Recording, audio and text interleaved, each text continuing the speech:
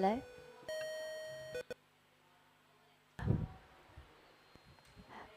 Hello? Perfect.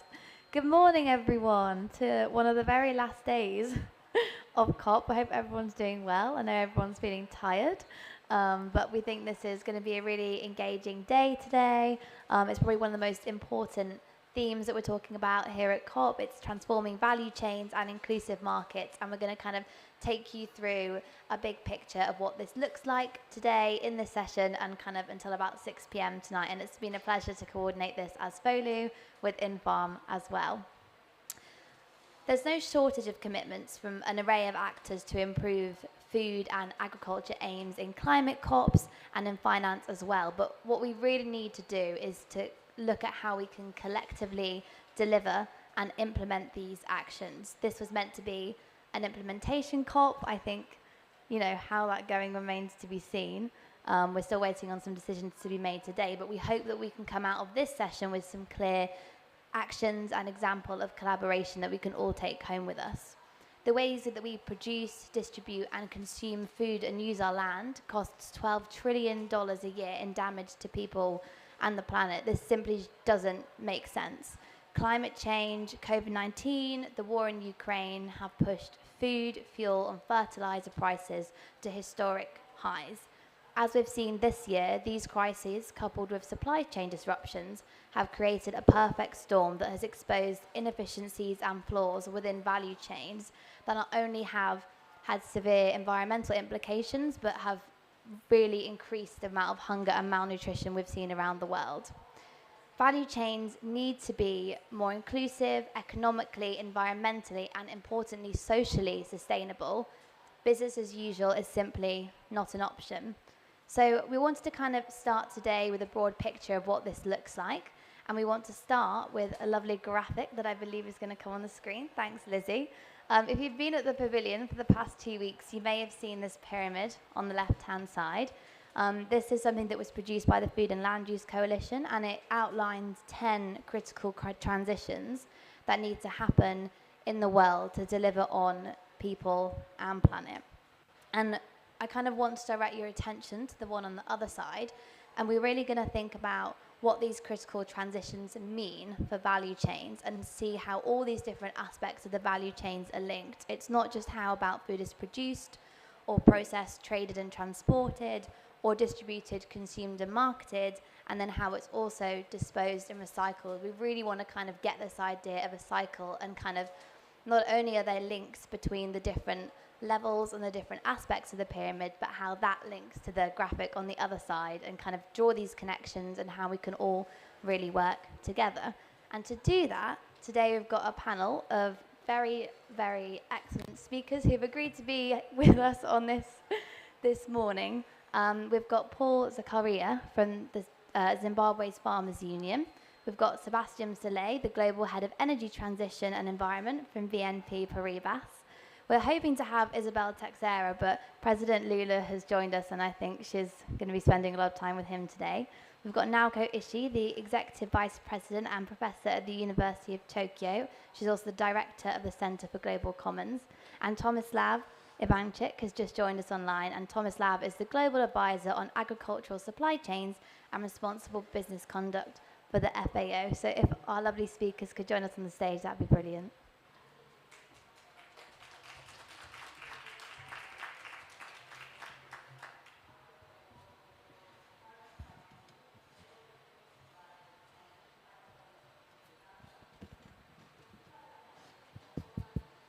Is that working? Perfect. So as part of this kind of bringing together the different elements of the value chain, we wanted to start with the most important actors of the value chain, the farmers. And Paul, I was wondering if you could give us 5 minutes on kind of how can value chain players engage and work to support farmers, in particular smallholders, who often face additional barriers to markets. Okay, thank you very much. My take is, yeah, it is. Sure it is. Okay, thanks. So my take is, I wouldn't really want to use the word support to smallholder farmers. because that's really like putting them in a place where they are vulnerable. Okay, they've got to be equal players in the whole issue of agriculture and agricultural value chains. Why? What I mean by this is there's got to be respect, mutual respect, actually, for the primary producer, because there is no value chain without the produce that the farmer produces.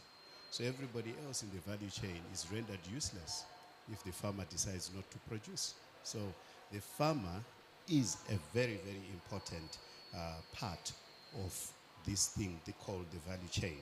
Somebody was actually saying, is it a value chain or is it a, is it a value wire? It actually has to be that solid. So respect means a lot of things. It means everybody believes they depend on their best foot forward, and their best foot forward is the farmer who is producing good quality produce and good volumes that brings everybody else into business. So respect for that is very, very important. So I wouldn't want to use the word support. I would really want to use the word inclusivity, embracing and understanding the issues of the value chains. So there's got to be fair play, in my view, fair play, which translates to fair value. And without value to the farmer has no responsibility even to take care of the land, to take care of, to worry about quality, about the volumes, who's going to eat what. I mean, without value that translates to the farmer, there is no responsibility. So it is very important that we understand this right from the onset. And it is key also to bring the farmer onto the table to make decisions about what needs to be done in terms of developing the value chains. Our farmers are often left, behind, and they are often not consulted in terms of policy, in terms of how markets work, and they are price takers in most cases, and as a result, they do not actively involve themselves in this very important thing. So I'll give you an example of how these things have panned out in my country. I'm from Zimbabwe. I've seen that farmers, they watch things happen and they are always on the sidelines. They produce whatever they produce for very little value. Everybody else up the value chain immediately after the farmer. Everybody else is making money. I will give an example of livestock. A farmer rears his animal for 2-3 years. This is a cow, and the cow would 200 or plus kgs would actually give the farmer about $300 in value once it is taken by the off-taker. And the off-taker, who is actually sometimes an abattoir, makes at least 1,200 US dollars out of the $300 that they would have given to the farmer. 900 US dollars, super profits immediately after the primary producer. So this brings me to this understanding now that there are some value chains that we should open space through the principle of mutual respect, open space for farmers to go up the value chain a little bit. And we are not saying farmers should be locked into primary production and that's their life. Oh no, because we are killing the farmer. Value means understanding how these value chains work and also participating to some extent in these value chains. And one way of doing so is partnerships. We need our farmers to partner with the so-called private sector to understand how businesses work, the primary producer working with the abattoir, in the case of livestock, working with the abattoir on a partnership basis, which brings value to both parties. And there is nothing that stops our farmers from doing that. And secondly, our farmers can also be empowered to own part of the value chain as farmers. Nothing stops our farmers from being the abattoirs. Nothing stops our farmers from distributing their own products. Nothing stops our farmers from engaging with the final consumers. So there has to be that understanding that farmers are not just those people who break their backs, who do the most difficult work, breaking the soil, planting the seed, waiting on God for the rain to come, and then the product comes through, and eventually they are paid peanuts. Our farmers must be respected, and respect is in the color of the money. Thank you. That was brilliant. And thank you for calling us out on using the word support and the fact that we need to think more about respect and how we can really bring in farmers to the value chain in a more meaningful way. And building on that, I was going to turn to you, Sebastian, to kind of talk about what does the role of finance have in not just facilitating this collaboration, but the partnerships that Paul was really talking about. And if you have any concrete examples, that would be brilliant. Thank you. So yes, I will try to give you two examples located at two sides of the supply chain. The first side is, our main clients. So as a big international bank, big European bank, our main clients are big agro-food companies or traders of soft commodities, so at the very end of the supply chain and at the opposite of the smallholder farmers. And so we know that in the end, what is very important in this supply chain is the other end of the supply chain, that is smallholder farmers. And so we know that they have to be respected, we have to take care of what they can do, and the real impacts and risks related to biodiversity or climate, for instance, are really located at this end of the supply chain. So what we need is to be able to have a constructive dialogue with our direct clients, the big agro-food companies, and to get from them a full traceability of their supply chain. Because our difficulty in the beginning is we don't know we know what they purchase, but we don't know to whom, to know from where. And as long as we don't know the origin of the products they purchase, it's very difficult for us to assess the impacts in terms of social inclusion, in terms of biodiversity, and so it's very difficult for us to progress. So our first point is traceability. And last year we decided to update our deforestation policy to fight deforestation, with a specific focus on soy and beef coming from the Amazon and Cerrado regions in Brazil, because we consider that was the biggest impact in our supply chain, so beef and soy coming from Brazil. And we ask our clients two things. First thing is full traceability of the supply chain by 2025, because without this we cannot do anything. And second thing is zero deforestation in the supply chain by 2025 as well.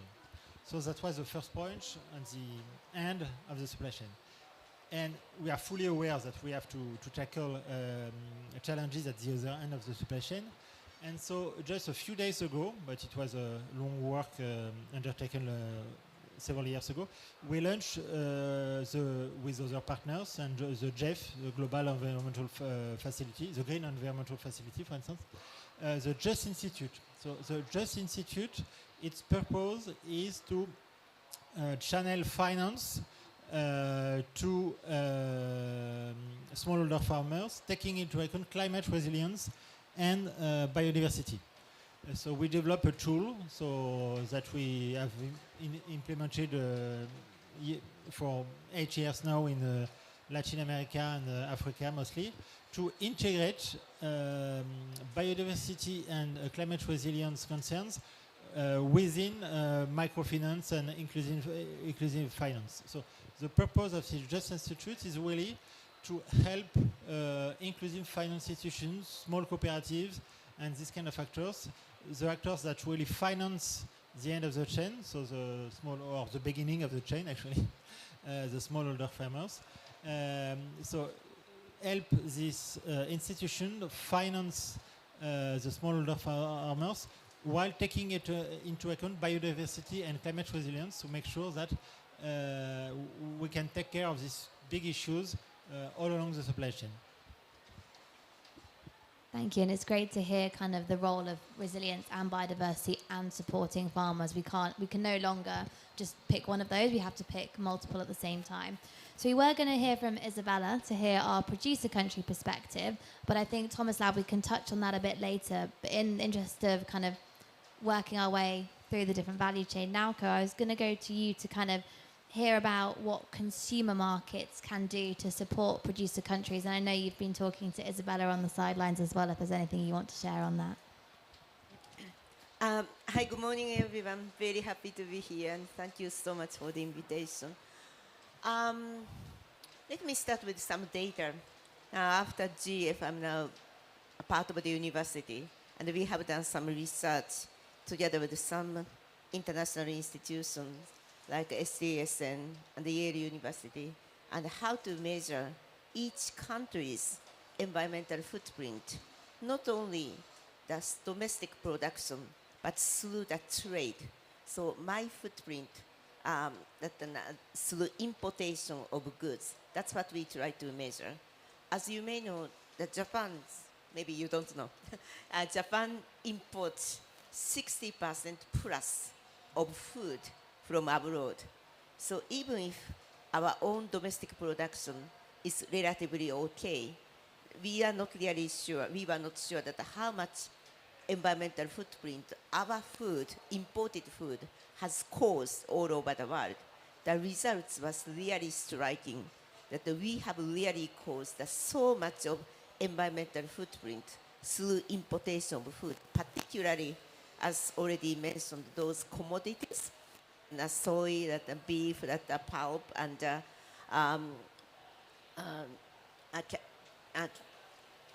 palm oil, together with coffee, cacao, and others. Also, not only commodities, the vegetable from China caused a huge impact on actually water stress. Then when we really dig into this, the beef and else, we see our footprint in Australia when we imported food and through actually fertilizer. So that there are a lot of footprint all over the world that through importation of those food. But it really is significant, particularly our relationship with Southeast and East Asia. That is where we see that we need to have a value chain approach, not just a domestic production approach, but we need to see the things from consumption-based and trade-based. Then we can figure out where we, cause that environmental footprint. Then if we come to know, which we came to know, which product from where that cause what kind of environmental footprint, it really creates the basis for policy discussion between consumer countries like Japan and producing country like Brazil, like the Indonesia, like the Ghana, Cote d'Ivoire. So that creates the science-based platform to how to deal with this issue. The way I think, what we think that how to change this value chain is there are a few things we need to do. As Paul mentioned, that the current economic system doesn't value that work done by smallholder farmers. And the current economic system doesn't really appropriately value the natural capital. So we take it for granted and we just overexploit them. So one big challenge is, what are the best way to put the value on those say smallholder farmers who are the guardian of those natural capital, or from consumer countries' point of view, how we can make sure that we put the price, consuming countries put price on those efforts done on the producing country. So this can start with a very small project by project based approach, but also at the end of the day, we need to address how financial system needs to take into account the value of the natural capital. It's a big challenge, and people think it's just too much to think about it. And then where TCFD takes that, or GHG protocol take that 25 years to get here, how come we can do it so quickly? That's something we have been hearing. But at the same time, without really addressing this lack of mechanism of valuing natural capital, we remain doing some project by project fragmented approach, which I'm really worried about. So that there is, I'm very happy to hear during this week that there are some good initiatives. Try to do it more systematic way, putting the price on natural capital. So that the big piece of the information I was so happy is that now the New York Stock Exchange decided to put the NAC, Nature Asset Company, as a listing. It may be a game changer because now investors' money enter into those companies who take care of natural capital. So that is, to me, can be a game changer. But just going back to this, the value chain approach, what I have been talking with, let's say, actually Isabella, is how we can create the much more practical and tangible, feasible, approachable practice between consumer countries and producer companies to make an agreement that how much the consumer country have to pay to the producer companies through each of the value chain. But we need to really bring the all stakeholders, including farmers, financiers together to see what are the best way to do it. It really enter into the issue of consumers need to be informed with the best science information that what is the value we really have to pay. So that's one thing we are working on that. The second thing that the policy intervention is still very much important. Stopping the deforestation is definitely one, but also how to bring that farmers into the conversation is definitely another, and how to, and how the trade policy may need to change. So these are all kind of policy intervention that to make this longer term exercise of valuing the natural capital a little closer or the easier, a more immediate goal. But just, I want to say one thing about the deforestation policy. Among G7, there is a discussion that we should ban the trade of the commodity that produced through the deforestation. Isabella and I are actually discussing pros and cons of that. If we just do unilaterally stop the importation, it doesn't always benefit the producers, particularly maybe smallholder farmers. There will be much more nuanced approach based on mutual dialogue, so that so rather than just stopping the importation, are there any better way so that we can also reward the smallholder farmers or actually that the producers on the ground? So let me stop here. Thank you, Naoko. And this year we've seen a kind of range of different deforestation policies within the G7, and I think making sure that however they act, they really work with farmers and kind of have tangible outcomes and science-based aspects as well, which you touched on.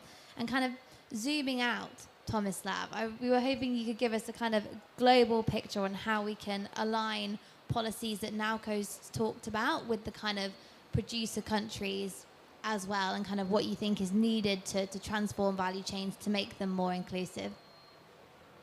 Thank you so much. And, that last intervention was absolutely great. I mean, our dear speaker stole 50% of the words out of my mouth, and I'd like to thank her for that great intervention. So, to begin, I guess it's important for us to kind of take a step back and really frame the discussion on the rural economy within the context of global supply chains, right? We know that there are nuanced differences when we consider what a value chain is versus what a supply chain is, and who considers what and for what purpose, right? We know, according to FAO's research, our flagship publication, the State of Agricultural Commodity Markets, we know that food and agriculture has more than doubled in real terms since 1995, with many emerging and developing economies becoming extremely active in global markets, right? And now accounting for around 1/3 of all global trade in the agricultural sector, which is a huge number. And this is largely owing to advances in the rural economy in terms of infrastructure, advancement of technology, in agricultural production, and really making it easier to trade across borders and allow supply chains to function really a little bit more oiled up and easier in global markets. Now, that said, FAO in our same publication also estimate that around 1/3 of global agricultural and food exports are traded within a global value chain itself, right? Which is enormous when considering how downstream demand can influence trade, but also generate development impacts to meet that demand, right? So we know that on one hand, global trade and the growth of global agricultural supply chains, including commodity supply chains such as soy, coffee, coconut, which no one really often discusses, which is a very important global commodity, bananas, mango, sugar, hazelnuts, et cetera, provide much needed economic growth and development in rural areas on one hand, right? They create jobs and opportunities for individuals to survive, really. However, on the other hand, in some instances, these same commodity supply chains can be canceling the net growth effects and exacerbate structural development challenges to meet that demand for export, right? And we heard previously the instance on deforestation, but that's not the only salient impact when we look at development risks and impacts in supply chains.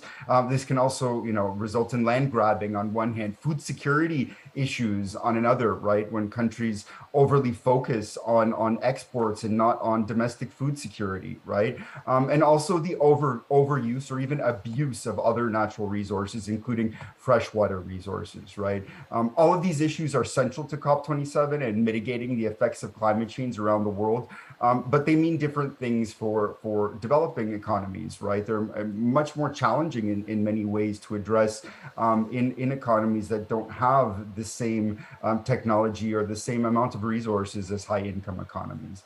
Now, this discussion, secondly, is also driven increasingly by legislation. And our previous speaker did mention, the context of policy, but I'd like to emphasize the context of legislation and what that means, right?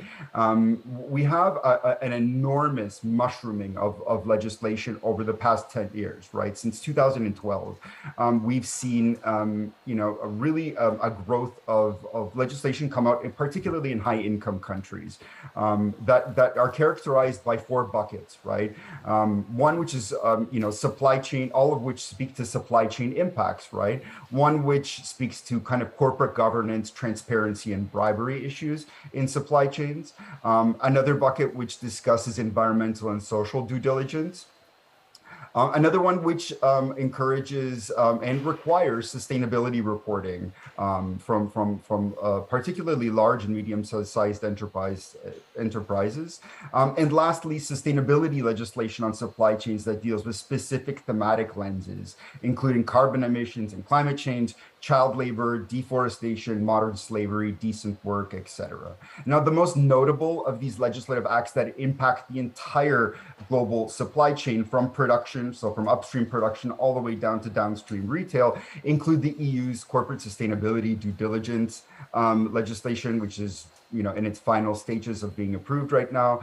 Again, deforestation-free supply chain legislation at the EU level as well, but also modern slavery acts in the United Kingdom, Australia, and others. Now, as an expert in this field, I really do struggle myself to keep abreast of these legislative acts. They're mushrooming at an amount that really makes it difficult for even individuals who follow policy to understand what the latest trends are, let alone for businesses to implement themselves, right? And that said, these upstream actors in terms of production and trade in low and middle income countries are often those which bear the brunt of a lot of this responsibilities, right? They're the ones that are being targeted and really looked upon and for action, right? To curb deforestation or to curb child labor and all of these other salient risks. Now, to help kind of encourage the reduction of these impacts in supply chains, the OECD and FAO teamed up to develop the OECD FAO guidance for responsible agricultural supply chains, which was drafted from 2012 to 2015 and launched in 2016. And it's become the leading global framework for responsible sourcing, risk, and development in the agri-food sector, with uptake and promotion from many companies, but also around 60 governments, including the G7, which actively promotes it. It introduces how companies can address social and environmental impacts in their supply chains, regardless of where they sit. So if you're based in Tokyo or Helsinki or in Accra, right, what you can do proactively to reduce environmental and social impacts in your business operations. Importantly, it includes a 5-step framework for risk-based due diligence, which now features as the core of legislation on many of these laws that I spoke to earlier that are being introduced, particularly in high-income contexts that trickle down throughout the entire supply chain. They're rooted in 5 important and practical steps that companies can take, but the characteristics that drive due diligence are really that it applies a logic of adapting business models to identify, assess, mitigate, and prevent impacts in their own business operations, but also those of their suppliers, so namely the supply chain. It prioritizes the severity and likelihood of impacts taking place. We know that, there are impacts in all businesses, and, it's a question of identifying what are your most salient risks in your supply chains. It considers leverage, so what businesses can do themselves, regardless of where they sit, to curb those impacts and to make sure that they don't take place again, or reduce the likelihood of those impacts taking place. It's flexible and tailored to different company sizes, so small, medium enterprises just as much as large enterprises. It's dynamic, ongoing, and informed by stakeholder engagement, which is really crucial. So in onboarding NGOs, academia, different actors into the discussion. And lastly, it views disengagement as a final resort, right? So it encourages suppliers working together to reduce risks instead of simply terminating a business relationship, which could also have extremely detrimental effects for rural economies or economies at large. Lastly, the final point that I'd like to mention is that greenhouse gas emissions are, as we know, one of the most leading and salient risks that companies can drive throughout their supply chains. Which represent in the agricultural sector around 25% of all emissions, right? And we know that the production and trade of some globally traded commodities are higher emitters than others. To address this challenge, the FAO has just last week actually announced the launch of a new initiative to gather companies together to be able to reduce, to cooperate together to reduce carbon emissions in commodity supply chains. The initiative is called the Global Agricultural Climate Initiative, GACI, and will bring players from consumer and producer context to agree and implement on GHG efforts in commodity supply and trade. With that, I'll end. Thank you very much. Thanks so much, Tomislav. It's great to hear kind of the number of concrete mechanisms that do exist to support producers and consumers and in their different countries as well. And I can see that we've been joined by Isabella. Hi, Isabella. Thank you so much for coming. How are you? You must have had a very hectic few days. We've jumped around the supply chain and the value chain, but if you're able to, we'd love to hear more kind of about how we can engage with producer countries and perhaps reflecting on the new political context that we're seeing in Brazil.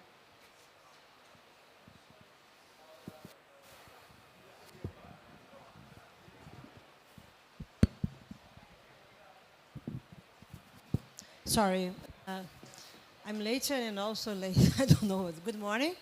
I'm sorry because I have to come so later and I have to leave soon. Okay, but first of all, thank you very much for inviting me to join you. Hello, Noko, my dear friend. Good morning for everyone. And as a co-chair of internet, I speak about some food questions or problems, consider my experience as co-chair of the International Resource Panel and also as a former Brazilian Minister for the Environment. Okay. Because I fully understand that we need to connect these things today.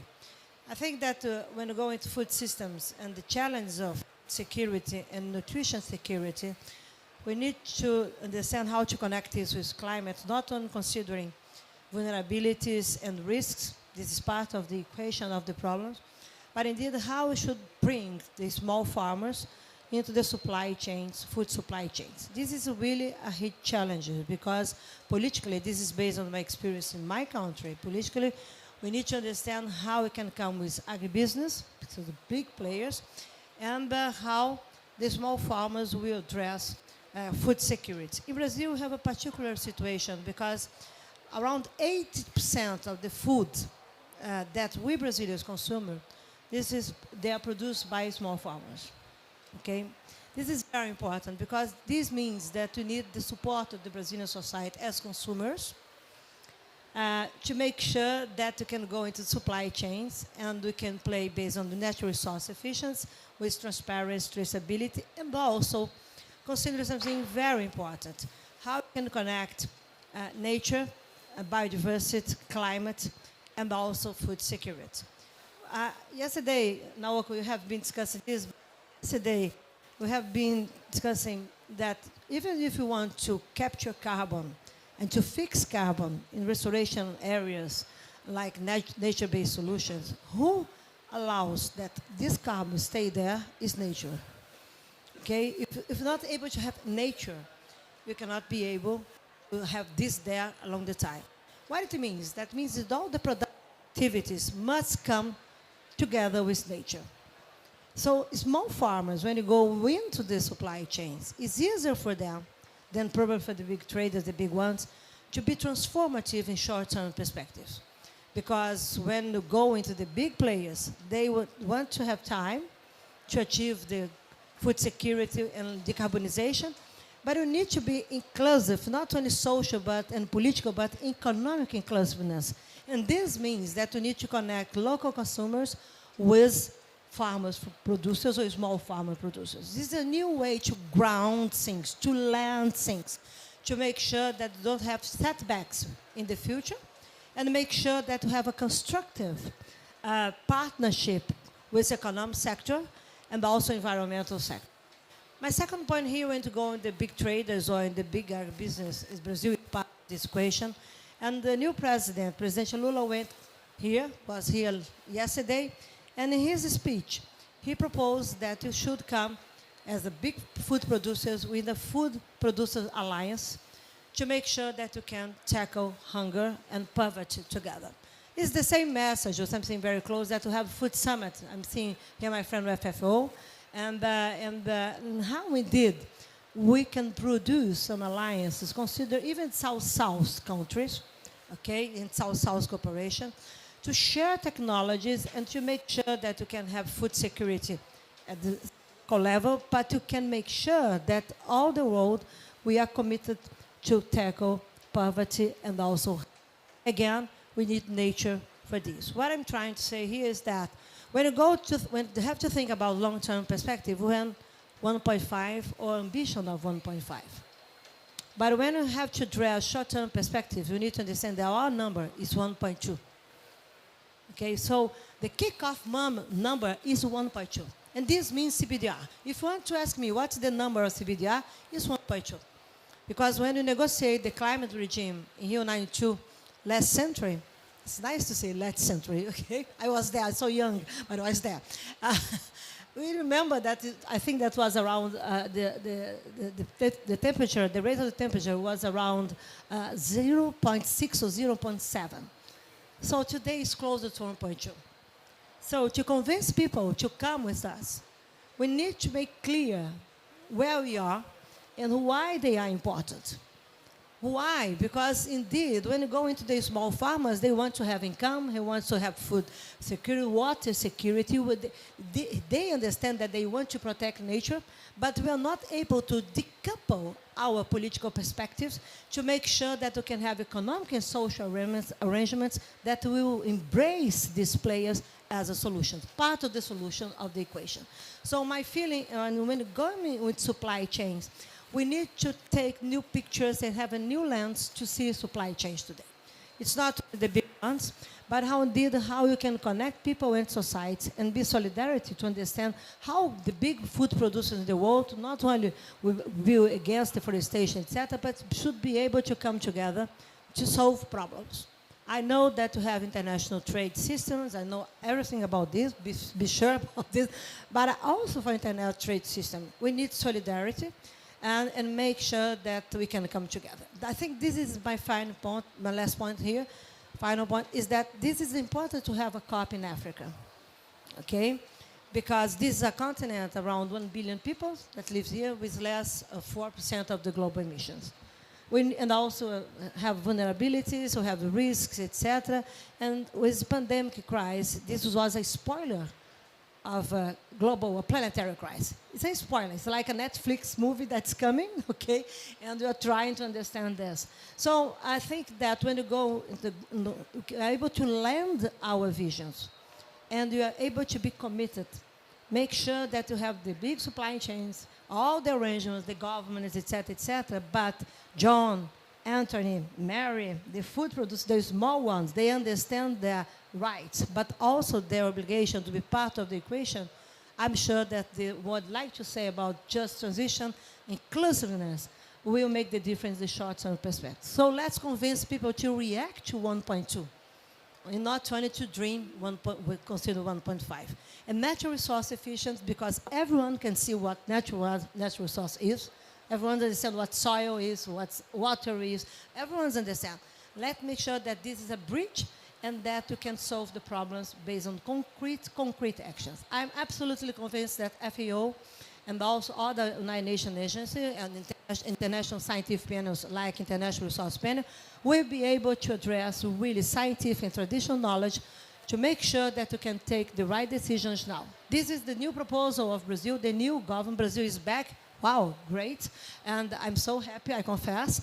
But more than this, I think that we need to come with developing emerging economies and also Western and Eastern world, not only North and South, to make the difference and bring the small farmers into the supply chains. How to do this? I think that we have different realities, but I think that we need to move from green wishing to green doing, without greenwashing, of course, okay? So let's try to bring private sector, but the small farmers are part of the equation, economic solutions of private sector, and share technologies. This is my last comment. Without sharing technologies, it's impossible to move faster.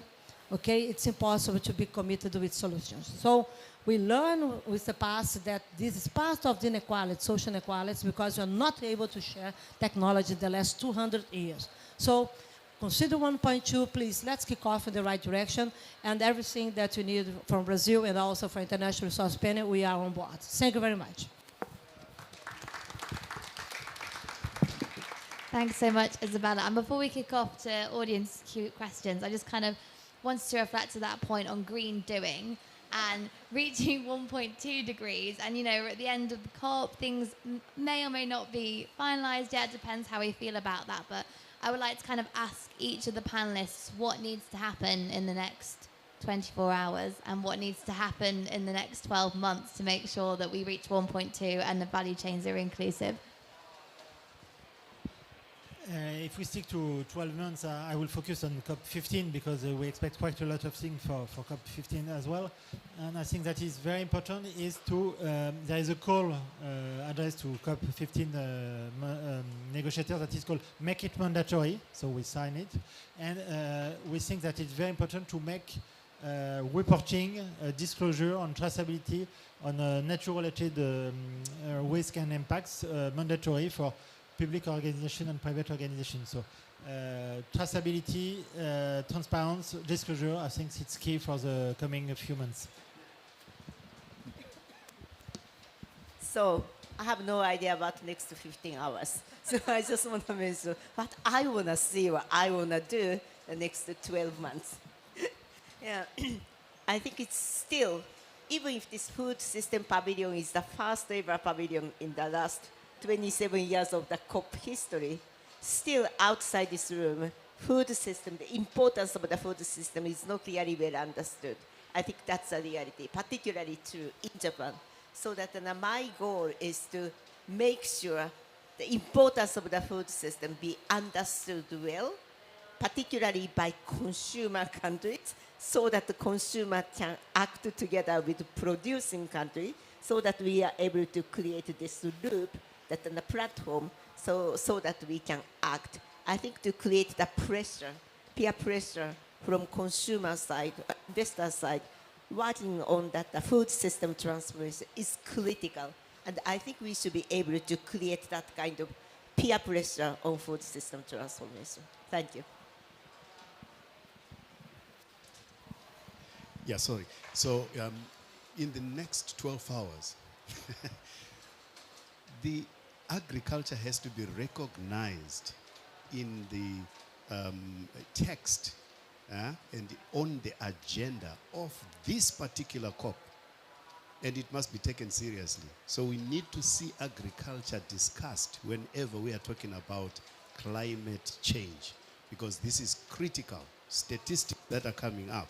In my own country, 65% of the population depends directly on agriculture. And you can't ignore that. These are facts.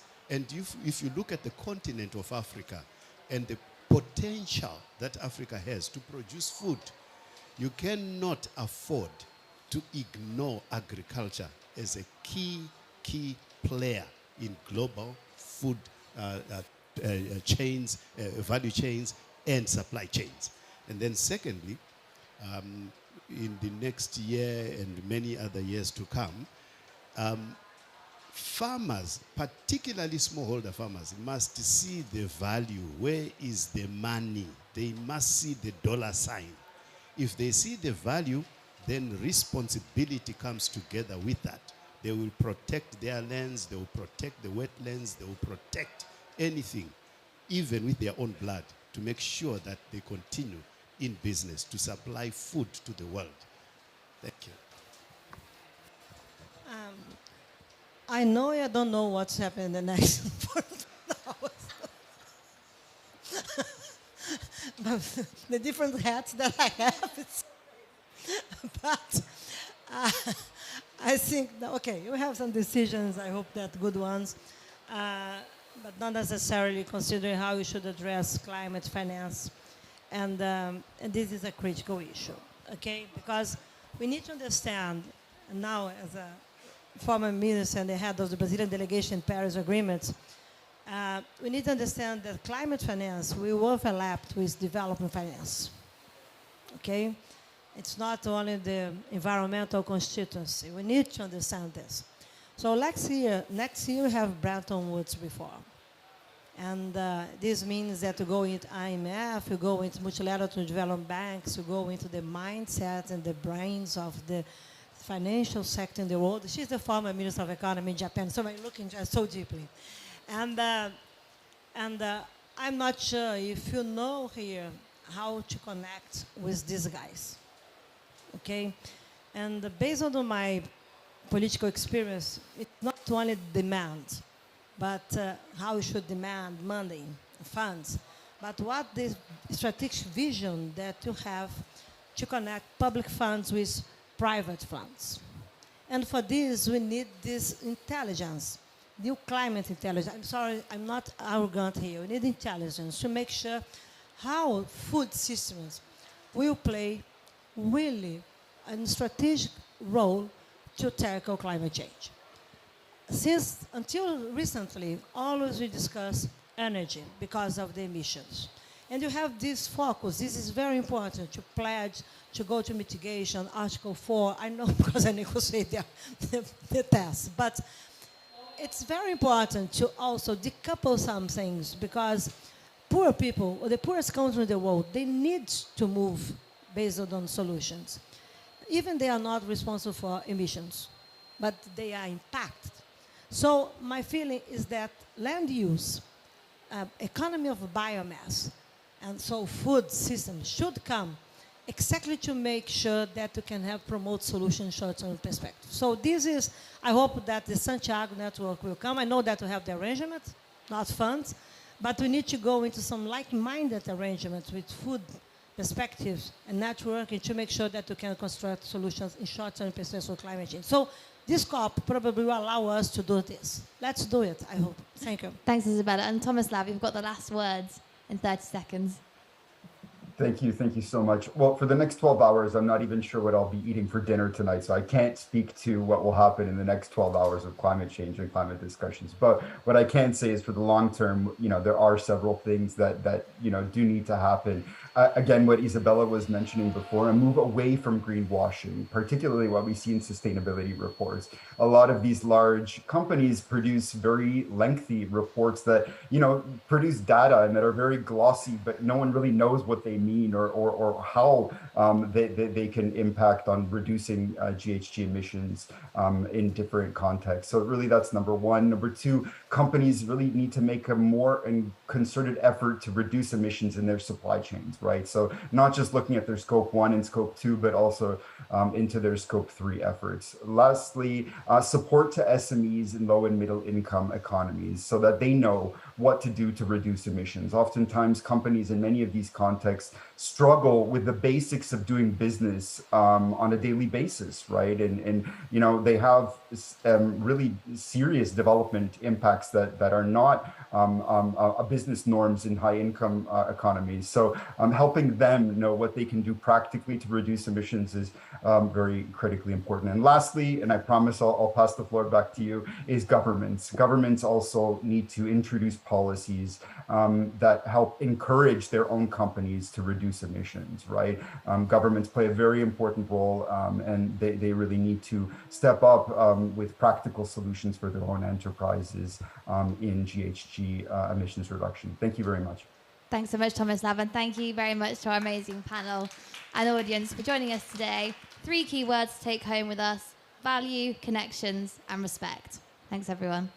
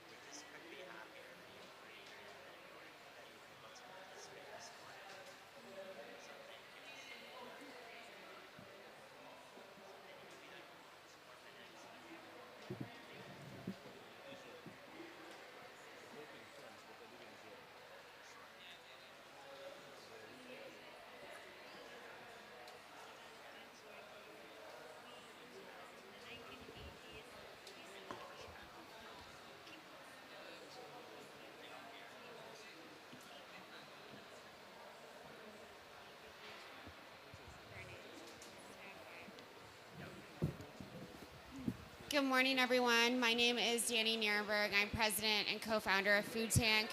We're a research and advocacy organization really devoted to highlighting stories of hope and success in food and agriculture systems around the globe. We have a really, really interesting hour and sometimes some change, about an hour and 45 minutes, to talk about some really critical issues. Obviously, as the climate crisis advances, we require value chains that are more diverse, more inclusive, and more socially and economically sustainable. And this session will focus on transforming value chains and developing inclusive markets. And that means that we must utilize resources more efficiently and prioritize environmental conservation and preservation while ensuring economic viability and nourishing communities and making them more socially just. Achieving this goal requires a just transition, an idea that will serve as sort of the driver of the conversations you'll hear today. Our first two panels will look at what a just transition looks like for farmers, ranchers, and eaters. And following these conversations, we will hear more about eaters as change makers and the role of public-private partnerships in achieving the value chains that we are striving toward. These will be very quick, dynamic discussions. So I ask our speakers to have a conversation, to interrupt one another politely if necessary, but to make it dynamic, a dialogue. And then after your panel, we'll get the next panel up and we'll keep the discussion going. But really appreciate you all being here. Please give yourselves and our panelists a round of applause.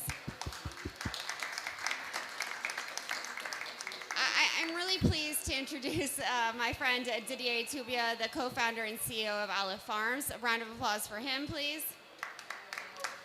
And we have Esther Panunia Banzuela, the Secretary General for the Asian Farmers Association for Sustainable Rural Development. She's a powerhouse, so I'm so happy she could be here. So Esther, I do want to start with you. You have mentioned that many farmers in the Asia Pacific region feel neglected by governments. They feel neglected because they're not getting enough services. How can we change that? How can we achieve that just transition so they don't feel ignored? Thank you for the question, Danny, and good morning to everyone here. I really like the word just transition, and in the past days I've been using it in some of the writings and speeches that I'm doing. For us, just means being able to exercise, promote our rights as citizens of a country, our rights as farmers.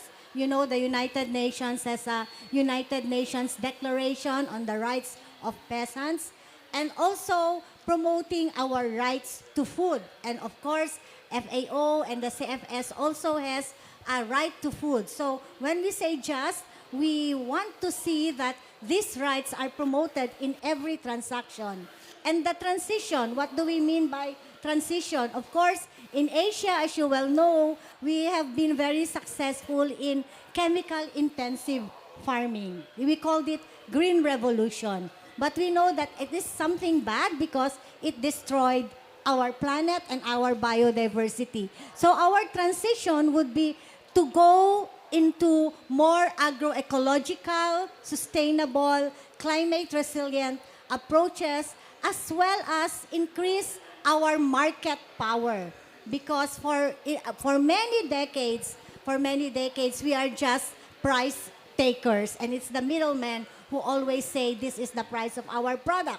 As well as the transition is for us to be more involved in the policy making of processes of our government, especially when it comes to agriculture and rural development. So that is what we mean by a just transition. And how do we do it? We have done it by really building and strengthening the movements, the organizations of family farmers, by strengthening farmers' organizations and cooperatives. So maybe it's just to give you an example, in the Philippines, we have a 70-year-old multi-purpose cooperative down in the Visayas. We called it Lamak. No? And in 2019, we visited our organization in 16 countries. Our leaders visited it in 2019, just before COVID came. No? And we were very amazed because they have savings, they have credit, and their credit is for production, even for education, for the education needs, for grocery needs, even for funeral and burial needs of the members. Okay? They have processing facilities. Their members, around 100,000 members already. They went from 70 in 1974 to 100,000 members. They are into cacao, coconut, all vegetables, and they have processing facilities for this. And they are able to add value to these products through their processing facilities, and they are able to link to the market. And the market is, one of their markets is the largest fast food chain in the Philippines that can compete with McDonald's. No? It's a Philippine counterpart. So they are able to access this market for their members. So they are also into housing. They have built housing villages for their members, and now they are also trying to procure lands, no, for a cooperative form of organic farming for their members. So this kind of cooperative by farmers, multi-purpose, responding to every need of the family farmer. This is the kind of transition, a just transition that we need. And everywhere with our members in Laos, in Cambodia, in Nepal, in India, in Bangladesh, we are trying to have this kind of structures, strong family farmers organizations and cooperatives doing policy advocacy, doing product bulk selling and buying, doing value addition, and building access to markets where we can negotiate for our prices. So this is just transition for us. Thank you, Esther. So powerful. And it really highlights the importance of organizing collectively through farmers' organizations and cooperatives to really make the change that needs to happen in the Asia-Pacific region. Didier, I want to turn to you now, and Esther has clearly defined what's needed for this just transition. And I know as a cultivated meat company, this is something that's really important to you, to have that just transition, to include those farmers and ranchers so that they are not left behind. And I'm wondering if you can talk about why that's so important to you. Yes, of course. Thanks for the opportunity to be with you here today, and welcome the dialogue. Please feel free to interrupt us and ask any questions you might have. And Aleph Farms is a company which is one of the pioneers of what is called cultivated meat.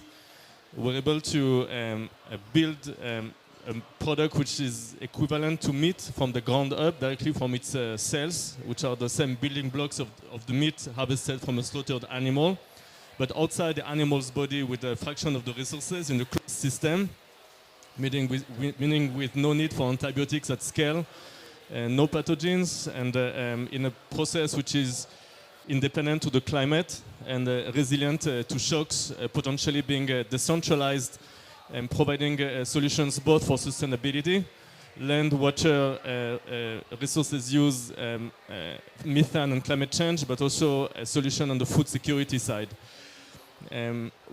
What we're really looking at Aleph Farms is to be a driving force behind an inclusive transition of the whole system. We believe that there's no one good or one bad solution.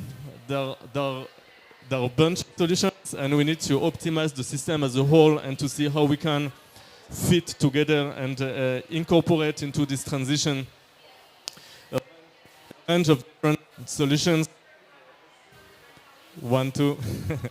How we can incorporate in this transition a range of solutions for optimizing the outcome for the different stakeholders. And we're talking a lot about the developed world and the West. We're not talking enough about the global South as far as innovation is concerned.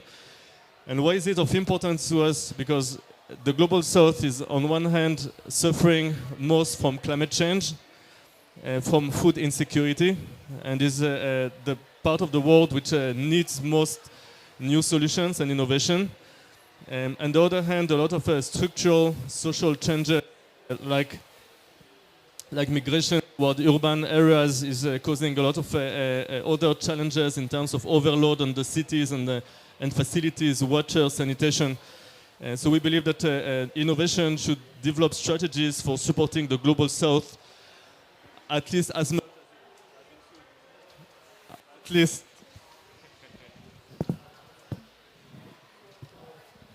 And that's probably more important than from the Western world. And the way we're looking at it is that we're talking with many farmers here from Asia, Bangladesh, from Africa as well in the last couple of days. And we're talking about intensifying agriculture in the global South to cope with climate change and to cope with food insecurity. We've learned in the Western world and also with the Green Revolution that intensifying agriculture is not always the right way to go. There are some challenges associated with this approach, and we should learn lessons from our experience of the past and not necessarily, implement again a wrong solution to the right problem, and maybe think in a more holistic manner. The way we're looking at it, cultivated meat is a way to cope with the challenges of intensive agriculture. And we see in the Western world a trend toward reverting toward more regenerative agriculture and a way for concentrated operations of animal farming. In my views, what we should target is quite similar to what we've seen with with phones, for instance. In many countries in the global south, in Africa, in China, we just jumped directly from no phones, basically, or limited phones, to mobile phones, and we skipped this phase of landlines. I think that here again, in our views, the solution will be to structure better smallholder farms, to provide them with the support they need to better organize themselves and become resilient to climate change. And instead of intensifying the agriculture to supplement these regenerative or sustainable farming practices based on smallholders with cultivated meat as a supplement. And we should skip this phase of intensive agriculture, which has proven being a wrong solution, and directly go to a solution which is better for the longer term. Thanks so much, Didier. And I feel like there's so much synergy, ironically, between what you and Esther do. And I think that's really important to understand that there are unusual collaborations happening here at COP27, where people who otherwise would not be in the same room are having these wonderful conversations. So Esther and Didier both, I'm wondering, what we want from the private sector. So, Didier, you're part of the private sector, you're part of the scientific research community. Esther, you don't typically work, with the private sector. How can a company like Aleph help farmers in Asia, with what you're doing? Yes. Actually, before we started our meeting, we kind of agreed that we're going to talk after this. Okay? So that's the start. And basically, it's a lot of meetings. And what we want is like fair trade, fair negotiations. It's because in experience, for the past many decades, many farmers are worried, to be honest, are worried to negotiate with private companies because in the past, they really lose. They feel that they are on the bad end of the negotiation. So in partnering with the private sector, we want it to be fair and we want it to have an equal sharing of risks as well as benefits. We want the agreements to be transparent and with a sense of accountability of both partners to each other and with a sense of trust and also a sense of friendship or fraternity so that each one helps each other and no one dominates. So that is the kind of trade and partnership that we want with any private company. At the global level, we know that we have global policies that we can use, like the voluntary guidelines on the governance on responsible tenure on lands, fisheries, and waters. We call it VGGT. There is also the responsible agriculture investments. These are global policies only. So we ask our governments to help us follow this. And we also ask our members to study this very well so that they can use this tool in making partnerships with private companies. We are okay as long as the partnership is really on equal footing. Thank you. Absolutely. That collaboration is key. Didier, do you want to comment on how you're trying to build those collaborations? We've been working for some time already, especially in Europe, in the US, but also in other parts of the world to develop the right business models for incorporating cultivated meat within the farming ecosystem. And we're starting to work on the global south as well, on the strategies to make it work for the farmers. The role of feeding the world is the role of the farmers, not the role of the startups. So we really need to account for that and making sure that the farmers are an integral part of those new innovations and new technologies. We've been working with a project in the Netherlands, starting collaboration recently with Respect Farms, which is exactly developing this model. We're looking forward to start a collaboration in France. We just started last year a global research program with the Federation University of Australia to develop different models for incorporating cultivated meat within the ranches and the farming industry in different parts of the world, which have different economic ecosystem and social structure for animal farming. At the end of the day, we need the farmers to have a stake in those new technologies, to be owners, to have ownership on those new production systems, and I think that's key for it to work.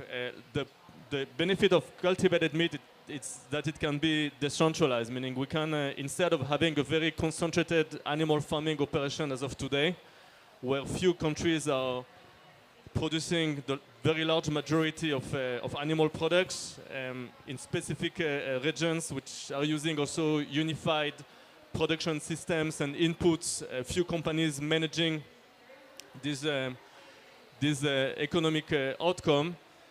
We believe that we should decentralize the farming system and animal farming system to make it more resilient, but also to have a shorter supply chains and shorter cycles for production, adapting the supply to the demand quicker. Cultivated meat enables to produce high quality animal proteins within 4 to 6 weeks instead of 1 to 4 years for cattle. We can also provide animal protein which is free of any pathogens, addressing some issues with the food safety, especially in the global south, where in certain parts of the world the cold supply chains are not always very available because of lack of electricity. So there is a huge potential here to work together and to make sure that we don't implement the wrong solution to the right problems, meaning we don't implement intensive animal farming in the global south when we see the damage it has caused in the north, and we implement out of the box better solutions. Great, thank you so much. In the few minutes we have left, I've been asking all of the panels, most of the panels that I've been moderating, to what call to action? I mean, we're in the last few days of COP27. The road to Dubai is coming. What do we want, you know, in like a 30-second to 1 minute sort of answer? What do we want to happen between now and next year on making sure that we have a just transition? Esther? Actually, we are here because we were trying to follow up the Coronavia joint work on agriculture, because for us it's very important because the farmers are very much in it. So we want it to be implemented, and we really want support for us to transition and maintain to agroecological, sustainable, regenerative, climate resilient practices in farms, fisheries, and forests. No? And to be able to do that, we also would like to have more direct access to climate finance. No? We know money is there, but we also know that only 1.7% of this climate finance is going directly, especially to small scale now family farmers, which compose a very large, like 70% of farmers around the world. So to have more and better financing, so that, and this financing to be coursed through farmers organizations and farmers cooperatives, whether at the local, national, regional, or global levels, so that we can do our work in organizing, federating our members, building their capacities, providing extension work, and also engaging our governments for policy, because that needs money to do policy work, to get experts, to do policy researches. So all of these things. And also, if we want to build increase our market power, we also have to have some facilities like storage facilities, so that we could stock our produce and wait for the price to rise. So something like that. So we need all these things. So we need money, and that money we hope could come from the climate finance, because these things, we want to also be climate resilient and we want to adapt to climate change. Sorry, it's a bit long. No. Thank you, Esther. Didier, last word.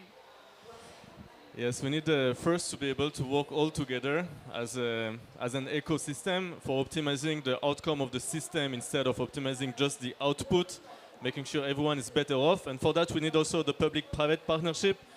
including aligning the subsidies and the financial support heading toward accounting for the true cost of food, which is in our views a key to the just transition of the food system. We also need to make sure that the regulatory framework supports innovation.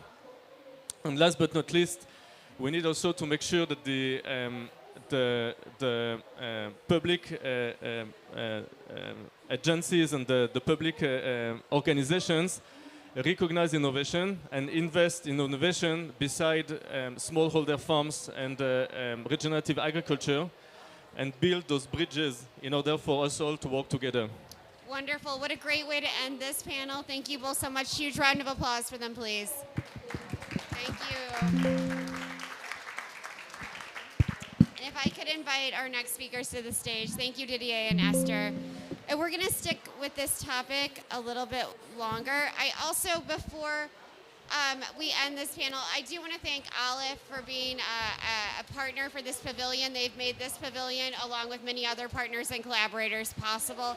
So a huge round of applause to Aleph Farms and all of the organizers of this Food Systems Pavilion. Thank you very much. So I'd now like Chief Sisk, Nico Jarrao, and Anne to join me on stage, please.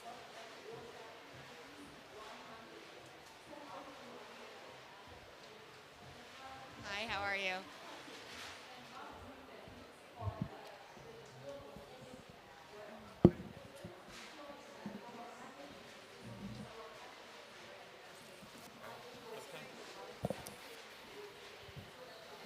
Please.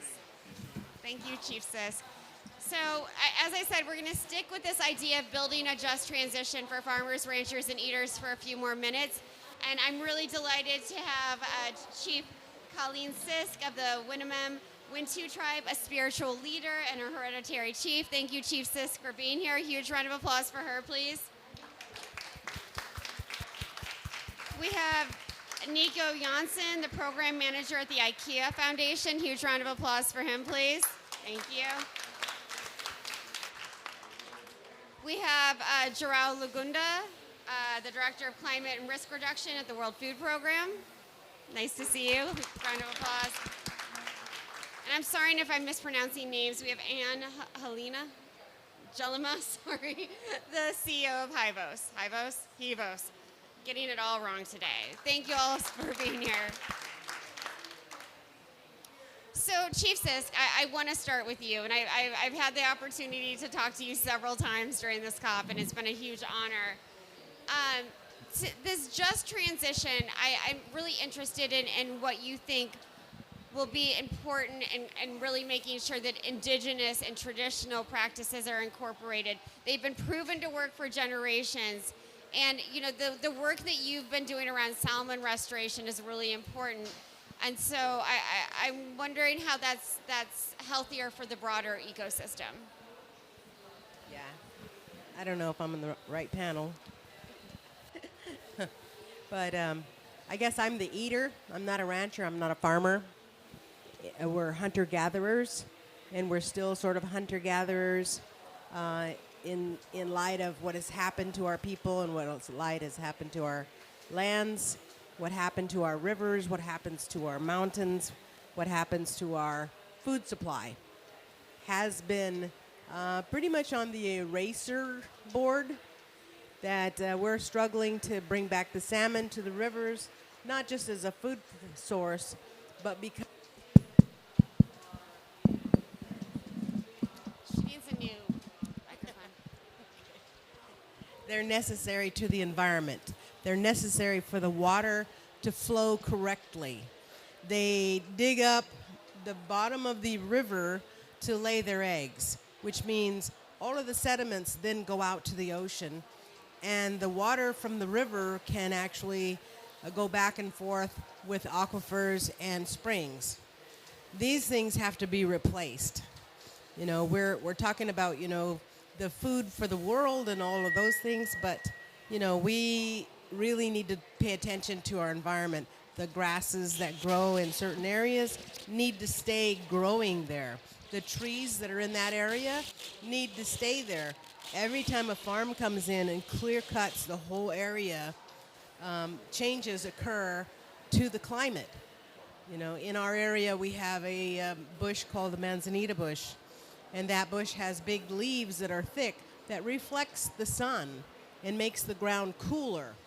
When people move in, they're afraid of it because it burns. So they come in and they cut it all down around their houses even. And so it's a misunderstanding about our environment and the food sources that are already there. Absolutely. Thank you so much for that, Chief Sisk. Nico, if I could turn to you, we obviously need to value and honor these traditional systems and give them more respect that they, you know, these are people for whom millennia have been, you know, stewarding these natural resources. Can you talk about the IKEA Foundation's work on sort of revaluing how we look at traditional food systems? Sure, thanks Danny, and thanks for this, Chief, for these very inspiring words. And I think they hit it, you're hitting the nail on the head. I think the way we look at food system transformation as a just transition also is to place them in the context. They need to be in respect of people, nature and planet at the same time. And we've only been looking at it, I think, food has become a commodity instead of a right. And so indigenous people's rights, farmers' rights, they need to be respected in this. But beyond that, I think also a just transition is also, it's not just about farming in itself. In the food system, I think we also have to look at leaving no one behind. Absolutely. A lot of people find employment in the food system. They need proper wages, they need proper conditions, they need proper futures. Also to keep rural areas and rural communities alive and not provoking mass migration or disillusioned youth who no longer want to stay in the system. So we need to find answers to that as well in the just transition. And that's what we're looking for with our partners. I think on the consumer side, as you put in the title rightly, it's not just a just transition for the food supply, but also the food consumption, of course. Sure. I think we need to look at better access to healthy food for all. At IKEA Foundation, we believe in a better future for the masses, for the many people. And that their true cost accounting needs to come into shape as well. Food pricing should not only be set as a classic profit-loss thing in which prices go down, cheap, unhealthy food are the cheapest, and trends like that, but we really have to factor in that food represents in its costing also these elements of people, nature and climate without it becoming overly expensive for consumers. So things need to be reorganized there. And we think that a lot of things can be reorganized also in policies and finance for them to become more fair, to repurpose subsidies, perverse incentives to produce bad, basically, into stimulative incentives to do good. That's what we're looking for with some of our partners in East Africa also, like with an Asali Africa that we created together with a few other donors, into how do we stimulate positive finance. And I think last but not least, I think what we need is to make this work is radical collaboration. Absolutely. We need functioning partnership, long-term, trusted partnerships to make it work.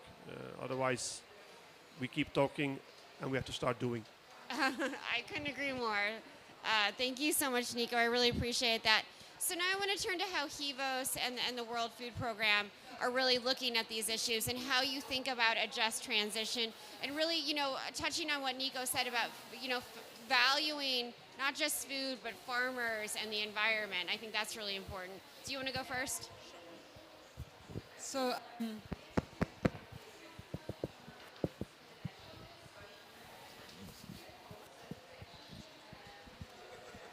this one works?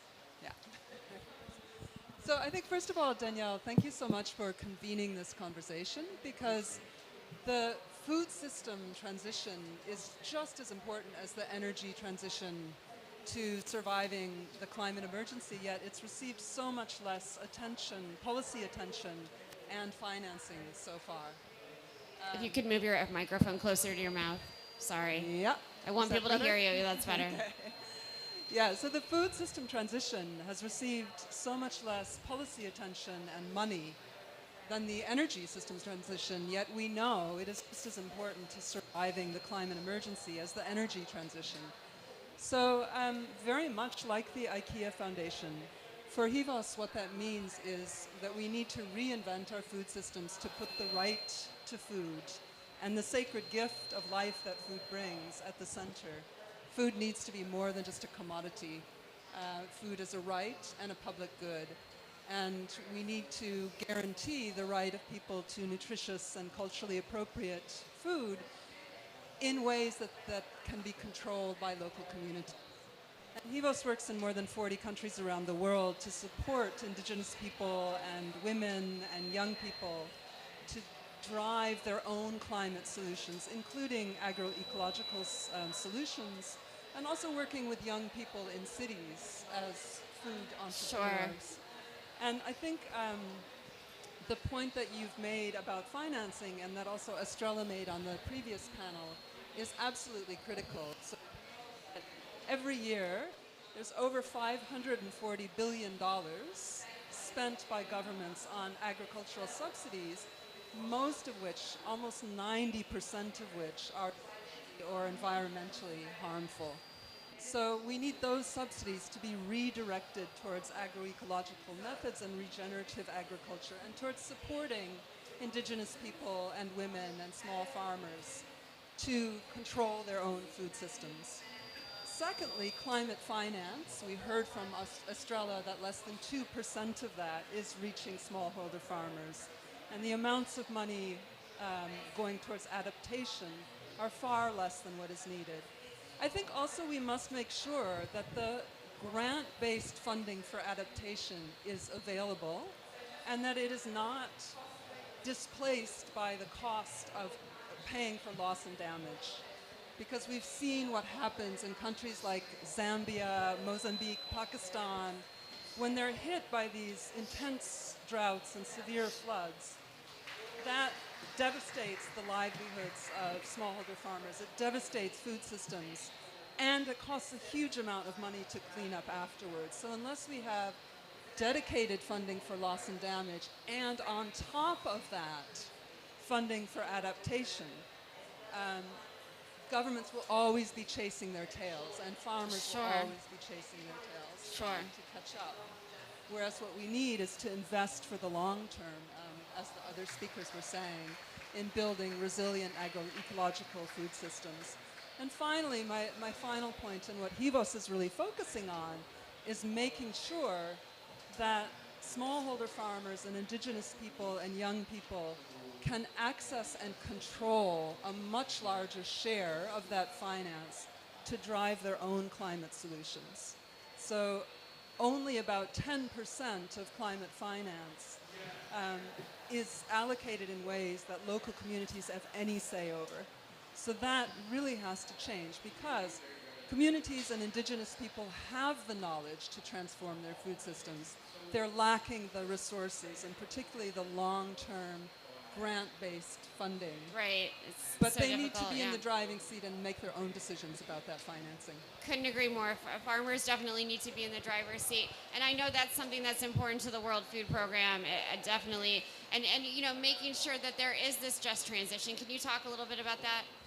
Yes, absolutely. Thank you. And I couldn't have asked for a better teeing off than by Anne here. I mean, many of you know that the World Food Program, probably from its role supporting people during and after emergencies.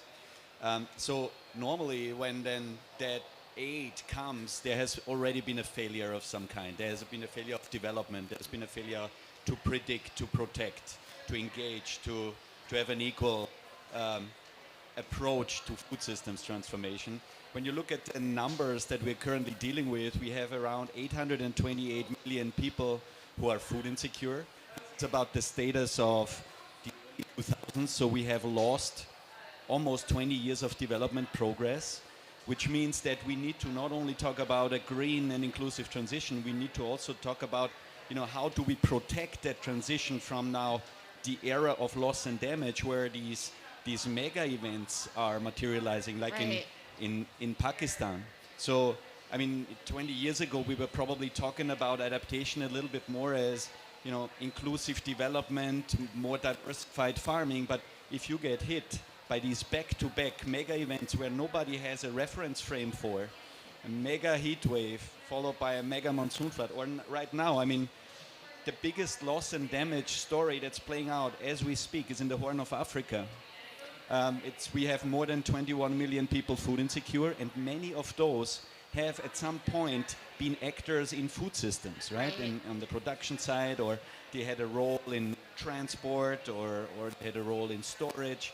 But every time we forget about the de-risking part of that transition, I think we are very vulnerable to the next heavy shock that sets us back by yet another decade. Sure. So we're always going back to the drawing board. So maybe one message that I would like to make is, in each stage of a food system, production, harvesting, processing, transport, consumption, we have entry points for adaptation. It's not only in the production side, diversifying crops. It's about post-harvest storage, improving it. It's about protecting access to and from markets, diversifying diets and value chains. So there is, I think, for everyone who is working on food systems, think a little bit about that piece. I think that needs to be there. And the second message, very much to what you have said, we need to start with the most vulnerable first, because if we don't, then the whole fragility issue is gonna play out in displacement, in starvation, in an overburdening of the international aid system. And once our aid system has tilted into this response mode, usually resilience building, adaptation, prevention takes the back seat. There's just not enough money for that. Right. And so I would very much argue, let's not forget about the fragile countries in which we already have food system breakdown. Very often we talk about, putting climate finance to those places where we have the biggest potential for farmers to connect to, which I think is very important. But if we do forget about the farmers in Afghanistan, in Sudan, in the Congos, in Yemen, then vulnerability and fragility that emerges there will spill over eventually into aid budgets, into climate. And I think we should avoid that. Thank you so much. Chief Sisk, I've been asking everyone, and I've asked you this before, we need calls to action here at COP, so on the road to Dubai next year. And as somebody who's so entrenched in thinking about food and agriculture systems and how to make sure that indigenous voices are heard, what is your call to action as the final word of this short panel? This is a short panel. But I was just listening to everybody's talking here, and our disaster for our area was the people who came and made something else out of it. That was the disaster. Now we're subjected to commodity foods, and commodity foods are edible, but they really are not nutritious. And we are the people who reflect that.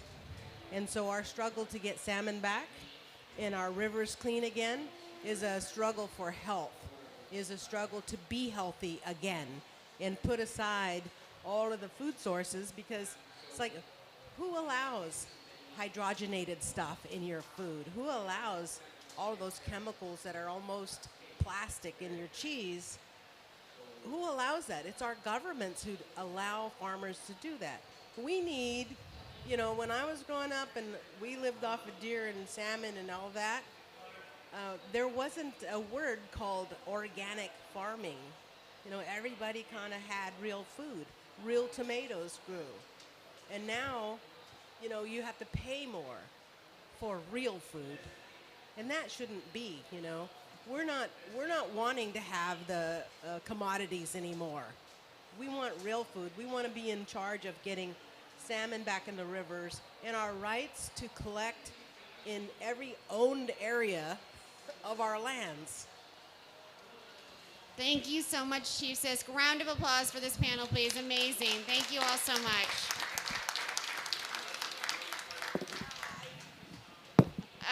Thank you all so much. If you can, so we can get to our next panel. Let's give them a round of applause as they exit, please. We're now going to shift gears a little bit to focus on the role that eaters play in driving food system transformation.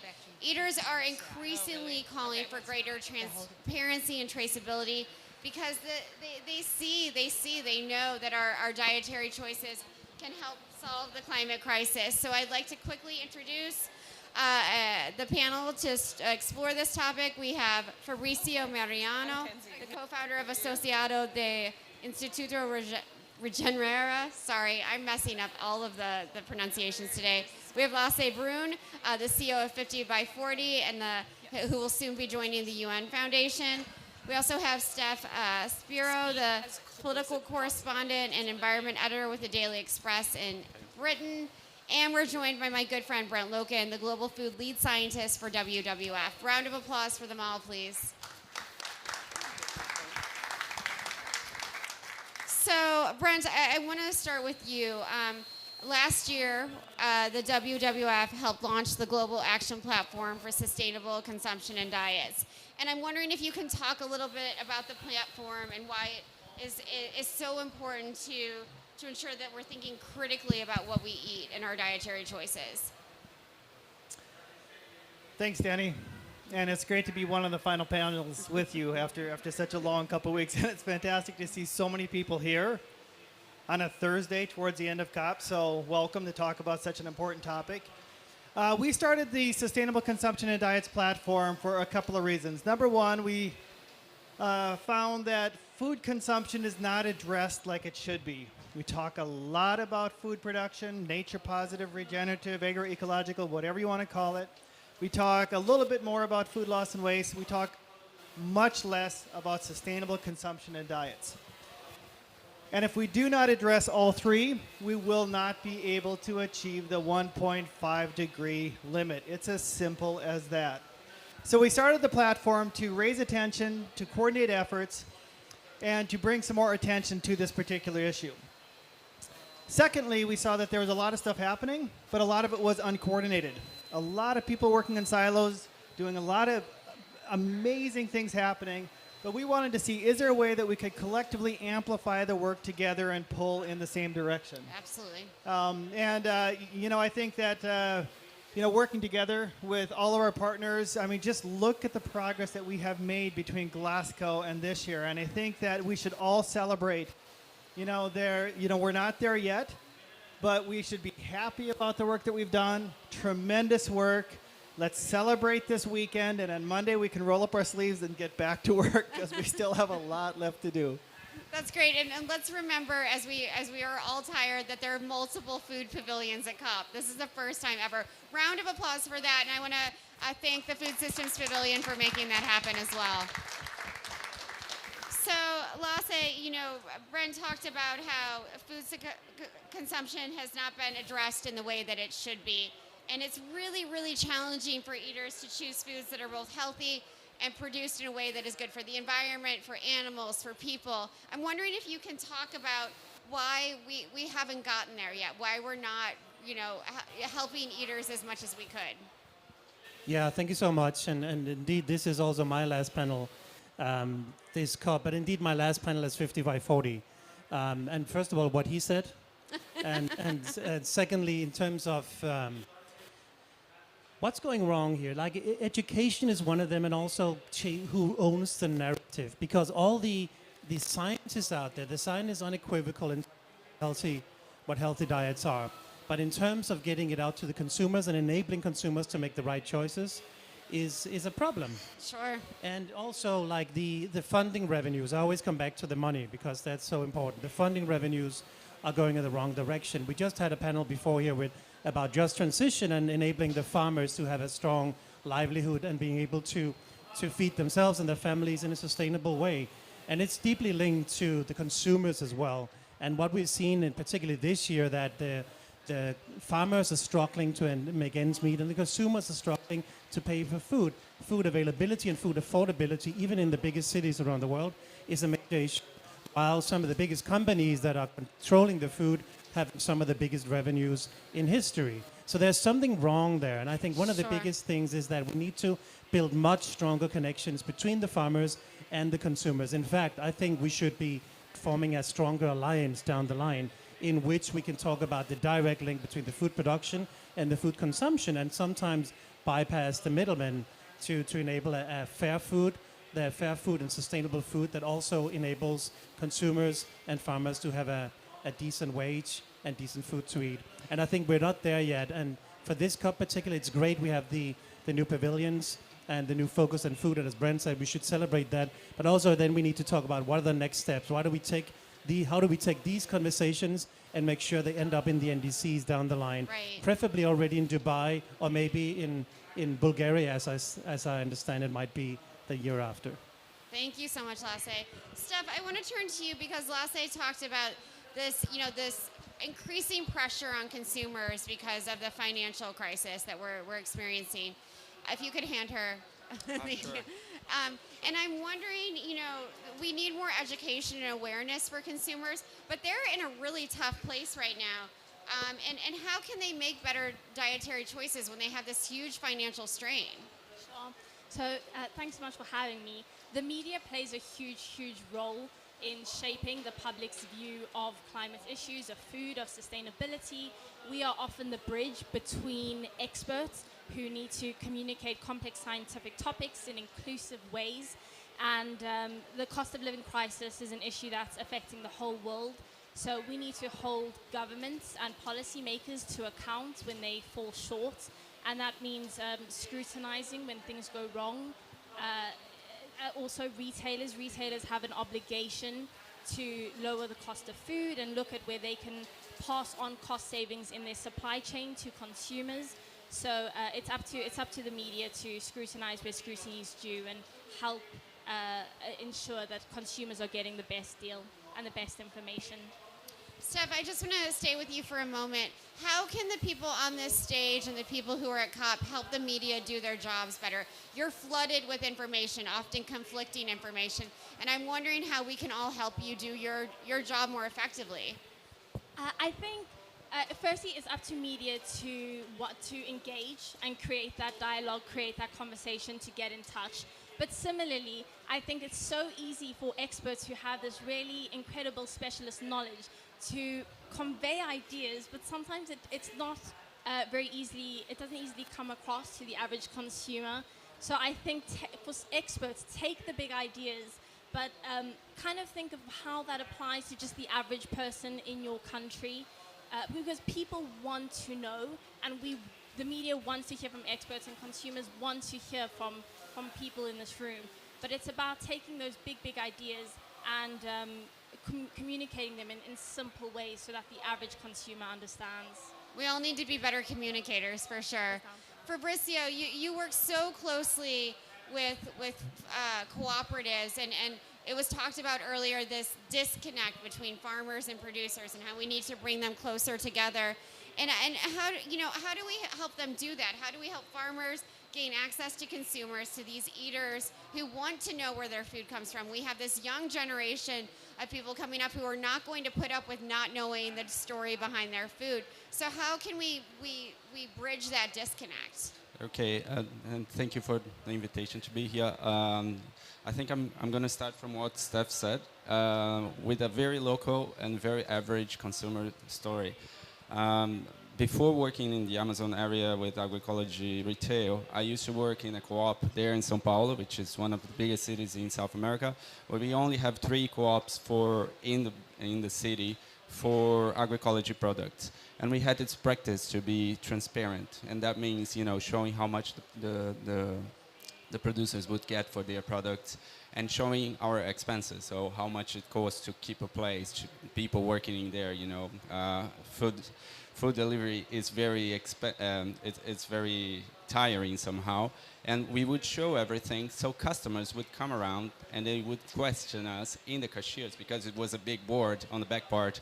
They would ask, but why do you pay so many prices on the bank? Why is the rent so high? Oh, you're getting the salaries are not well. Yeah, it's not. So we would question them back. You should do that in the chains of supermarkets. Why are they not doing that? Why are they not showing where this food comes from? What's the type of production? What's the way that they've done for that food to come until the supermarket. We would be very glad to say everything that people wanted, and transparency is like a horizon that keeps walking, you know. It's like whenever you open a little bit of data, everyone wants to know much more. They are really into the food systems. They want to know more, but we have to cut this barrier, which is the barrier for information that chains of supermarkets are playing. Absolutely, and that's where media can come in and awareness building can come in. So Brent and Lasse, I want to talk about this idea of, you know, especially in rich countries in the global north, we need to encourage people to eat less industrialized meat. And this has been, you know, something we talked about yesterday. We've been trying to do this for 50 years, convince folks to eat less meat for a better environment in the global north. And, you know, this hasn't worked for a long time. And so I'm wondering from your perspectives how we change the narrative a little bit so that they understand the differences between, you know, plant-rich diets, less industrialized meat, refining how we choose our meat sources. Right, you have the microphone. I've got some thoughts, obviously, but why is it so hard? You know, I actually think it's very easy to change people's diets. Just look at some countries, the dietary shift that they have taken from more traditional diets toward processed diets. It's happened in a single generation. Right. Through effect.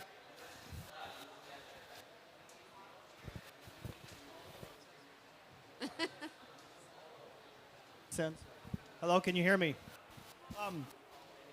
So it can happen very quickly when we put a lot of money into it and a lot of really interesting, sexy messaging around Coca-Cola and fast food and things like that. We can do the same type of messaging, I think, with healthy food. We just have to figure out how to communicate it in a way which is much more interesting. And when we're talking about communications, it's not, oh, let's write a report, let's do this, and then let's reserve the last $5,000 for the comms team to like write a report. No, it's like, let's write something, let's get $1 million into this, let's figure out how to brand it, and let's flood the airwaves with the right type of messaging. Sure. I think that's one. Number two is we have to figure out, I don't think it's a good message to say we have to reduce meat consumption. I think any time that we hit somebody with saying that we have to reduce something, they have this automatic reaction of like, yeah, I don't want to reduce it. Right, reduce right. consumption, reduce flying, reduce meat consumption. If we pivot it in a way of increased consumption of the foods that will make you healthier and live longer and are better for the planet, increased consumption of our traditional foods and holding on to our heritage, it's a much more positive spin than saying, reduce it, cut it, it's on you, right? And lastly, I think that it's really hard sometimes in this space to change behaviors, right? Although I started with the fact that saying if we work with marketing, it's sometimes easy to do. But I think if we price this food the right way, so when people walk into the supermarket and they say, wow, it's really expensive to buy that bag of chips, or I'm thinking about, I just had a workout and I want that Snickers, but all of a sudden it's too expensive, but the apple's less expensive, you might start to think about the food that you're buying. Thank you so much, Brent. Lasse. Yeah, and I very much agree. And I wanted to come back to what I mentioned before, the link between the farmers and the consumers, because if you look around the world, particularly in North America, the most revered and celebrated demographics are often farmers. And when people go to the supermarket and they're asked to make different choices, I think often per default they feel they might be letting farmers down. If they say, why don't you try this alternative protein, or try eating Ethiopian or Mexican instead of traditional American food, they might think they're letting the farmers down. But here's the good news. All studies, particularly in the latest study from 2020 by the ILO, the International Labour Organization, and the Inter-American Development Bank, show that when you are shifting towards healthy and more sustainable food, you're actually creating more jobs. You're revitalizing the rural economies. You're helping farmers. And that information is not out there. Sure. I would like to see a situation where people go into a supermarket and they know when they choose healthy, sustainable food, they are in fact supporting farmers, supporting the rural economies, and not undermining them as the myth states. So I think we need to make much stronger communication around how the right choices also actually help people. and we'll see an explosion in new jobs coming up. I see there's some representatives here who do work on alternative protein. Those businesses are booming, but as people don't know exactly how they're helping the rural communities as well. So there's this disconnect, there's a miscommunication we need to overcome. Thank you so much. Fabrizio, do you have a comment on that? Yeah, definitely. I think we also have the challenge of facing the difficulties of access. I mean, where I come from, we have like from 60 to 90%, depending on each stage of the food distribution, concentrated in chains of supermarkets that come from other countries, which extract value from our countries. And that doesn't make sense. They try to bring the food from far away. And every time that anyone is willing to make a change, I mean, I want agroecology, I want regenerative agriculture, I simply don't have access. So we have to generate way more chains for these producers, and that's what we are trying to face in the work we are doing. But what I think is that the effort must be much, much bigger than what is happening right now. So. And how does that happen if we want those efforts to be bigger? Sorry? How does that happen? How do we make those efforts bigger? I really think we should try and create new options, which means using not only private efforts, but also together with public services. We historically have fairs, markets, so we have to occupy these places with agroecology products. And we have to show producers, yeah, you can grow more anything that you want, because we will buy it and people will consume it. So we have to show this message in several ways. It's a systemic approach, actually. Thank you. Steph, as you're listening, I'm wondering what you think the headline from maybe this panel or this COP is in terms of food systems. I think it's been clear to me that everyone here is working towards the same goal. Everyone wants to do their bit for the planet, and government policymakers are missing a trick by not tapping into people's potential. People want to change their ways. Food connects us all. We all love food. We need the sustenance. We all get excited about it. So I think governments and policymakers have this incredible opportunity to tap into people's desire to want to change their ways, tap into people's desire to want to improve the planet. And it's a win-win-win-win-win. Thank you so much. Brent, I want to end with you. I feel, and you and I have talked about this before, there's so much onus placed on consumers. They go into grocery stores or they attend farmers markets there. We're asking them to ask questions. We're asking them to connect to their farmers. We're asking them to understand fair trade labels and animal welfare certified and all of these other things. It's a lot of work when people are just trying to get food on the table for their kids. And so I'm wondering what your thoughts, we want them to change, right? But they're also burdened by, a financial crisis, COVID, worrying about the war in Ukraine and what that means, if President Trump will be president again. These are all things that are challenging consumers. How can we make it easier for them? Do we need to make it easier? Absolutely. And I worry when the conversation shifts towards putting all the responsibility on the consumers. And in some cases, I think it's almost it's done on purpose, because it takes the conversation away from the policymakers and the responsibility of the policymakers and the business, because consumers can't do it by themselves. It's got to be both sides, working towards it. And like you said, we're all busy. How many of us have walked into a supermarket with kids in tow? We're tired, we've just picked them up from school, and we're trying to figure out what am I going to have for dinner, and you're walking through and you grab stuff, and it's hard to figure stuff out, right? We need to make it easy, right? So that when you walk into a place, it's easy to find the food, so you've got accessibility to it, you can afford it, right? And it can be done quickly. And right now, it is not there. We keep on talking about the role of the consumer. They have an important role to play, but it's not the only role. We need it at the policy level, all the way down. All right, I think I lied. That's not the last question. I want a call to action, 30 seconds from each of you for this COP. Brent, go. Don't rely on hope.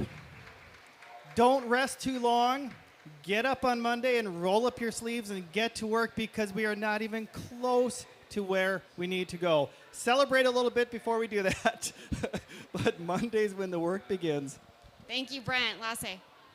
Respect the farmers and remember they are the traditional scientists of the soil. They're the ones who know how to work the land. Woo, woo. And unless we work more closely with them and give them the respect they need, we're going to be in dire straits. So give it up for the farmers. Yay. Fabrizio. Try to know where your food comes from. Try to know where your money is heading. And try to reinforce who's needing that and who's closer to you. That's what I would like people to do. Steph, my journalist friend, final word. I'm unsurprisingly going to say share your stories. You're all experts. You're all in touch around the world doing incredible things with food. So get in touch with local papers, the communicate, and share your stories. Get people excited about food. Thank you all so much. Huge round of applause for this panel, please. Thank you.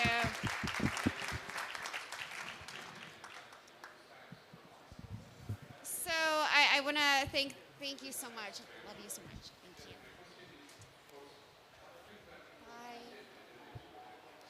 Bye. We're going to close out this session by taking a closer look at the role of public and private partnerships and how they should play a role in helping us build value chains that are more diverse and inclusive, that better serve the health of people and the planet, and that are, of course, more accessible, equitable, and affordable.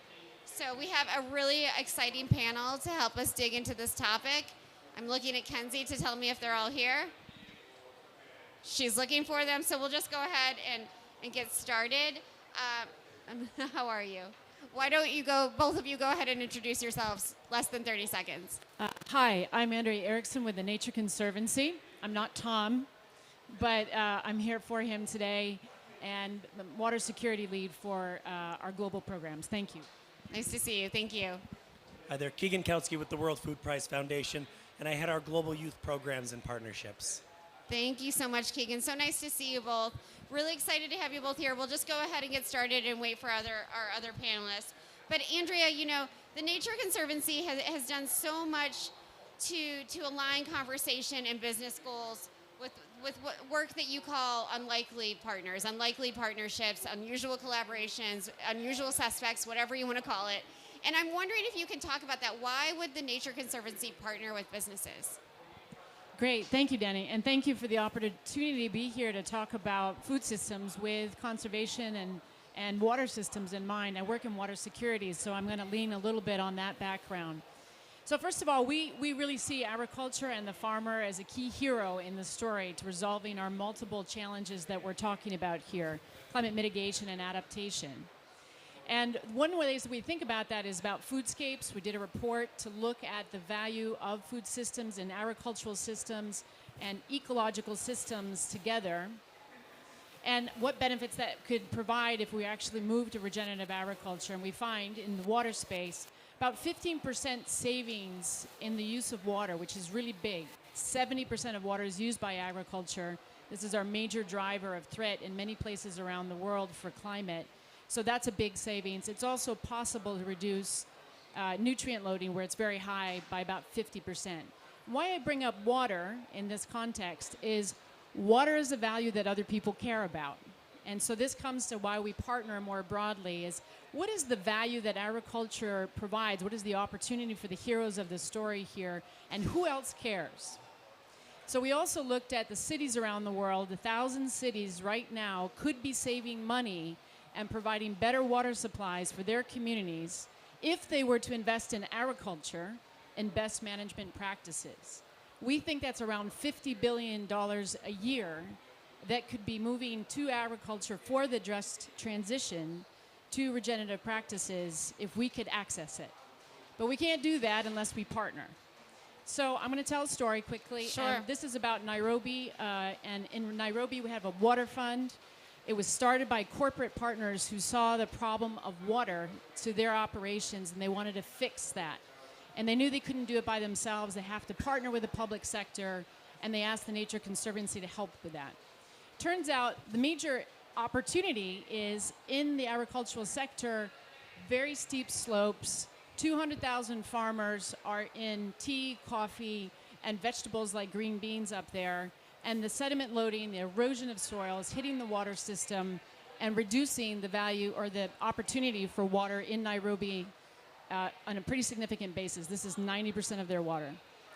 So we worked out that if we went into the watershed and invested in transitioning to better practices, some climate resilience practices like water pans, which provided some ability for those farmers to produce even in the face of drought, that would actually reduce the sediment loading and return water to the city. So corporations bought in, the utility of Nairobi bought in, the hydroelectric company of Kenya bought in. We now have 50,000 farmers who are being supported in their agricultural practices, and we are seeing reductions in the sediment loading and better low season flows to the city of Nairobi. If we don't partner and find the common values outside of agriculture, we're leaving stuff on the table. Sure. So that's how we think about that and how to solve problems. Really important. Thank you so much. So our other two panelists have joined. So I want to introduce Nagla Ahmed, who serves as the manager for the Egyptian Biodynamic Association. Round of applause for her, please. Thank you. And we have Thomas Thompson, which is the best name ever, who is the Chief of Strategic Engagement of the Strategic Engagement Unit at the World Food Program. Round of applause for Thomas, Thank please. you very much. So before I turn to them, Keegan, I want to talk to you about how the World Food Prize Foundation looks at these issues. One of the things, that I know you're interested in sort of catalyzing and energizing is this role of public-private partnerships and helping our food systems become more sustainable, more resilient, more equitable. And I'm wondering if you can talk about that. Absolutely. So beginning about 20 years ago, we really stepped back and looked at reimagining the entire ecosystem of opportunity, right? For preparing the next generation to be able to advance healthy, sustainable, equitable, resilient food systems. What is that going to take? And over the last 20 years, we've been working to build really quite a complex public-private partnership across over 100 countries, again, involving about 30 of the leading universities, colleges, schools of agriculture and food in the world, about 100 food and agriculture companies, 40 international research for development organizations, thousands of high schools. So again, how do we create these very robust, dynamic partnerships that are both locally relevant and context specific to meet the needs of that school, that community, but also that state or province? And then how does that connect to national priorities across regions and this broader kind of global need for our future workforce? So in this space, one of the things that we have found, most important is that these have to be long-term partnerships. We have to have these aligned priorities. We have to make sure the right partners are at the table and that the resources can be mobilized within that system. And in these very complex partnerships that have so much power, kind of catalytic and transformative potential, they are so often challenged by a lack of resources in a region, by a lack of, strong private sector in that part of the world, or not a strong civil society base to work from, or major decreases in public sector funding in that area. And so again, it is so fragmented and differentiated across these ecosystems and landscapes that we're working within. How do we create more robust partnerships that are able to not just kind of restore, but rebuild and strengthen what does exist, what doesn't exist, so that we can move forward in advancing this? And it's really been at the core of our work. And we view this as really, even though it's been a 20-year initiative, and I would say I think it's about maybe 5% accomplished of what we think is actually needed for a healthier ecosystem of opportunity that we hope to be able to be a part of and build. Thank you so much, Keegan. So Nagla, Keegan mentioned these context-specific, place-based solutions, and I'm wondering how the Egyptian Biodynamic Association, along with your partners like SECAM, are able to disseminate sort of this information and from the Egyptian context to the private sector, to governments, and of course to farmers. First, thank you for my partners, for the panelists, for taking the opportunity to present some more challenges from different countries all over 20 years and before. Since SECAM started already 45 years ago, and they started the organic agriculture, people in our community think that this was crazy because organic is much more expensive. But now, and closer to few years ago, and closer to the pandemic COVID-19 and its impacts all over the world, and that health is much more expensive than whoever and whatever and wherever. So we started already disseminating the concept that organic is not more expensive than the conventional, because there is a hidden cost of the environmental, the health, the soil, and on the human already impact. And this was calculated to prove that organic for 5 main local crops in Egypt is much more lower cost than the conventional one. Especially if we calculated the biofertilizer, the bio input supplies, tell the environmental impacts. And this true cost accounting study already had been disseminated on 2 years, 2019, and after the flooding of the currencies had been recalculated to prove the same. And this is already disseminated. You can reach it over the internet with 4 or 5 local crops.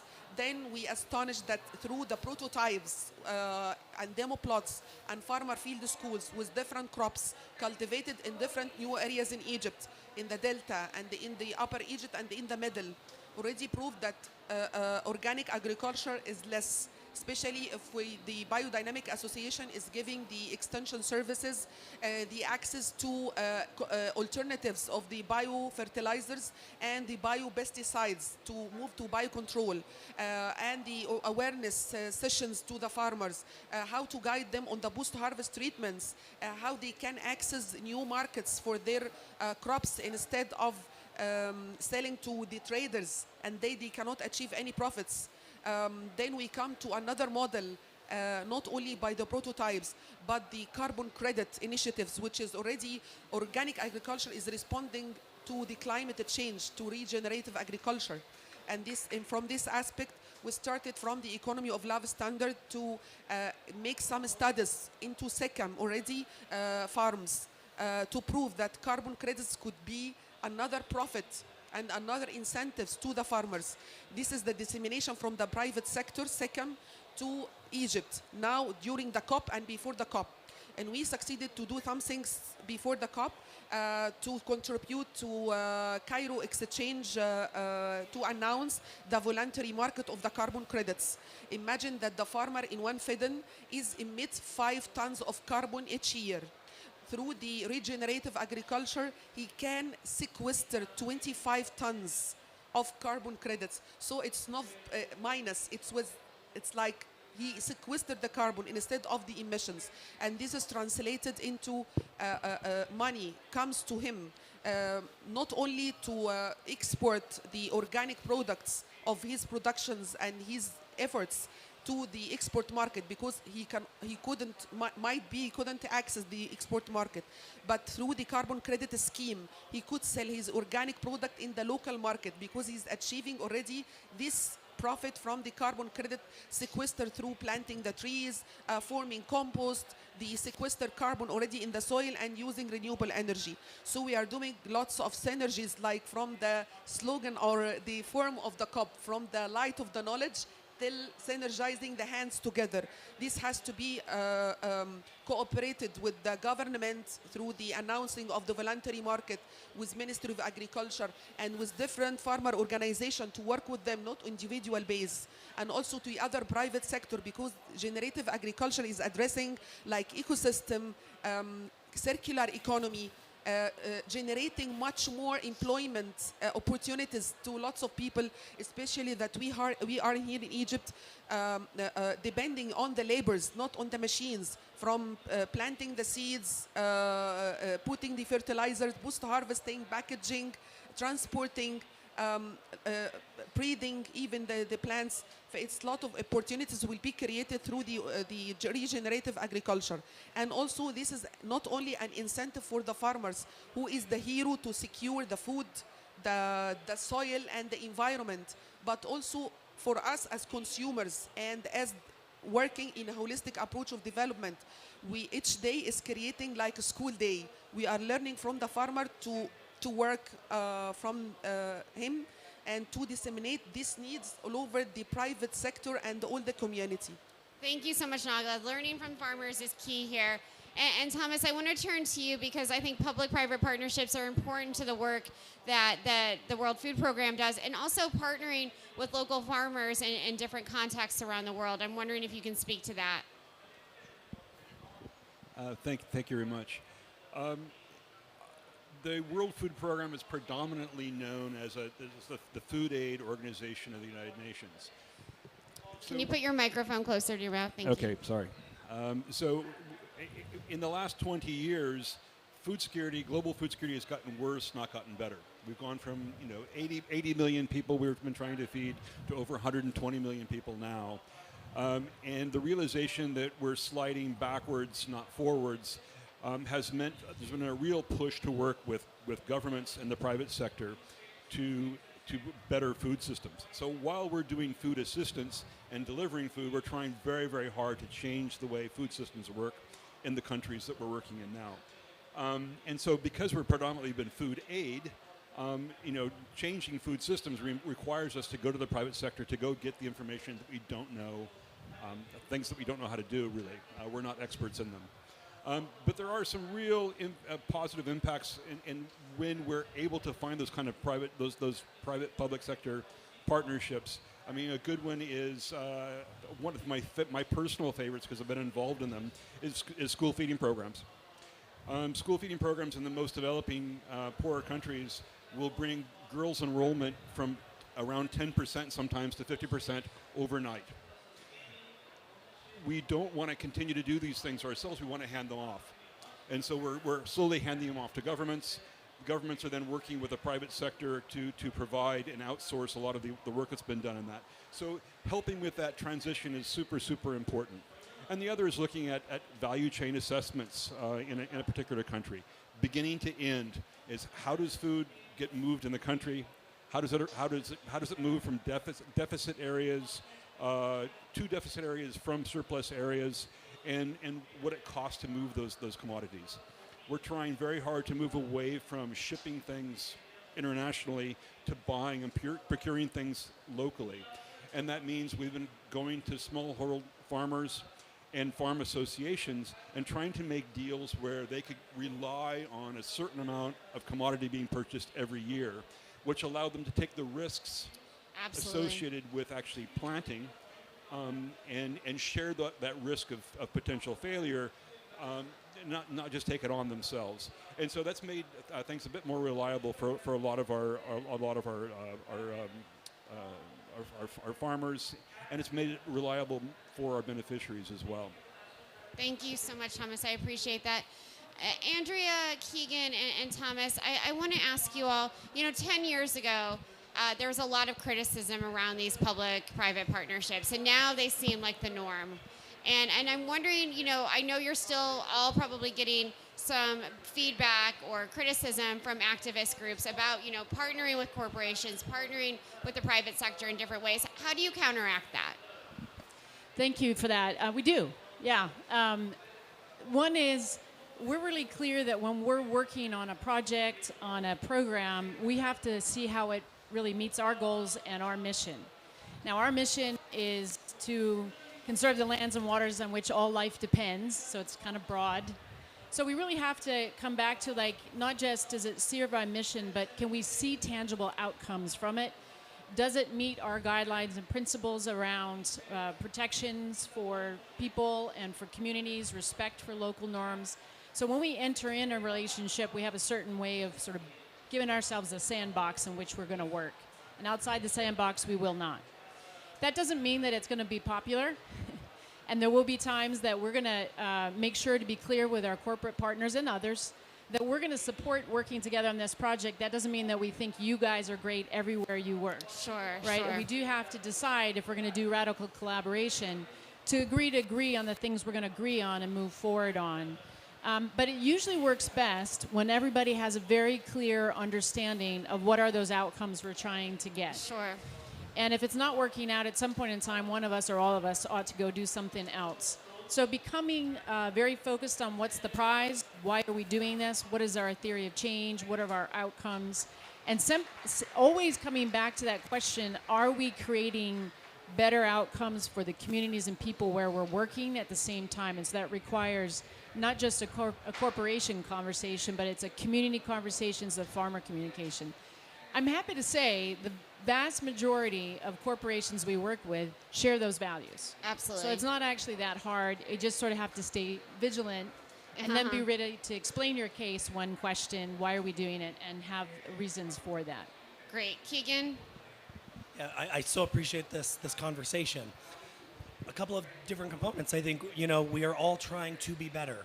And so part of that is having these very honest assessments about where do our values align and where do they not, who are the right partners, being willing to say no to donors and others when we know that actually it undermines the broader effort that we are contributing towards.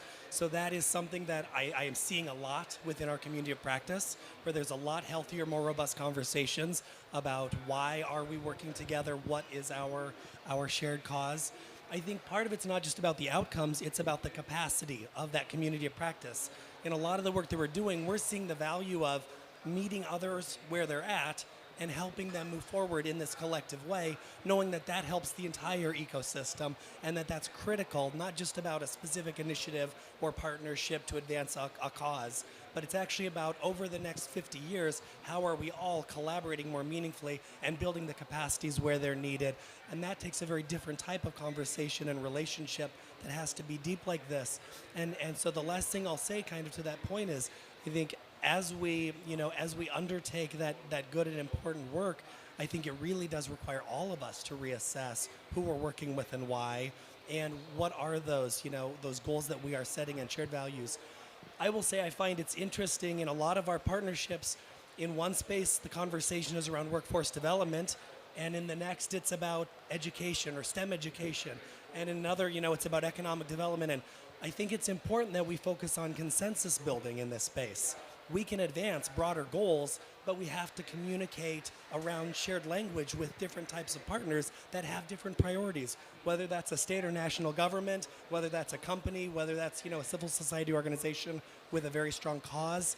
Instead of just focusing on we have to be 100% aligned, how do we make sure that we have a diverse set of partners and we're finding the ways that we are aligned and advancing in those ways where we're not to that shared space? Thank you so much, Thomas.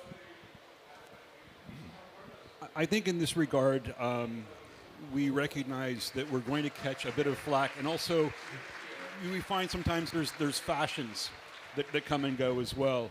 And one example is we were involved very much with a lot of the food reserves and grain reserves globally with individual countries. We were admonished for that work, got out of that work, and today people are asking us to get back into that line of work. So we understand that there's going to be a certain amount of criticism. I think there's also a realization that an all-of-society approach is the only one that we can really take.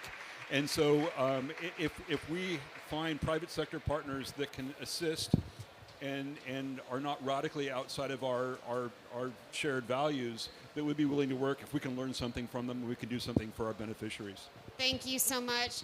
Nagla, I'd love to give you the last word. This COP was in Egypt, your home country, and I wonder if the message of the role of public-private partnerships, the role of farmers, the role of organic and biodynamic agriculture is getting to the negotiators from your perspective. Yes, it's a message to all guests here and all the agencies here. We have 7 million farmers in Egypt.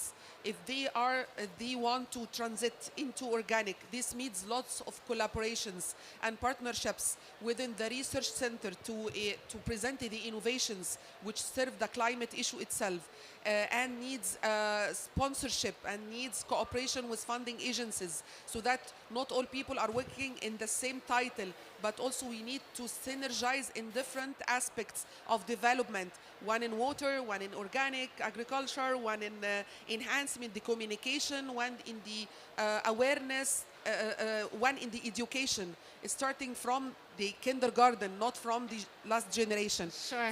Really, the partnerships with not only with private sector, but also with the civil society, because I consider it's like movement. It's not only after this COP, I think all the community have to work into action, not more dialogues and conversations only and recommendation. Thank you. Absolutely. Less talking, more doing. Yes. Thank you so much, Nagla. I want to thank all of our panelists. Please give them a big round of applause.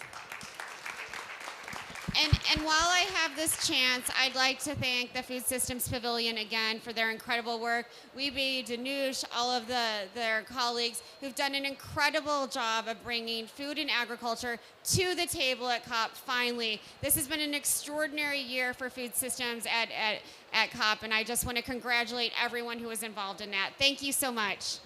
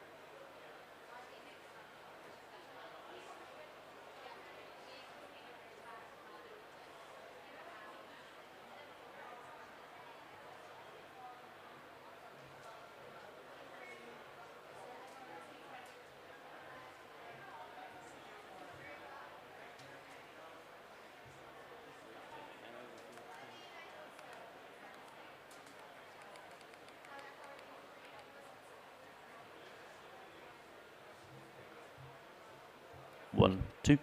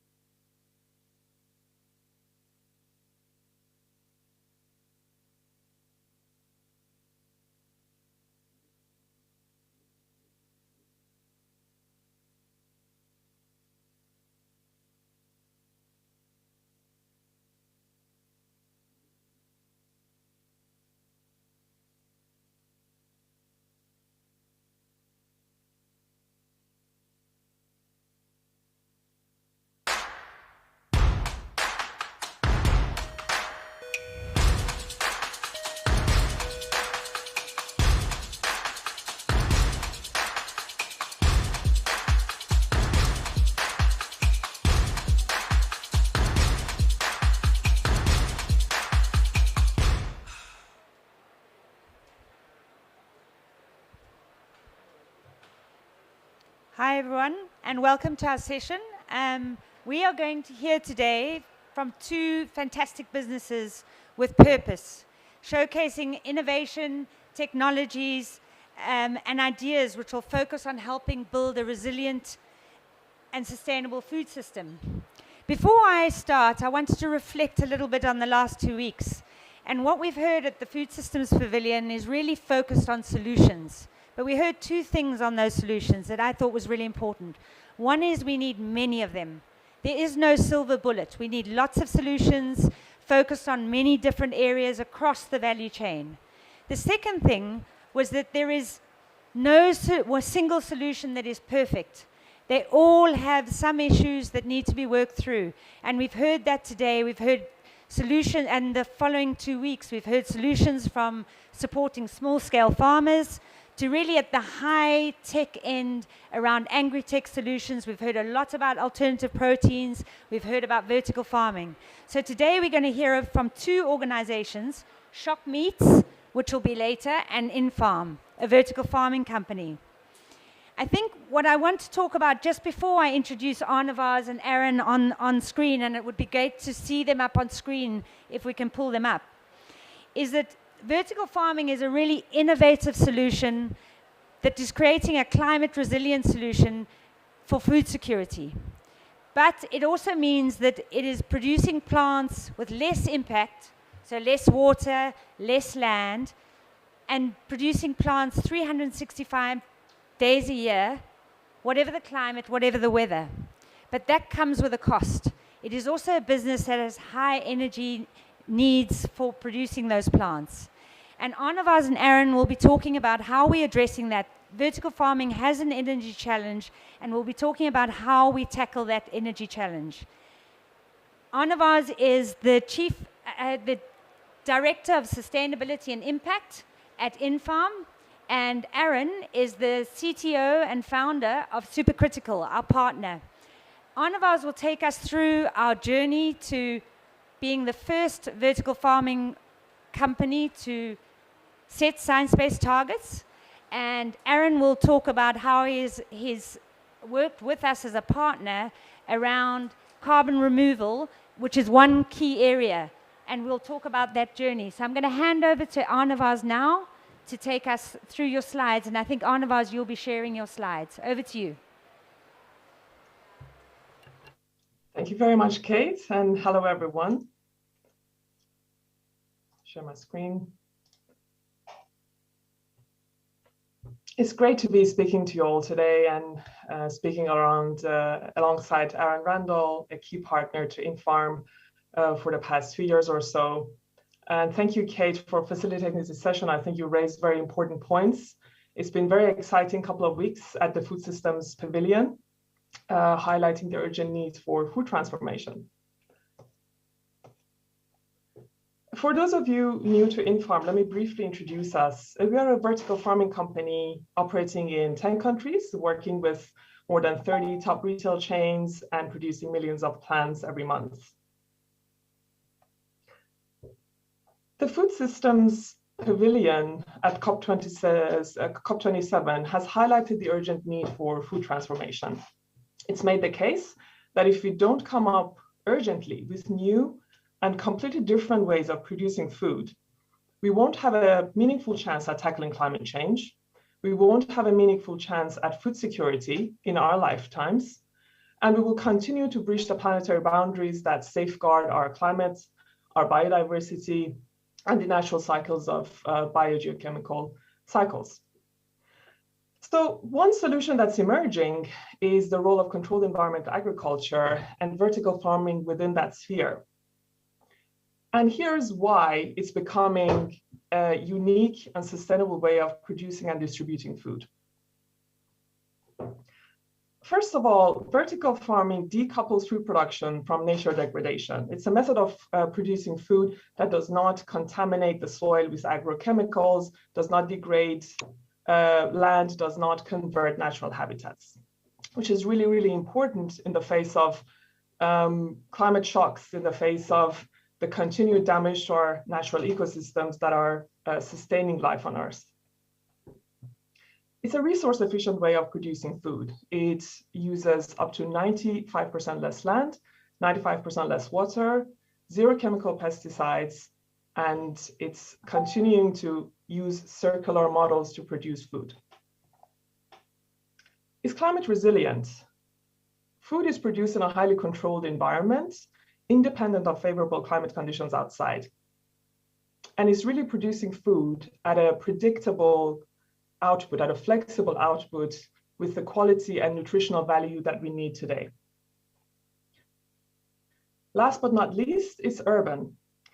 This is increasingly important because by 2050, 70% of our population will be living in the cities. So this is one of the only ways to ensure we're getting nutritious, high quality, accessible food to the urban population. More importantly, this is important to create overall resilience, climate resilience in the urban environment. But here's the challenge. Today, vertical farming is an energy intensive and carbon intensive business because it's relying on energy to grow its plants, and it's relying on climate control systems and refrigerants. But I would argue that this is only a temporary problem and not a fundamental barrier to the sector becoming a fully sustainable and viable source of food production and an ultimate solution for climate adaptation and food security in the face of climate change, climate shocks, political shocks, public health crises, and loss of damage that has been very well covered in the last couple of weeks. In fact, I would argue that it's an opportunity. If we tackle the climate footprint of vertical farming sector, we can also have a viable climate adaptation mechanism that's going to be increasingly important in the urban environments. At InFarm, we take this very seriously. So we have done the only thing that we think is scientifically viable, that gets us to net zero at the scale and pace necessary to do this meaningfully. We are committing to reduce our emissions by almost half by 2030, and then by 2045, significantly reduce them to get us to net zero. Last week, we announced that we have set and submitted our targets to the Science Based Targets Initiative, making us the first vertical farming company to do that. And now we're working on a climate mitigation roadmap together with our stakeholders and suppliers. These are the 5 major action areas that we're taking to get there. First, and perhaps most important, is energy sourcing. We are now living in very tough energy times. We know that the world is beset by an energy crisis that's coming out of reliance on fossil fuels. So we increasingly need to switch to renewables and low carbon sources of energy.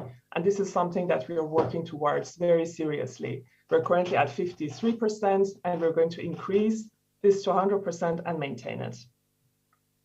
Second is climate control systems. Again, really important because fugitive emissions coming out of the use of refrigerants for climate control systems is an often underestimated and almost hidden source of emissions that we need to talk about and tackle. Refrigerants and fugitive emissions from losses and leaks of refrigerants, they have a really intensive global impact because they have very, very high global warming potential of a scale that's 1,000 times that of CO2 or CH4. So we need to tackle this. We need to switch to refrigerants with lower global warming potential and prevent losses and leaks. Third is crop efficiency. For us, as a sector, crop efficiency also means climate efficiency. So we need to improve the way our crops use space, light, water, and nutrients, ultimately make them more climate efficient. Fourth, supply chain transformation, working with our suppliers to decarbonize the supply chain together, working on transport and logistics, electrifying our fleets. This is also one of the most impactful areas of mitigation because 70% of our emissions are happening in the upstream and downstream, and no vertical farming company will be different. And fifth is carbon removal. So if all of those previous 4 areas are about mitigation, this one is about physically removing emissions from the atmosphere. Those 4 mitigation areas will help us to reduce emissions, but they don't help us undo the emissions that are already in the atmosphere, or the emissions that we will continue to emit, albeit at a declining rate. So we have to invest in really strategic and credible methods of carbon removal. This is why we have partnered with Supercritical, one of the largest carbon removal marketplaces in the world. And here he is to tell you about it himself, Aaron Randall, the CTO and co-founder of Supercritical. Aaron, over to you. Thanks so much, Anavas. Thanks for having me. As a quick introduction to Supercritical, we are a software platform that helps businesses measure, reduce, or remove their climate impact. Anavas, sorry, next slide, please. Thank you. So we help businesses measure, reduce, and remove their climate impact. And to Anavas's last point, we exclusively sell carbon removal offsets because they're the only legitimate route to net zero. And I want to talk a little bit about why it's so important that companies like InFarm are engaging in carbon removal offsets. But before I do that, I thought it'd be worth stepping back and making a distinction between the two different types of offsets that exist in the market today. So there are conventional offsets and carbon removal offsets. And conventional offsets are projects like clean cookstove projects and forestry protection schemes. And these are projects that prevent other people emitting carbon. But as a business, if you emit a ton of carbon into the atmosphere and you pay for an offset that prevents someone else emitting a ton, your ton of carbon is still out there in the atmosphere warming the planet. And at this late stage of the climate crisis, that is unfortunately not good enough. And then on the other side, we have carbon removal projects. These are technologies like direct air capture that actually pull carbon dioxide out of the atmosphere and lock it away in long-term storage.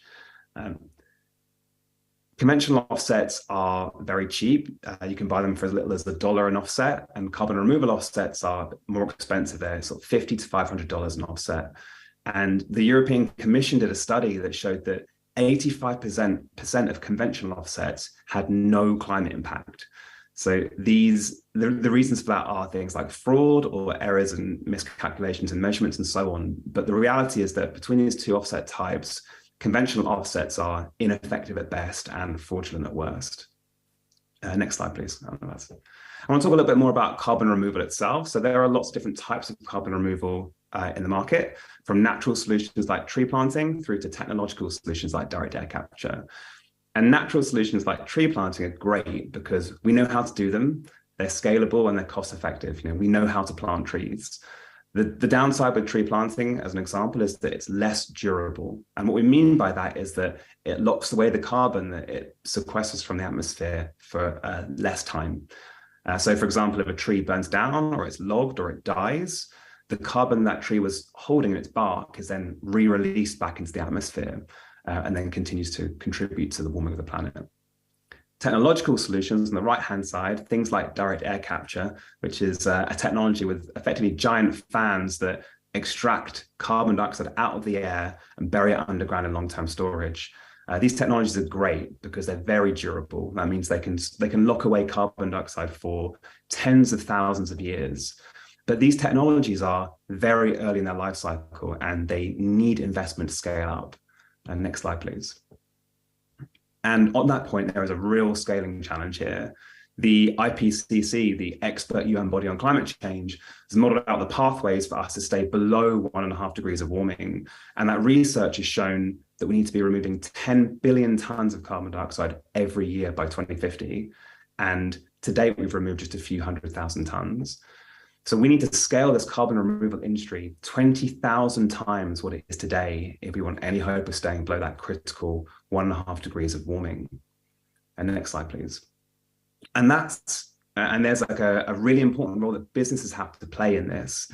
Most of the net zero guidance today says, as a company, you should reduce 90% of your emissions before removing the last 10% with high quality carbon removal.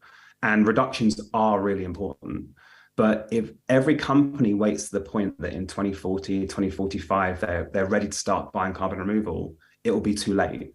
These technologies won't exist at scale. They won't be affordable at scale. And so businesses really have a critical role to play in being early adopters and early investors in these technologies to help bring them down the cost curve. So what should we be doing as businesses? Well, step one is start by measuring your footprint. And we refer to this as stepping on the scales. to understand where you are today, what you're emitting today as a business, what your climate impact today is as a business. Step 2 then is to set goals, and ideally, if you can, share it with the world. And Infarm's a great example of this. They've set science-based targets to reach net zero by 2045, and they've got a great detailed plan on how they're going to do that. And finally, step 3, as I mentioned, is being an early adopter, an early investor in carbon removal. Unlike those $1 a ton conventional offsets that don't do anything, our customers are spending on average $100 a ton on high quality carbon removal offsets. And in this instance, it really is a case of you get what you pay for. And businesses have an obligation to invest in these technologies that we desperately need to avoid the worst aspects of the climate crisis. So I would say, in summary, be more in-farm. Thank you.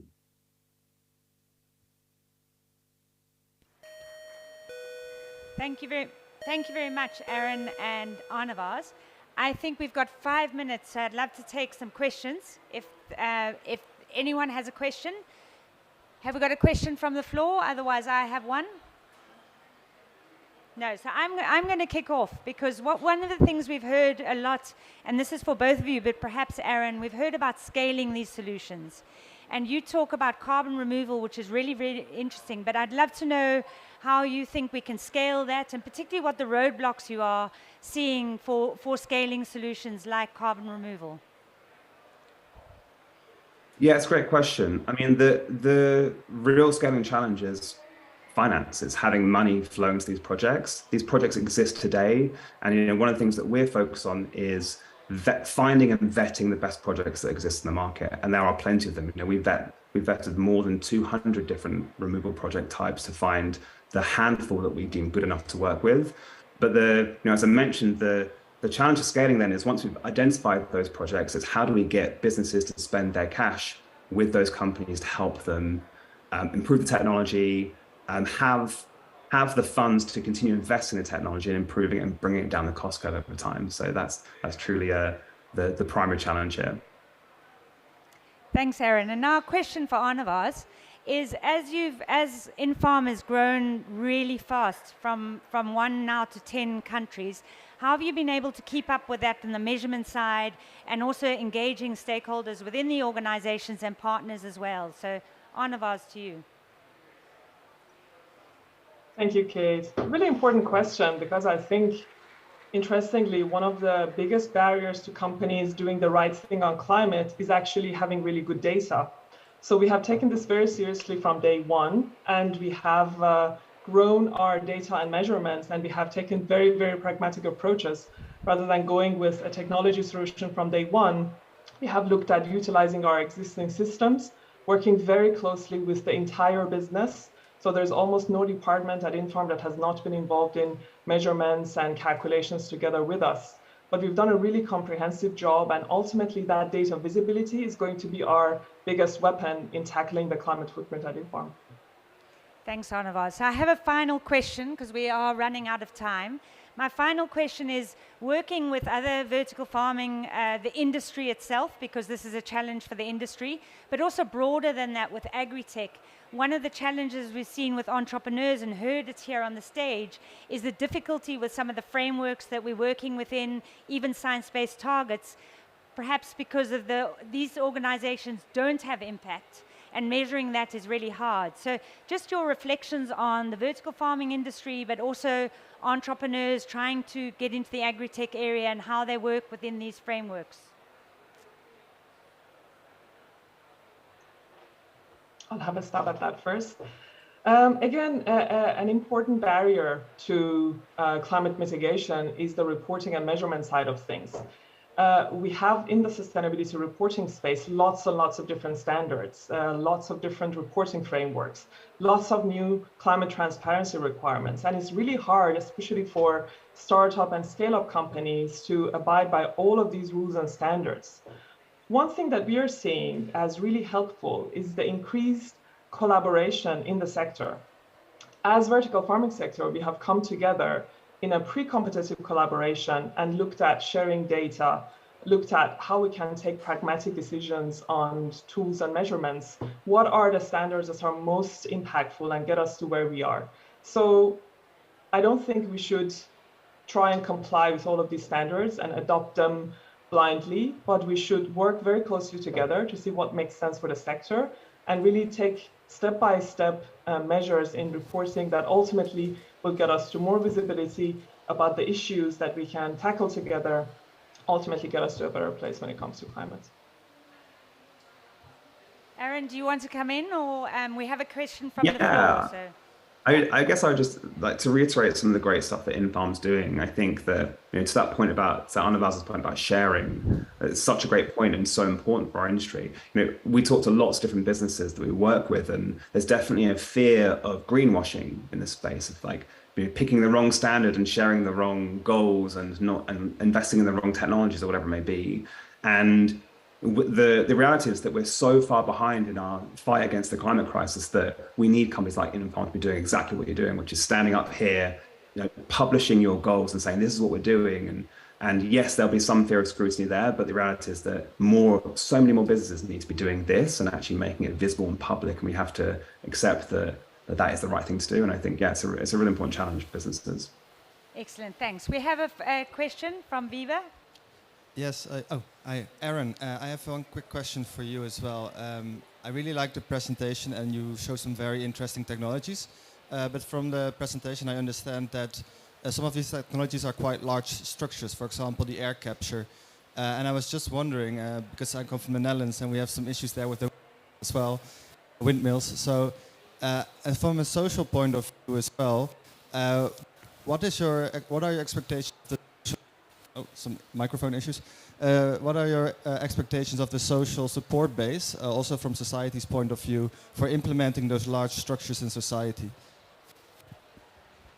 It's a really great question. And back to Kate's point, which is opening this talk, there's no one single solution that's going to work that's going to solve this problem. There's no one silver bullet for this. And that's true with carbon removal as well. There are lots of different solutions across nature-based and technological that we need to work in tandem to be able to pull 10 billion tons of carbon out of the air by 2050.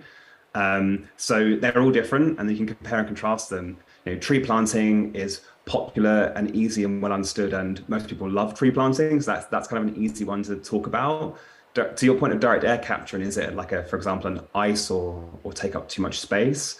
Actually, direct air capture is a good example of a technology that you can put it in the right country, in the right place, where it's best right now in countries where the electricity is effectively green right now, and you can kind of, what am I trying to say here? There are different places you can do these different technologies. Direct air capture can exist out in the wilderness, like in a country with green energy. Tree plants can exist near woodlands already. And we've got other projects like algae that can exist in the desert. So there's lots of opportunities to find these technologies all over the world in different places that I don't think necessarily need to have a huge social impact. Thank you very much. We've run out of time. Arnavaz and Aaron, thank you so much for your insights. It's great to have you here, and thank you, and thank you to everyone else.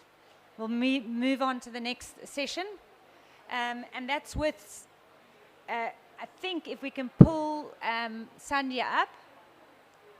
Excellent. Sandhya, are you there? Yes, I'm here. Hi. Excellent. Thank you very much. Sandhya, as it says, is from Shock Meats and is joining us quite late tonight, I think, Sandhya, for you, from Singapore. Shock Meats is the world's first, if I'm right, crustacean cultured meat. And in fact, we would have heard about Shock Meats yesterday. It was used as an example of, there's been a lot of talk about alternative proteins and cultured meat. So Sandhya, you were mentioned in a presentation yesterday as really groundbreaking in what you're doing. What we will do today is ask Sandhya perhaps some questions.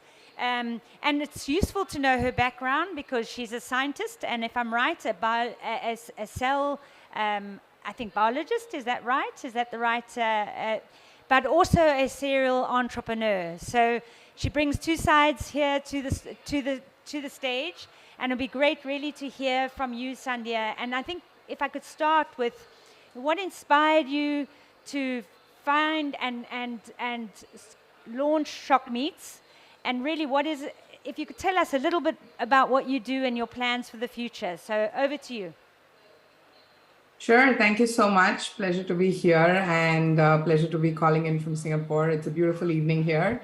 So yes, I am actually a stem cell scientist by training. I used to be a typical scientist for a very long time and then decided that I want to put my science skills into something that I love, which is environment and animals, and decided to start a cultivated meat company in 2018, which is Shiok Meats. So Shiok actually means delicious or fantastic in Singapore Malay slang, and hence the name for the company.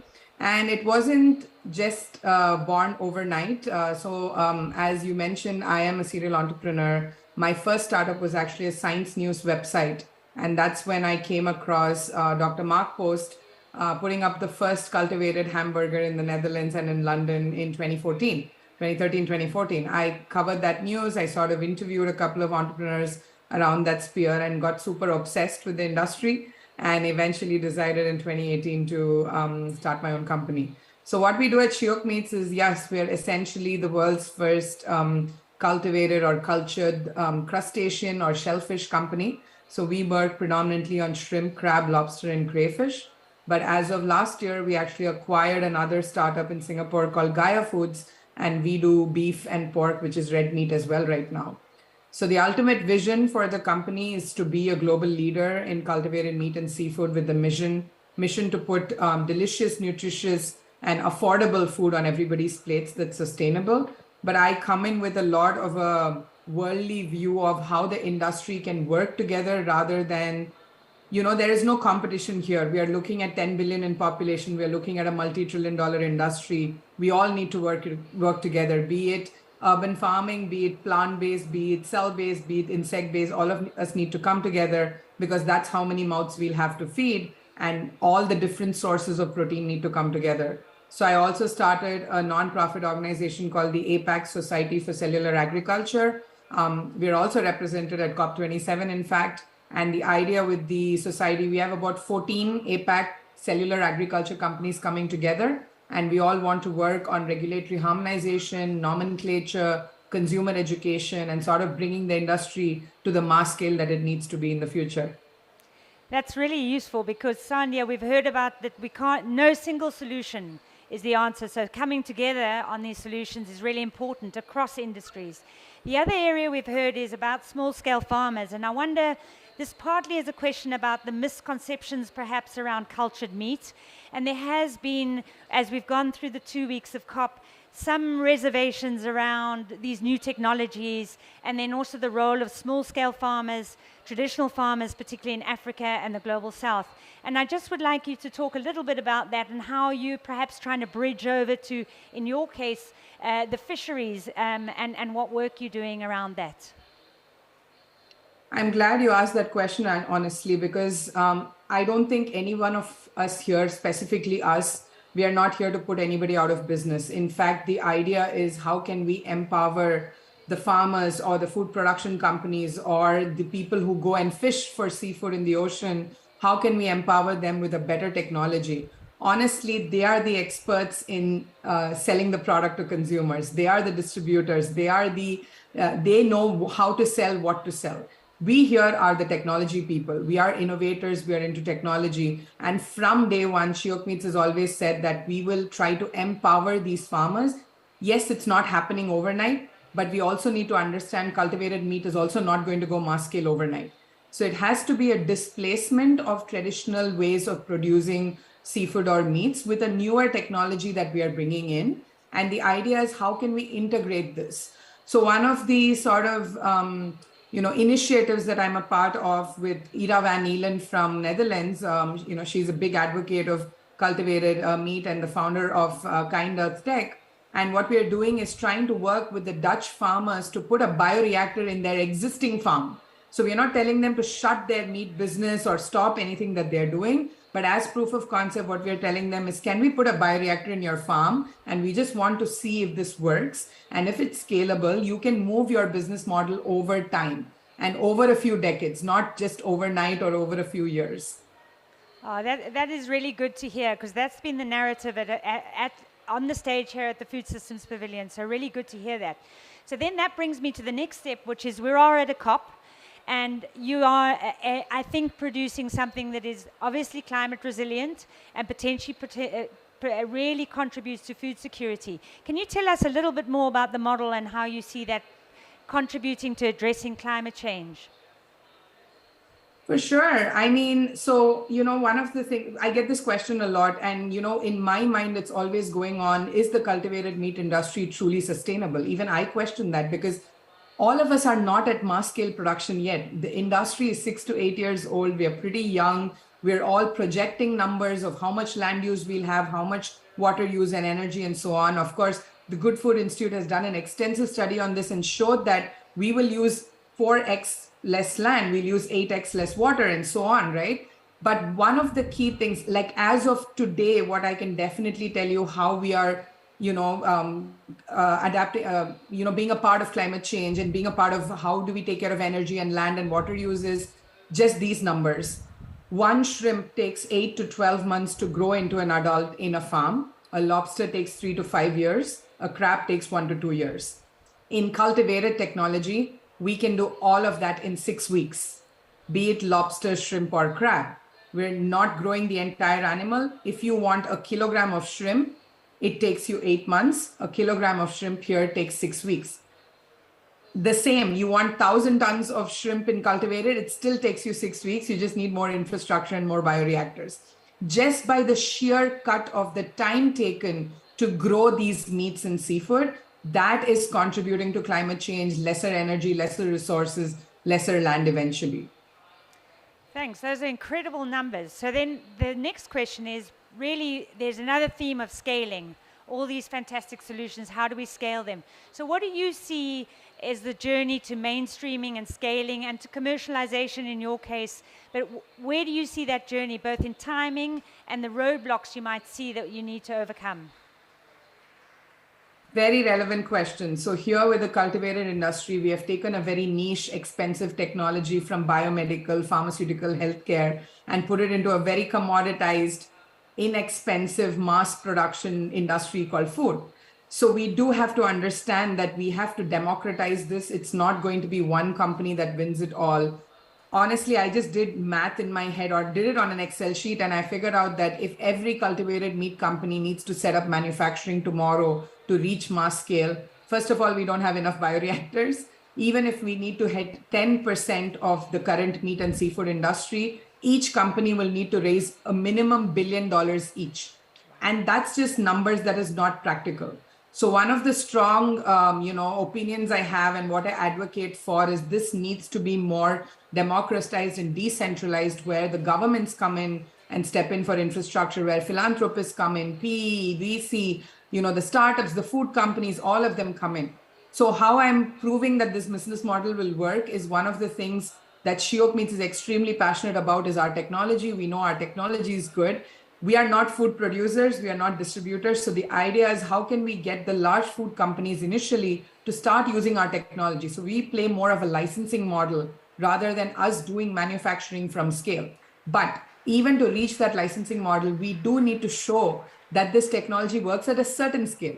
It can't work in the grams and the few kilograms. It has to work at least, I need to prove that you invest X amount of money in infrastructure, you're able to produce, let's say 1 ton of meat with this cost in a month, in a week, whatever it is. And once you have that proof of concept, larger food companies that are already investing in this industry will definitely want a license.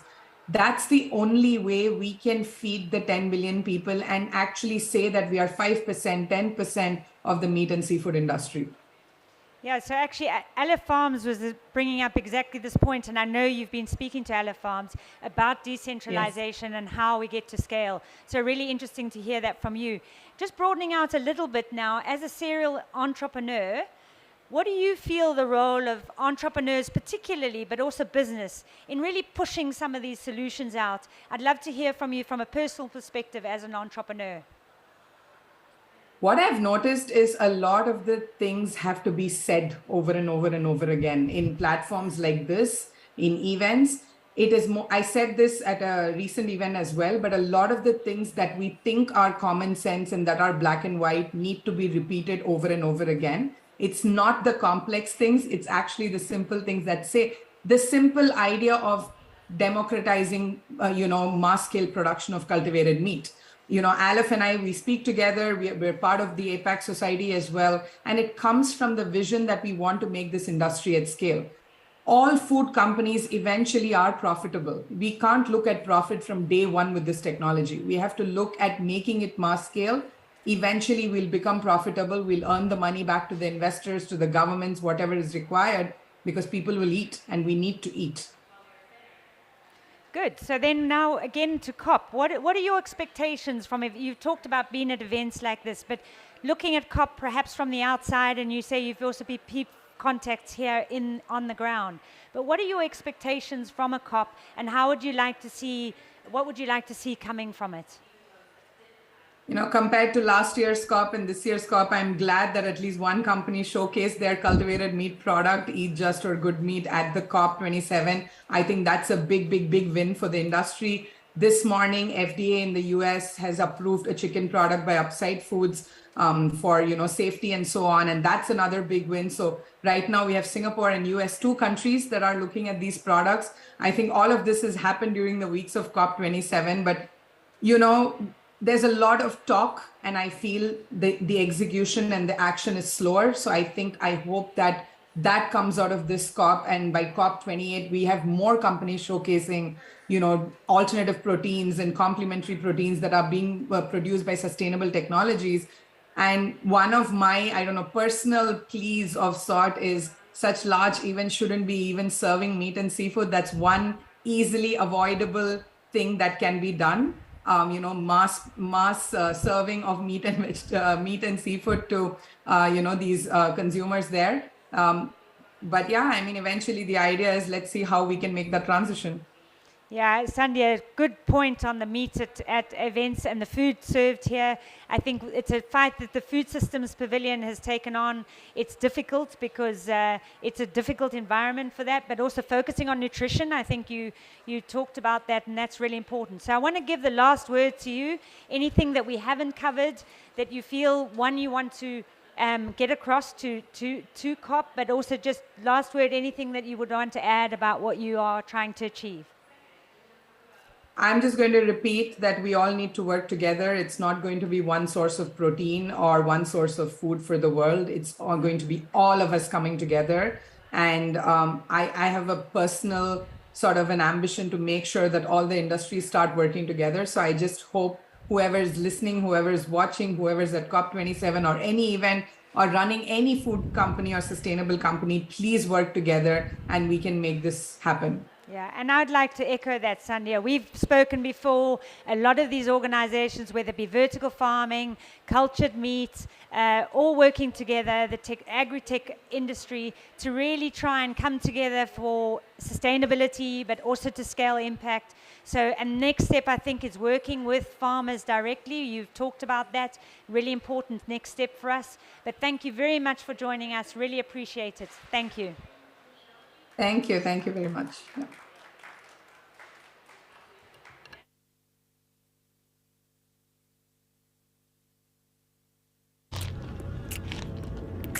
Methane is a greenhouse gas that causes climate change.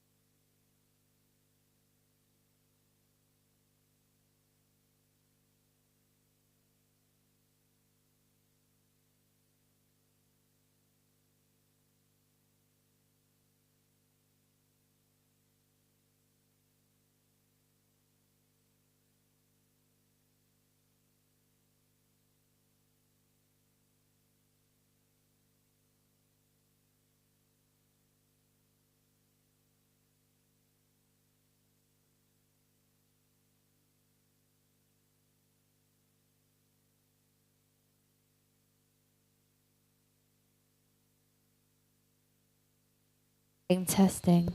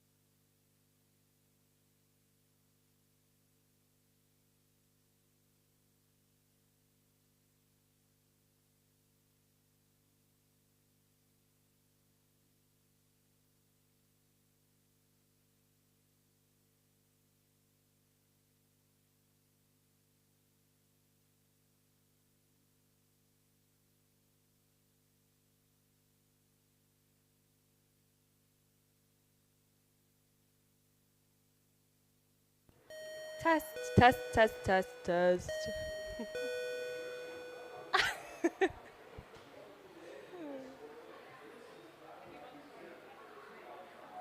Sure.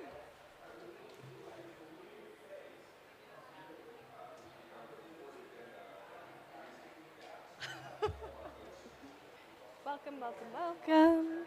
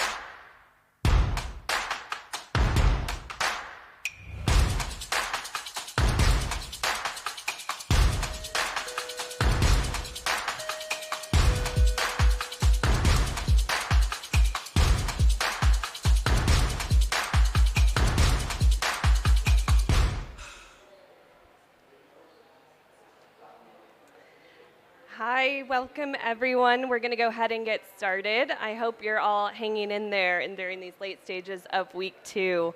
But I'm so pleased to be here to moderate this discussion with an excellent set of panelists who are seated next to me and will be joining us online momentarily. Just to give brief introductions, my name is Lizzie Pedikowski. I lead the Sustainable Trade and Supply Chains work at the Food and Land Use Coalition, and I'm here on behalf of FOLU, as well as the Tropical Forest Alliance at the World Economic Forum and InFarm, our co-collaborators for this session. And that's really the key theme of our conversation today, collaboration. How can we accelerate cross-sector supply chain action in line with a 1.5-degree pathway, and how can we achieve that together? Before I get to introducing our esteemed panelists, I thought I'd just start with a quick reflection. So I don't know about you guys, but who would have thought that we'd have to come all the way to the deserts and the mountains of Sharm el-Sheikh to see real progress on forests and protecting the world's forests at COP27? This is in large part due to President Lula's presence, I think, here this week, recommitting Brazil to zero deforestation. And if you caught his speech yesterday, I thought it was absolutely energizing. And the room, you could feel the passion and energy of the Brazilian and everyone who was able to attend. But it's not just Brazil. Last week, we also saw the launch of the Forest Climate Leaders Partnership, where 26 governments agreed to work together on this agenda. We also saw the formation of the Rainforest Pact with Brazil, Indonesia, and the Democratic Republic of Congo. And finally, the release of the agricultural sector's roadmap to 1.5 by some of the world's largest agricultural commodity traders worldwide. I hope you'd agree with me in saying that the momentum behind forest protection, restoration, and conservation of these critical ecosystems has never been greater. Of course, we still face tremendous challenges. The food system is estimated to cause 30% of total greenhouse gas emissions that are driving climate change, and is still the leading cause of continued conversion of the world's tropical forests, grasslands, wetlands, and other remaining natural habitats. But I'm personally leaving this COP for the first time in a while with hope. And I think it's this theme of hope that I'd really like to bring to our discussions today and hear from our panelists for how we can channel this hope, momentum, and the spirit of collective action to progress on this agenda together. So without further ado, let me introduce the panelists. We have Jeff Milder, the Director of Global Policy and Coalitions of Rainforest Alliance. Online, we have Abraham Bafo, Group and Africa Regional Director of ProForest and the African Palm Oil Initiative. Hi, Abraham. Give us a wave, yes. We have Jason Weller, the Global Chief Sustainability Officer at JBS Foods. Also online, Carolina da Costa, Fund Advisor at Moau Capital and ESG Committee Member at Grupo Boticário in Brazil. Hi, Carolina, thank you. And finally, but last not least, we have Dr. VK Kishore, Global Head of Veg Seeds, Smallholders, and Sustainability at Bayer. So thank you for joining us in person and online. Can we give them a quick round of applause?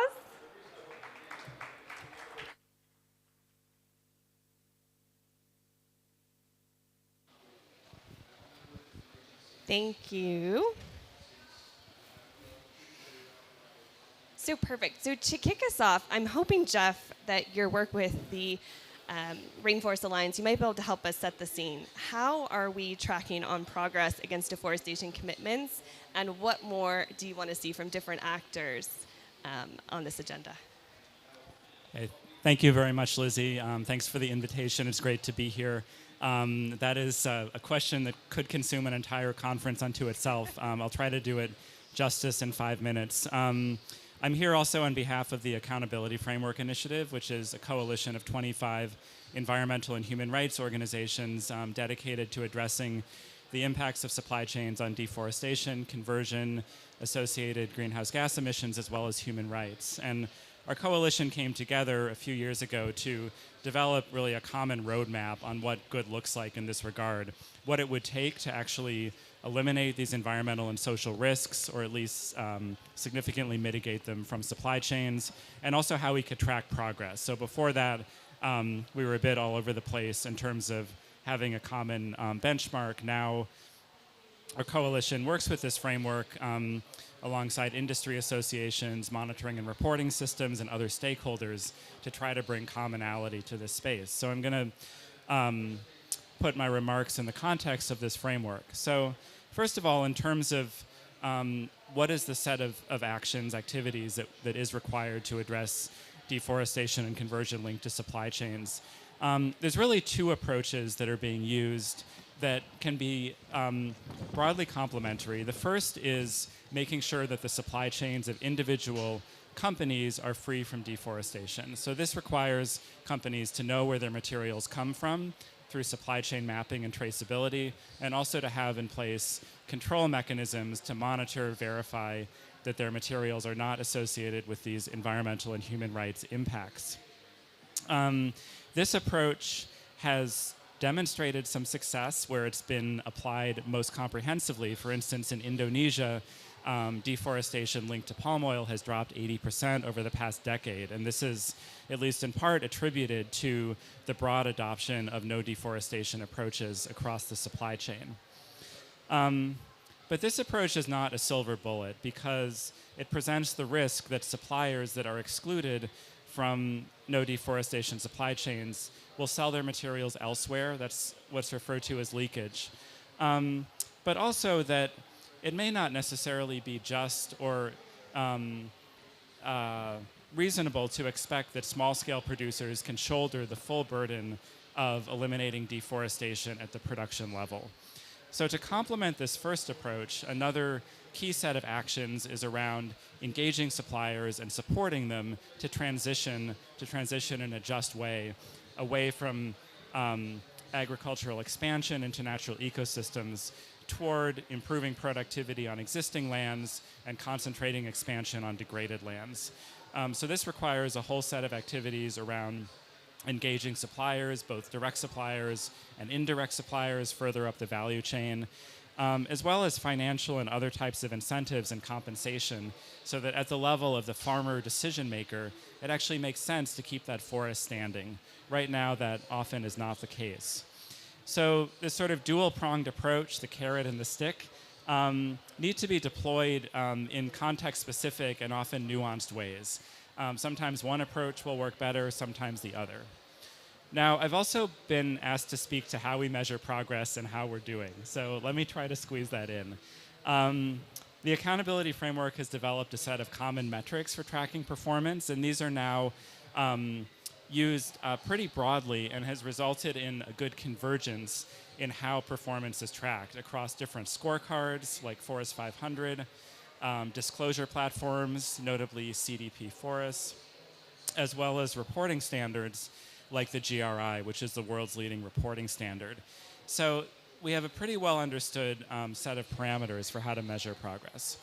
And they really fall in three areas. The first is, what kinds of policies do companies have? Do they have policies to eliminate deforestation and conversion? And are those policies of sufficient scope, ambition, and specificity? The second is around actions. What are the things that companies are doing in the realm of traceability, supply chain management, and on-the-ground action? And the third is outcomes. So what can we see in terms of the actual footprint of a company's supply chain on deforestation, as well as the proportion of volumes in its supply chain that are free from recent deforestation and conversion? So just to give a sort of a few brief numbers on how we're doing, earlier this year, our initiative co-published a report together with CDP looking at data from 675 companies. And collectively, these companies reported almost $80 billion in financial risk linked to deforestation. They also reported that addressing this risk would cost only $7 billion. So this is a sort of a very promising business case at that level. But other pieces of the data were not so promising. Fewer than half of the companies had a robust policy on no deforestation and no conversion, and only a small subset of those policies aligned with good practice. Additionally, only about a quarter of companies had traceability and monitoring systems covering their operations. The one final point I want to make, though, is that across all of these action areas, in every single sector, companies were doing the things that were required. So what we see here is that this is possible. There's a good business logic to it. And those are the building blocks now for being able to scale up those successes much more broadly, which is what needs to happen. Thank you so much, Jeff. I know I gave you a tough question to get us started, but you've given us a really comprehensive overview, and clearly there's a lot of progress and work that still remains to be done. AFI's framework in particular around leakage and ensuring a just rule transition is really at the heart of all of this work that we're doing together. And I think that segues nicely to our next speaker, Abraham. If you could kindly unmute, we'd love to hear from you on what genuine collaboration with producers and farmers looks like in practice, and how can different value chain players work together to ensure this transitional support and continued access to market for producers and smallholders. Great. Thank you very much for such a great question. And in fact, for me, a genuine collaboration is an essential for the future of this world. As the world becomes increasingly uncertain, genuine collaboration becomes even more important. And a genuine collaboration with producers and farmers, in my view, must be a joint effort by producers and farmers. And this joint effort must be free from hidden agendas to develop their farms, to produce the agricultural commodities and food systems, and should be in response to a shared goal or a common goal. In the current global context, a shared goal from our point of view, and particularly in the farming system, in addition to addressing the interests of the partners involved, must also focus on protecting livelihood of farmers, improve production systems, protecting nature, and also protecting the climate. Because without that, we're not going to be able to produce the food. And the shared goal with these three as the core element is not something that a particular individual within the collaboration will be able to produce working alone.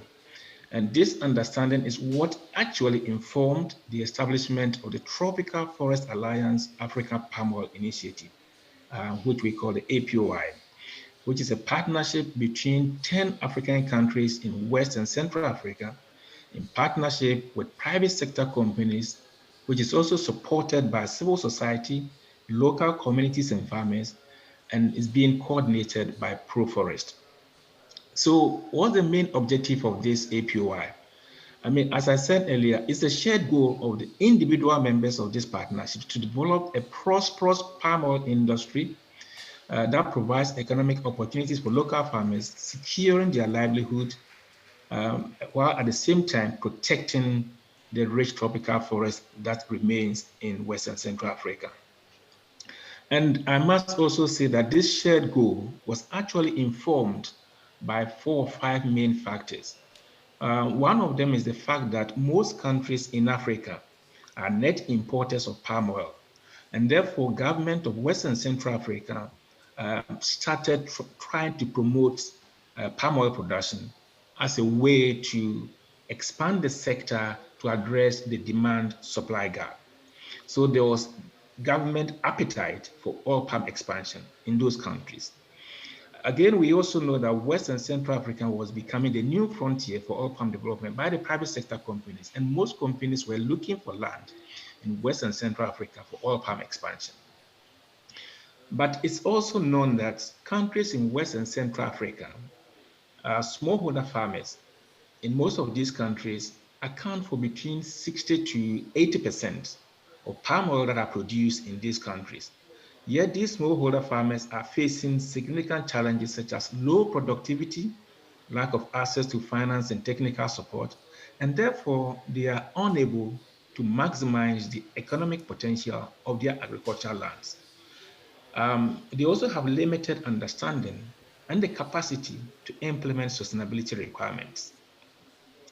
And although the oil palm development has the potential to provide economic opportunities for local population and also to improve their livelihood, if it's planned and implemented very well, there's also the danger, as we know from other parts of the world, that if it is not planned and implemented very well, the social and economic negative impact can also be very significant. So in the frame of all of this, This partnership was therefore established to create the enabling environment for the uptake and implementation of sustainability requirements by both the companies and the farmers in the palm oil sector. And by doing this, government as part of this partnership, embedding the principles of sustainability or sustainable production into laws and regulations, integrating smallholder development into the oil palm expansion drive in the region, and improving smallholder productivity. And by that, protecting the livelihood and the forest resources in the region. And I must say that there has been a significant progress in addressing all of this in the 10 countries. And so the approach has proven to be a great model for oil palm development that transitioned the sector from to one that includes farmers, smallholders for low carbon development, improving their access to high value chain, improving productivity and livelihood of farmers, and protecting the food systems and the forests that still remain in West and Central Africa.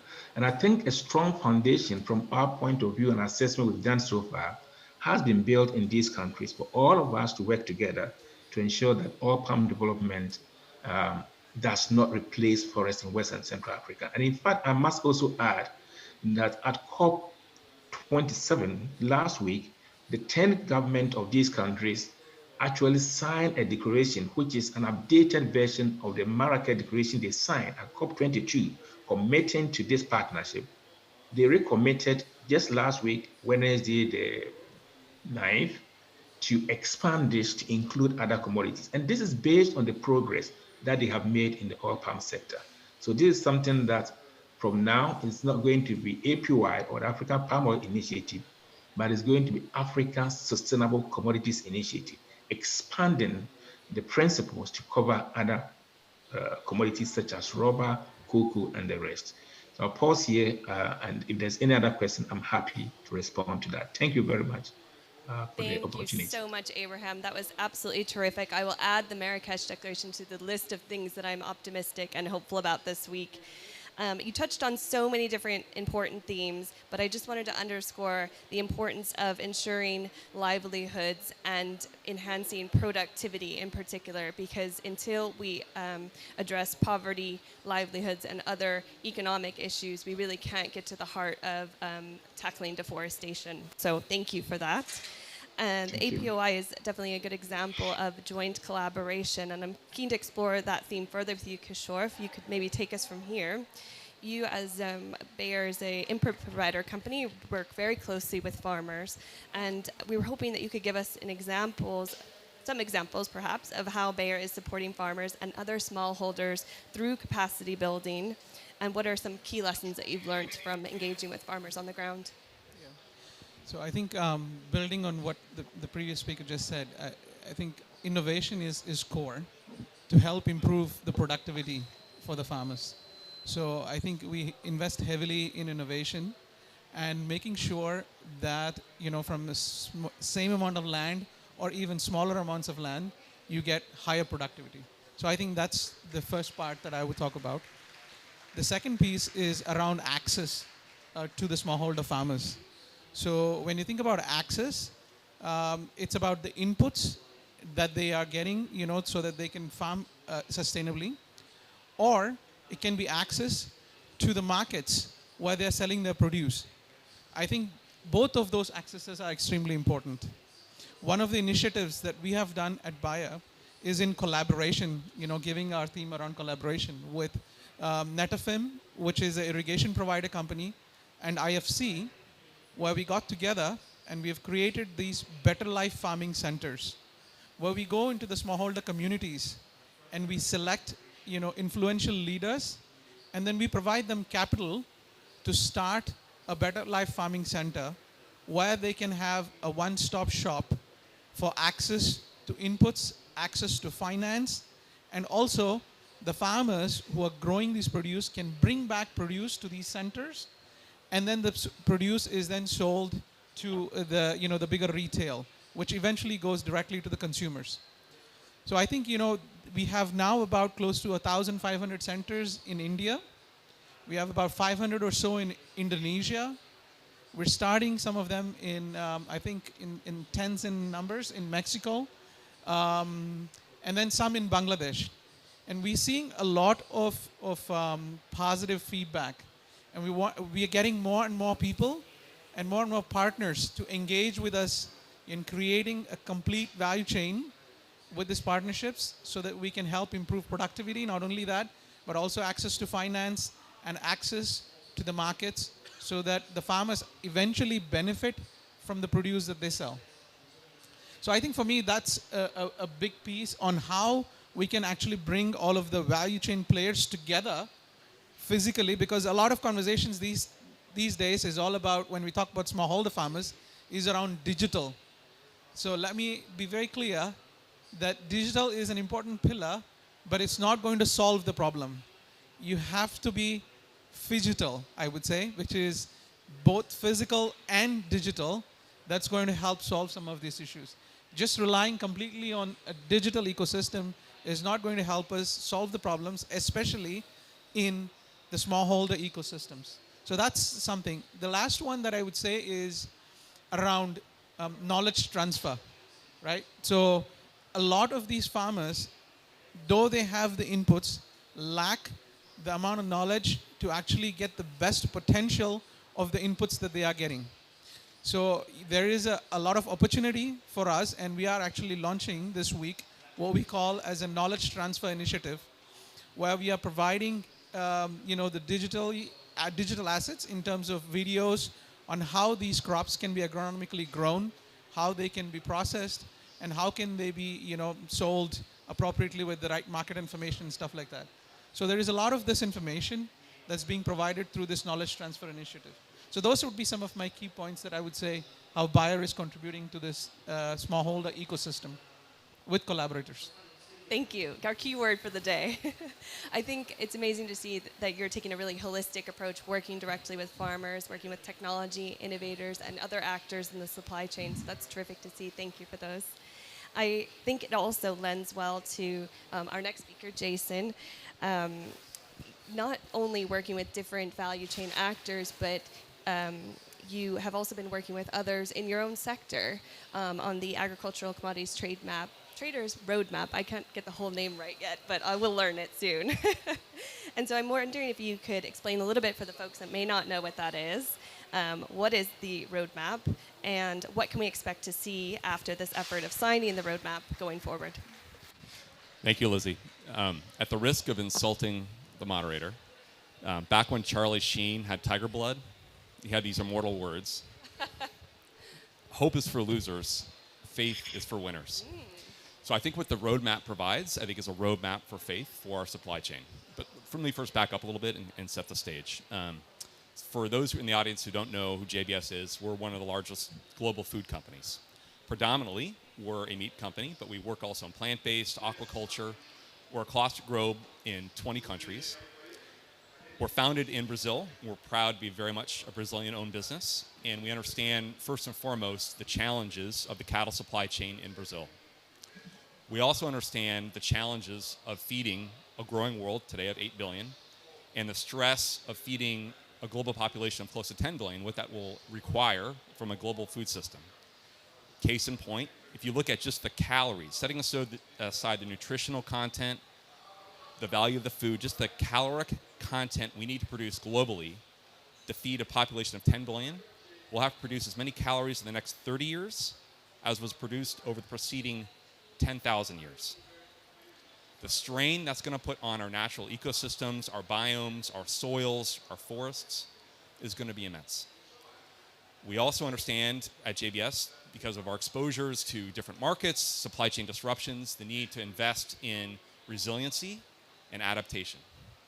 So the only path forward, whether you're in livestock production, crop production, food production, is to invest in climate smart practices, nature positive systems, regenerative farming systems.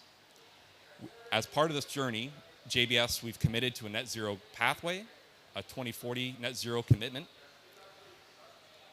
In the livestock sector, the biggest component when you look at our scope 3 impact, so outside of our supply chain, bar none, is land use change. is deforestation.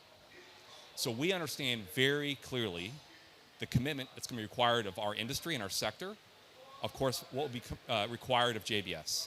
And we take this commitment very seriously. As part of this commitment, we'd already submitted goals around ending deforestation as part of our Brazilian supply chain. With the roadmap, so coming to your question, Lizzie, what is very, I think, for us as the cattle sector is instrumental is first it coordinates with the palm sector and the soy sector. So it's a cross-agricultural sector that's really predominant in speaking here of Brazil, not addressing palm and other continents and other countries, but just specifically in Brazil. Having a joint commitment with the soy sector and the cattle sector is really important. Secondly, what the roadmap lays out is a path to end deforestation in critical biomes in Brazil by the year 2025. So this is a very significant acceleration of our deforestation commitment. Specifically, we call out 2 critical biomes. First is the Amazon. So what the cattle sector is committed to is to end both illegal and legal deforestation by 2025 in the Amazon biome. Second, in the Cerrado biome, it's also a really critical biome for forestation and preventing, slowing down, and arresting land use change. The cattle sector is committed to ending illegal deforestation by 2025. Why I parse legal and illegal? According to research, the vast majority of deforestation in these 2 biomes is a result of illegal deforestation. Upwards of 94% of all deforestation is a result of illegal deforestation. So the roadmap lays out 3 critical pillars. So the first pillar is really laying out the implementation plan. I've already touched about that, these critical milestones. So beyond the milestones, what's going to be the glide path over the next 13 months? So we have our 2023 goals to end deforestation in our direct supply chain by 2023. It's very aggressive, so that's like 12 months from now. Got to get on that. And then by 2025, ending deforestation in Amazon, both direct and indirect. It's hard to underscore the complexity of addressing the indirect. Case in point, JBS alone across Brazil, we have over 80,000 suppliers, farmers that we work with on an annual basis for cattle production. That's just our direct supply chain. When you look at the indirect, you can multiply that a multifold. Hundreds of thousands of farmers that are part of our supply chain. So we have a good visibility and traceability and monitoring of our direct supply chain. The real technical challenge for the cattle sector is the indirect supply chain. So then the second pillar of this roadmap is about first setting up and enhancing a traceability supply chain program, partnering with the incoming Lula administration as well as with the current governors of critical states like Pará, where they have decent traceability programs, but then how do we collectively share in better data transparency, like with the animal transit permits and the car registries, the rural environmental registry permits, so that we can have a better integrated direct and indirect traceability and monitoring capability across the sector, improving our remote sensing capabilities and enforcing, to your point, not just having digital, we have to have an on-ground approach. And that on-ground approach then is secondarily is about technical assistance. It's working with those small landowners who in many cases are in very marginal conditions. How do we give them the assistance where maybe they're out of compliance, they're illegal? It's not sufficient just to block them. If you block these ranchers, that doesn't mean they're going to end ranching. They're just going to find another market, another channel for their cattle. Many times it's going to happen in a dark market or may even come back, as we've learned, in JBS's own supply chain.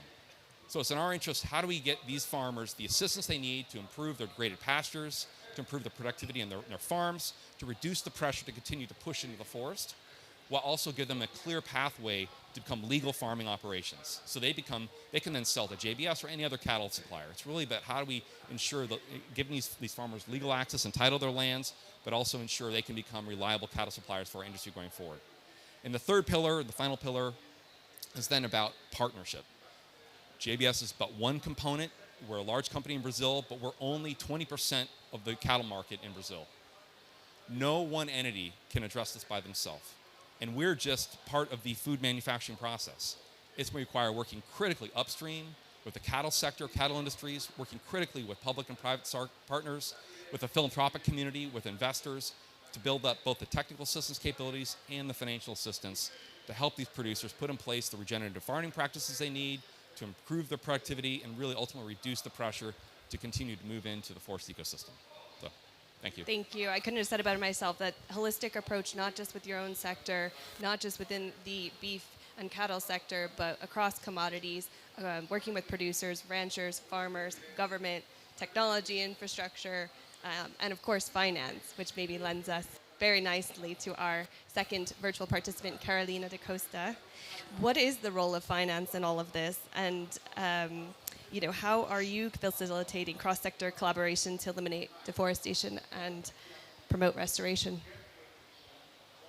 Thank you, Lizzie. I'm glad I went last after hearing my colleagues in the panel, because I think it really is very didactic. This is the role of the financial market.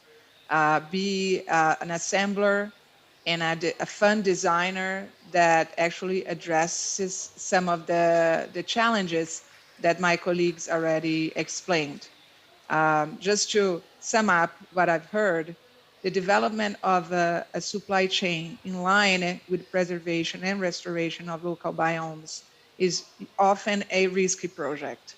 So these are projects that, as my colleagues explained, require several components, such as length of development, risks that are associated to the development process, opportunity costs that really sometimes showed us incentives that are not in line with preservation and restoration. Producers' capabilities, as Abraham explained so well in the case of palm oil, such as a very nice example of the needs that producers require in terms of capabilities to develop new production methods. And at the first side, when you look at this market condition and incentives that are in place, the financial market has to work as an assembler and a fund designer, offering solutions that de-risk this operation. So it's important. I always like to say that the green economy comes before the green finance. So it's very important to understand the mechanism of a green economy, and then the financial market comes with the green finance to try to make it work. So the financial market is accelerating solutions that help to de-risk these operations and making the investment viable for different set of investors, in particular traditional investors that usually are scared of simply putting money in operations that require so many conditions. But funds designed for this purpose can really be attractive also to these investors.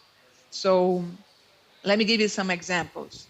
So the funds that I'm referring to, they can be designed to capture resources from different set of investors with different risk appetites and return horizons. So an example of that is blended finance, in which you have some type of capital, such as concession or catalytic capital, absorbing riskier quotas of the fund, sometimes offering resources for technical assistance, which my colleagues mentioned how important that is for producers to have this type of knowledge in order to use the resources in the right direction. And at the same time, having a different, you set a different return horizon for capital that is more patient, that waits for the project to develop. You know that to restore a biome, to restore degraded pastures, and also to develop capabilities sometimes take time. And you have to have some investors willing to wait for this process to unfold. So the financial market can design this type of funds, and then comes another important piece of this equation, the role of anchor companies, especially when you're talking about supply. So we were listening to the conditions for the supply chain systems to develop. And of course, Jeff said at the beginning, the importance of companies to have the right strategy, to be able to measure what they tell us to do. So the anchor companies in these funds, they can work as off-takers, they can work providing technical assistance, as Jason was mentioning in his example. But at the same time, this is the nice piece, as VK said, VK, I agree with you, innovation is key. the most innovative piece in this equation is companies to participate as investors, concessional investors, because then they walk the talk. Like if I'm really willing to wait for this process to unfold, I'm willing to provide resource for development, I'm willing to work as a fair off-taker, which is not often the case, and usually sometimes producers don't want it to have the companies as main off-takers because of the fair trading embedded, not so fair trading embedded, so that requirement is important. But when the company really put the role of being the catalytic capital, and we have an example in Brazil right now, we are developing a project in which TNC is our impact advisor, like in terms of like the concept note of the fund for restoration of degraded pastures in Cerrado. And we have a big company, local company that actually, global company that actually works in the local biome, in this case, Syngenta. Building an instrument is not like it's not something that is in the market, but it's already working in a first phase that actually provides credit linked to KPIs of restoration of degraded pastures and with attractive rates that actually incentivize producers to take the line. At the same time, they are transforming their production method with this credit line. So I think this is a very nice example. And of course, it's not trivial, it's not easy to do it. And companies usually, as again, I think it's important that the session opened with Jeff saying that not all companies are prepared for that because they have to be very coherent. Otherwise, if they're not coherent in their KPIs, if the governance of the fund is not very well structured, it's very hard to attract this catalytic capital that is so important to make the blended finance instrument to work. So I think the example for me lays out the scenario for the financial market to work as a very innovative player, assembling instruments, designing funds that actually put together the ecosystem that is important for the restoration project to work, for the preservation project to work, especially when you're talking about supply chain, in which the anchor company is so important to make the system to be coherent. So that capital should be geared not only towards credit, but also towards development of capabilities, de-risking mechanism, and like making sure the resources are being used for the KPIs that were strictly developed for making sure the restoration, the preservation thesis is in place. Thank you so much, Carolina, for that. Those are some great examples of really creative business models and financial instruments that can help to drive incentives on the ground. Maybe just in the spirit of time, we are going to end with just one final question that everyone will have a chance to answer.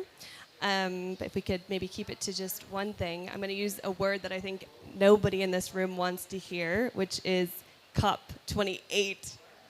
What do you think we need to do to unlock further progress on this agenda in the coming year so that when we come together again at COP28, we can report back on substantial progress? And guys, to keep it, maybe one or two things in a brief few minutes as we wrap up here. Would you like to start, Jason? Go for it. I got the hot mic, so I'll go. It's clear we have to have in place, for speaking for the cattle sector, speaking for JBS, if we do not have an integral traceability program for direct and indirect suppliers that includes visibility in the data, that is scalable, and allows us insights, particularly in our direct supply chain, it's going to be a challenging COP28. That said, we already have great investments there. We have partners we're in discussions with. We're exploring new technologies. But that, to me, is the key gateway. The second thing, and to build upon Carolina's point, is we have to have innovative financing mechanisms, financial incentives. It's not enough to just monitor the forest. You have to protect and restore the forest, and you also have to enhance degraded pasture systems. And without an infusion of investment, whether from philanthropic, donations, public sector, and private sector, it's, again, going to be a very challenging COP28. That said, I have faith that we'll have progress on both of those to report next year. Maybe a little bit of hope? A lot of faith. Good. Jeff, over to you. Okay, I'm going to squeeze in a few here. So the first thing within a year, I think is very doable, is for more companies to be setting science-based targets for the land sector. So the SBTI Forest, Land, and Agriculture guidance came out in September, provides a very clear pathway for what 1.5 degrees or well below 2 degrees looks like in a company context. And if we can get those policies into place, which includes as a requirement a no deforestation commitment by 2025, that will provide a real foundation for what has to happen. And there's some really promising developments in this space. For instance, the US government just announced intention to require all of their suppliers. The US government is the largest buyer in the world, $600+ billion, all of their suppliers to have science-based targets. So we see some motion here. The second thing I want to mention is when it comes to supply chain control, there's been a lot of focus on our products linked to deforestation. How can we assess that? But ultimately, we want to get out ahead of the deforestation because once it's happened, we have a set of bad options to choose from. And so in the Traders Commodity Roadmap, the palm oil sector roadmap includes new action on monitoring and response frameworks to do fast detection and response. And that's an approach that we think needs to be rolled out broadly because the actors that are causing deforestation today might not be in anyone's supply chain. The only way we address the problem is to get out ahead and be working with those folks. Thank you. Kishore? I think maybe I would start with saying that a few of the stuff that you already mentioned, both of you, Bayer is already ahead in doing that, right? So in terms of working with our suppliers, an example is in Brazil, we started to work with our soybean seed providers, basically to say that they comply with the net zero deforestation policy. We're doing the same with our packaging material providers, as a company. So I think some of the things that you're talking about, we're already working with, and we are ahead of that, I would say. I err on the side of trying to set up a lofty goal and not being able to achieve it, rather than trying to set up a smaller goal and declare that we have achieved it in a short period of time, right? So I'll more err on that side, and I will say that my hope is that we really need to figure out what's in it for each of the player in the value chain to come into this, right? Because unless we are clearly able to articulate the value for each of the players in the value chain, it's simply not going to be possible, right? So no matter what creative mechanisms of finance you have or what creative policies you create, right?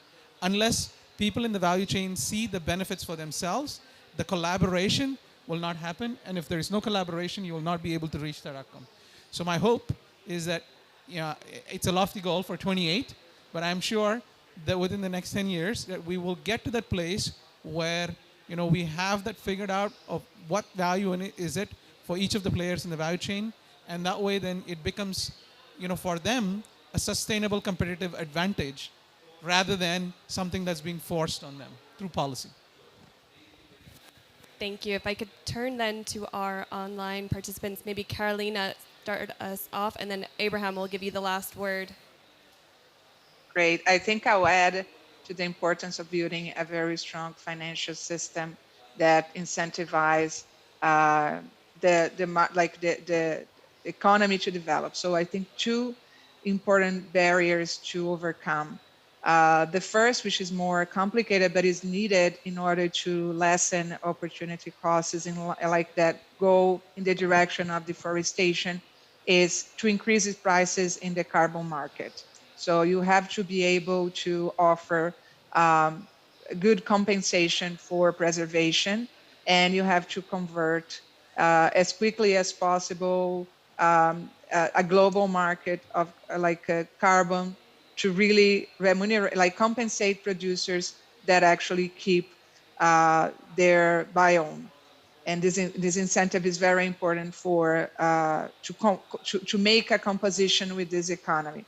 And the second, which I think is easier because I've seen multilaterals and the DFIs in these discussions, You have to have a more speedy and less bureaucratic process for these development banks to participate in these instruments as catalytic capital. So they have the resource, they have the knowledge, but sometimes it takes too long for these resources to be available. And for me, multilaterals, DFIs are key for the financials, for this type of financial system to develop.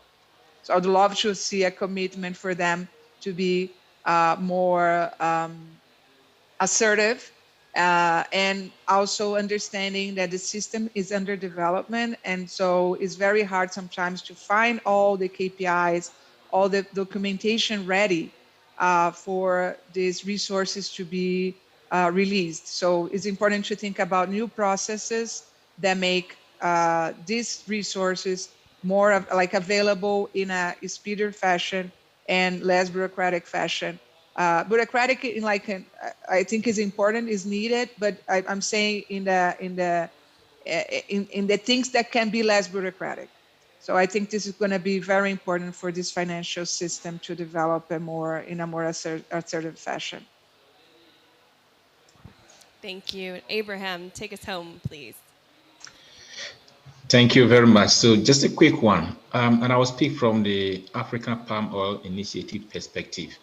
I think there has been great progress made by the partners and the individuals involved in creating the enabling environment, which is great. And by committing to multi-commodity declaration, I think it's even going to be even more critical that funding is made available to these governments to implement these commitments. What we've seen in the past is that there's great ambition, target, but they don't as yet have enough resources to implement those things. And I think protecting the forest of West and Central Africa is a global asset. It's something that we all benefit, and it shouldn't be the responsibility of those governments to provide the financial resources needed to deliver on those commitments. And I think that's critical. Something that if we want to have a good progress at COP28, then all of us should begin to think about that and support them in implementing the great system they put in place to ensure that the forests in West and Central Africa are protected. I think the second thing I want to add quickly is also about cross-sector collaboration. I think we've heard about sector collaborations and individual collaborations, but how do we share the lessons and experiences across different sectors? And this is also very critical. If we really want to share and build on experiences and lessons to scale our impact, then we need to do that.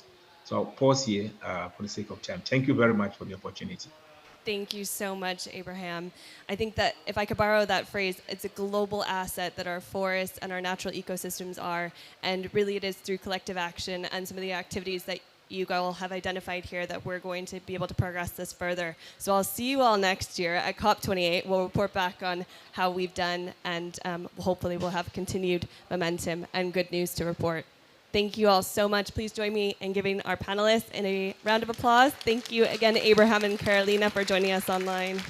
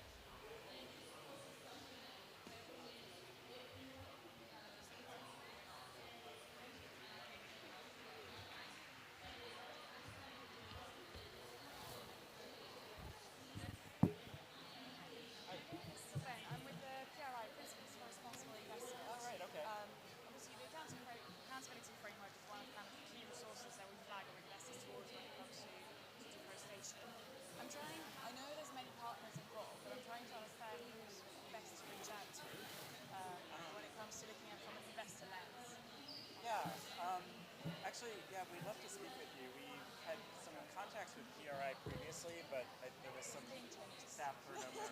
So I joined in July, so okay, I'm now leading our work on biodiversity and nature in general. Okay, oh wonderful.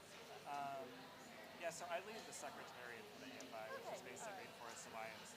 We have coalition members that do a lot of work directly with FIs, like Ceres, CDP, WWF, etc.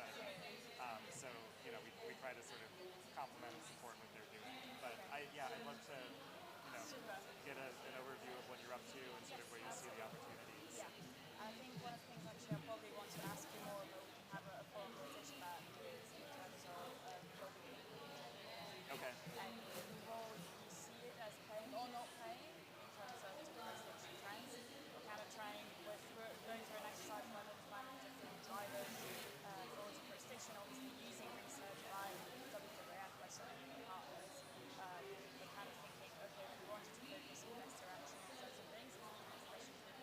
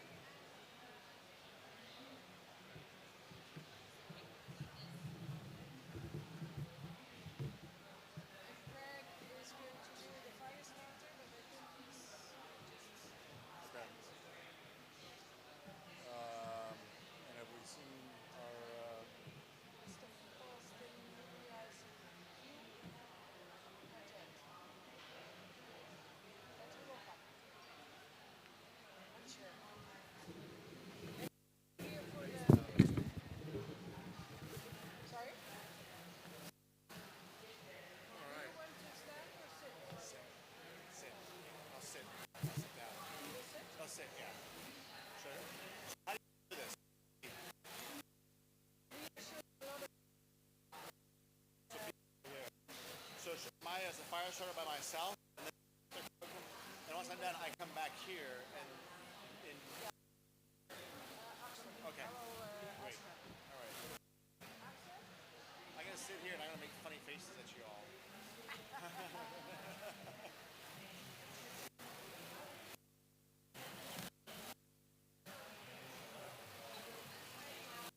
Handicap it now. 2024 election. There's multiple questions in it. Is he even invited? Right. Right. Is he alive? Yeah. Exactly. I think he has to say he's going to win. Otherwise, he's lame duck. So I have a point now. Here's my take. He's still alive. He runs. If it's Trump, he wins. If it's DeSantis, he loses. If he wins, halfway through, he will resign.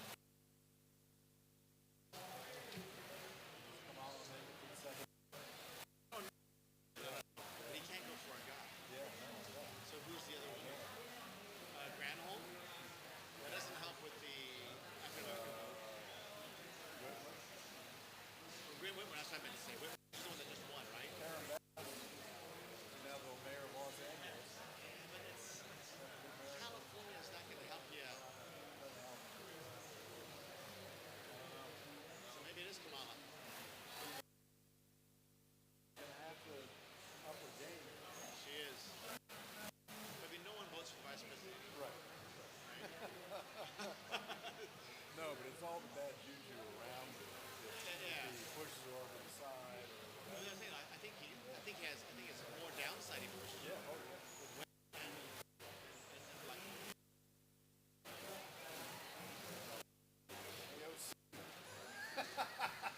He won't win.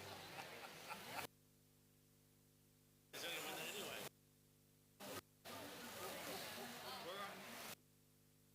To really win big, you need a Midwest moderate Democrat. Kentucky. Bashir.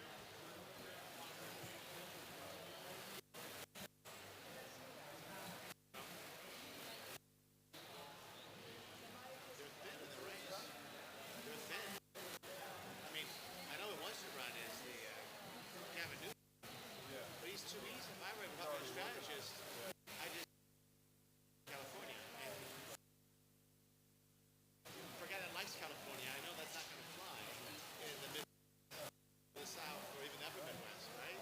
You lose. I use that. Yeah, exactly. Yeah, you'd be California.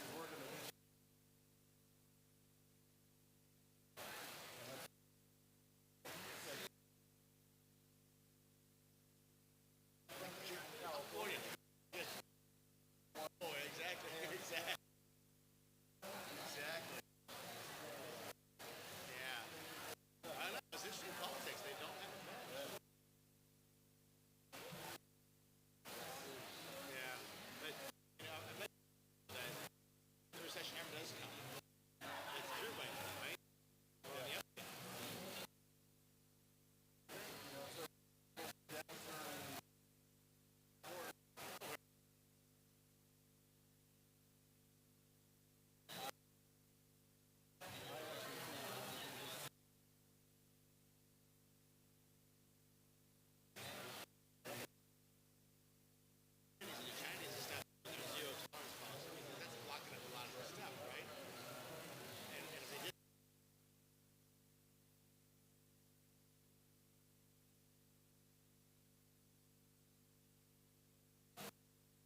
I look at my wife like, how bad is it?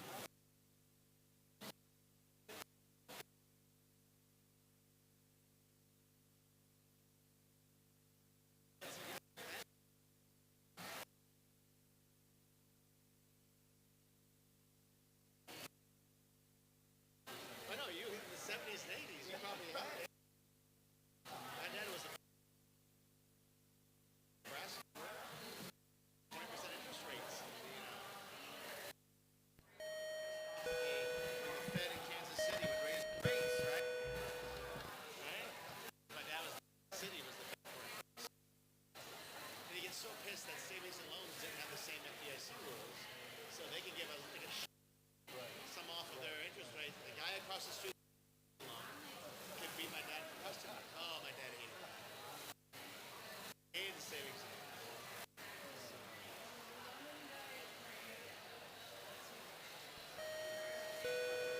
Hi everyone, we're going to get started.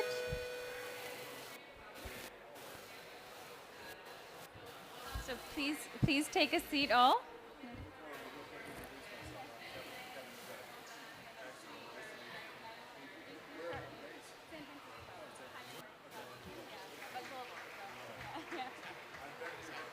Oh yeah, yeah.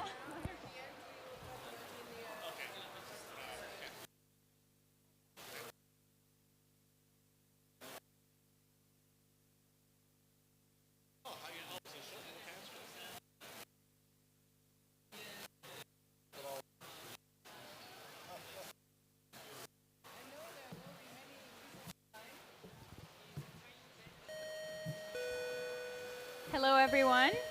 Welcome to today's session on cold chain. My name is Axum Tefera and I am Associate Director of the Clean Cooling Collaborative at ClimateWorks Foundation. And we are focused on advancing efficient climate-friendly cooling and making sure those who need cooling and are at risk from extreme heat have access to it. So we have a great set of speakers today to discuss the opportunities to catalyze development of sustainable cold chain solutions, and really from an accessibility and utilization standpoint. And we're here to focus on rural areas and emerging markets. So our speakers will give you some insights as to how scalable business models and financing can be tools for helping to accelerate development. So we do want to start off very quickly by showing you an intro video that goes about the challenges of food loss and waste through the lens of an SME called Farm to Feed in Kenya. So let's show that very quickly. The problem of food loss and waste in Kenya really came to our attention when we started off as a COVID relief emergency effort at the height of the pandemic. A lot of food was going to waste and being lost on farms. So we rescued the produce from farmers and we delivered it to those most affected by the pandemic. My name is Zara Benosa and I am Farm to Feed's lead on partnerships and fundraising. The gravity of the problem is rather large and quite serious. Overall, in sub-Saharan Africa, nearly 50% of fruits and vegetables never even make it to the consumer. Kenya basically loses up to $1.5 billion worth of food in terms of post-harvest losses. All of this loss and waste happening at a time when there is huge incidences of hunger and food insecurity. 26% of Kenyan children are stunted. So it's a really grave problem that Farm to Feed has developed a scalable solution to address. Farm to Feed's solution tackles food loss and food waste by creating a market for imperfect and surplus produce. So this allows more nutritious food to be affordable and available. It allows farmers to earn additional income for food that would have been written off as a loss. Also for farmers, mostly whom are women, this builds their resilience. Thirdly, this helps tackle climate change. If you want to tackle climate change, tackle food loss. 10% of global greenhouse gas emissions come from food loss and food waste.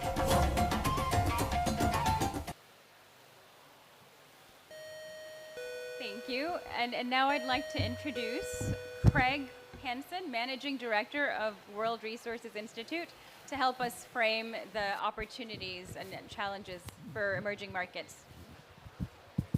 Great, good afternoon, everyone.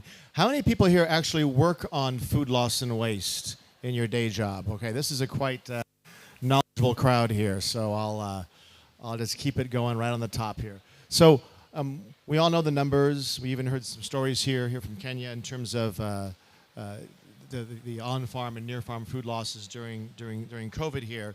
Now, cold chains, getting cold chains into the system is a potential solution for tackling on-farm and near-farm food losses, but you know, there's some challenges in getting cold chains going. One is you want to make sure they're low carbon, right? Because you just want cold chains out there and then exacerbating the challenges that we've had in the global north with high energy, non-carbon GHGs, et cetera, associated with cold chains. We're looking at low carbon cold chains.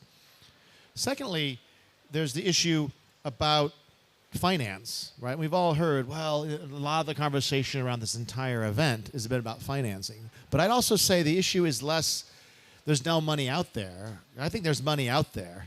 The issue is there's not enough investable projects, right, for that money to flow to, right? And that might be at the heart, or one of the hearts of the challenges we're facing, and we're going to hear some folks talk about that after I speak. So it's not just finance per se, but it's places, good investable projects for the finance to go. Thirdly is markets. It's one thing to have cold storage, but then, where are those farmers with all those carrots you just saw? Where's it going to go, right? If there's no access to some type of market, right, you just stored stuff and got it cold to then have it be lost again, right? So you need access to markets. And finally is knowledge and technology, right? There's low carbon technologies that are coming up and new. Some are old, but still relevant. But also there's the know-how that's needed to actually make it work. How do you use the technology? How do you use the financing to finance the technology, et cetera, right? So there's a knowledge gap. So what this session today is about is a new effort cleverly called Cool Move. Emphasis on cool, but move is about moving the market, moving the money, getting progress and change made, which brings together a number of players, and I think our next speakers will talk about who they are, to really think about how do we advance low carbon cold storage, starting off on the continent of Africa, to really help address a number of problems the world faces today. One is food security, right? We all know how high the prices are right now, looking at the FAO food index. COVID, right, has also exacerbated the issue of food security for people. So there's a food security issue. There's also a climate security issue, right? Both near term and long term. So if Cool Move is successful, the idea is that it would actually help parts of Africa where actually it operates to help tackle both of those crises, both of those challenges all at the same time.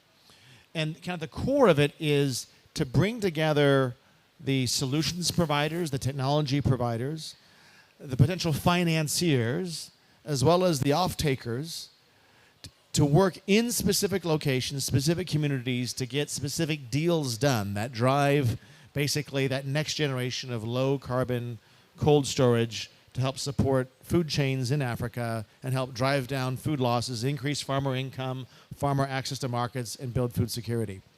It's innovative in that it only works because the players you bring together, right? It's not just about having a technology.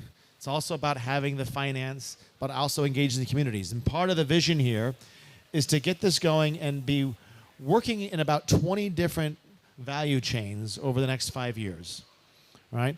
And what they'd like to do is, in the places where they work, they'd like to double the amount of low-carbon cold chains that are available 5 years from now, and then double it again 5 years after that.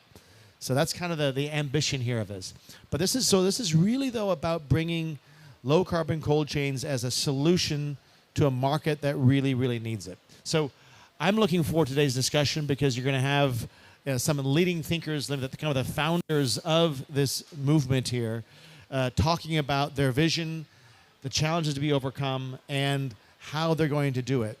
I just want to end by saying that, it's fitting that we're doing this at a climate conference. You could do it at a World Food Summit or whatever, but, at the end of the day, this is about finding solutions where the technology and what you're solving for, reducing food losses, actually help with the climate. So with that, I will turn things back to our moderator. The floor is yours. Thank you for that framing, Craig. Very much appreciate it. And we, with the raise of hands, have seen that we have quite a few practitioners, experts in the field in the room. So we're going to try to make this interactive and create space for you all to also engage with our speakers in a bit. But I do want to move us on to just showing some real-world cold chain solutions that are out there and looking at what local companies are doing to tackle the challenge of food loss and lack of good nutrition and all of that. So we have some nice examples where cold chain should be integrated, and we want to look at especially where there's perishable food like fruits, vegetable, fish. We know that the challenge is to matchmake and integrate the right type of facility with the appropriate need. And next to that, we need to simultaneously look at how do we make sure that these technologies, solutions are sustainable and reducing greenhouse gas emissions. So one good example of a low-carbon cold chain storage solution is the EcoFrost system. And this is developed by a company called EcoZen. So we want to play a quick video for you. EcoFrost is a solar-powered cold room.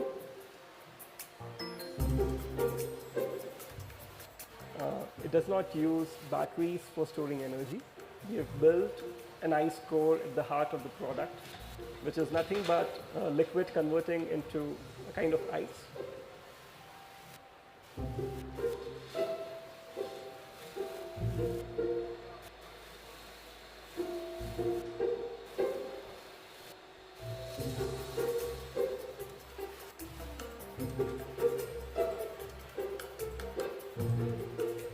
The whole unit is backed up by a very strong AI at the core of the product. So these algorithms are running inside the controls and on the server as well, on the cloud, which ensure that the unit's performance is happening to the best possible extent. Blue Sky Hubs, we are a farm that is growing and exporting fresh hubs all over the world. Basically, all the hubs are very sensitive to temperature. There are hubs that you will store at 2 to 4 degrees, and there are hubs that you will store at 10 to 12 degrees. If you miss out the temperatures by a margin of 2 degrees or more, then you end up losing the entire harvest. All the inputs, the chemicals, the fertilizers, the labor input comes at a negative number. The solar cold room came at a good time when we started harvesting basil, and we get better shelf life using the EcoFrost cold room than storing it at the pack house temperature. The AI, the solar energy generation, power conversion, so all of it, when you put them together, when you build the hardware and the software together, that is what makes it more efficient, makes it more reliable, and makes it more beautiful. More power to the farmer.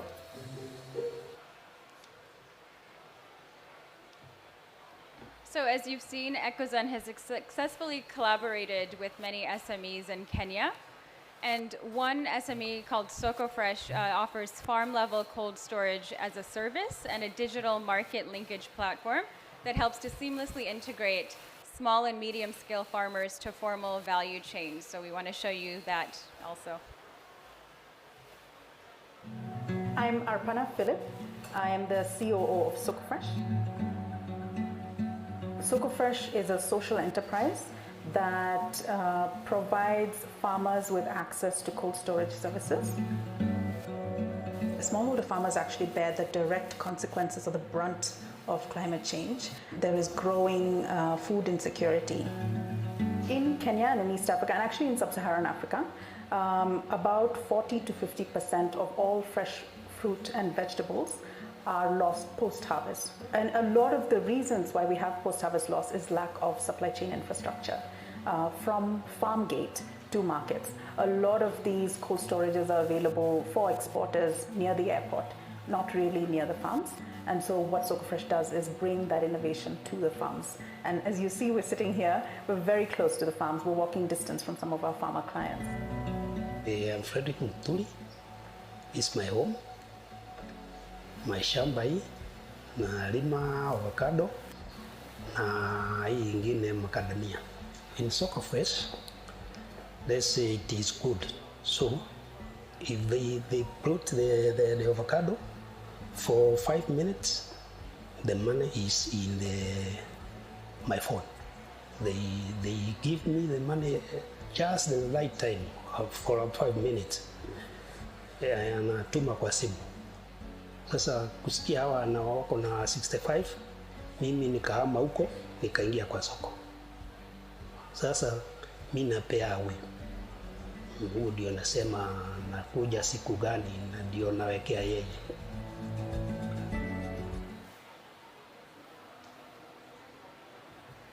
Wonderful. So I'd like to now invite our panelists up to the stage, please.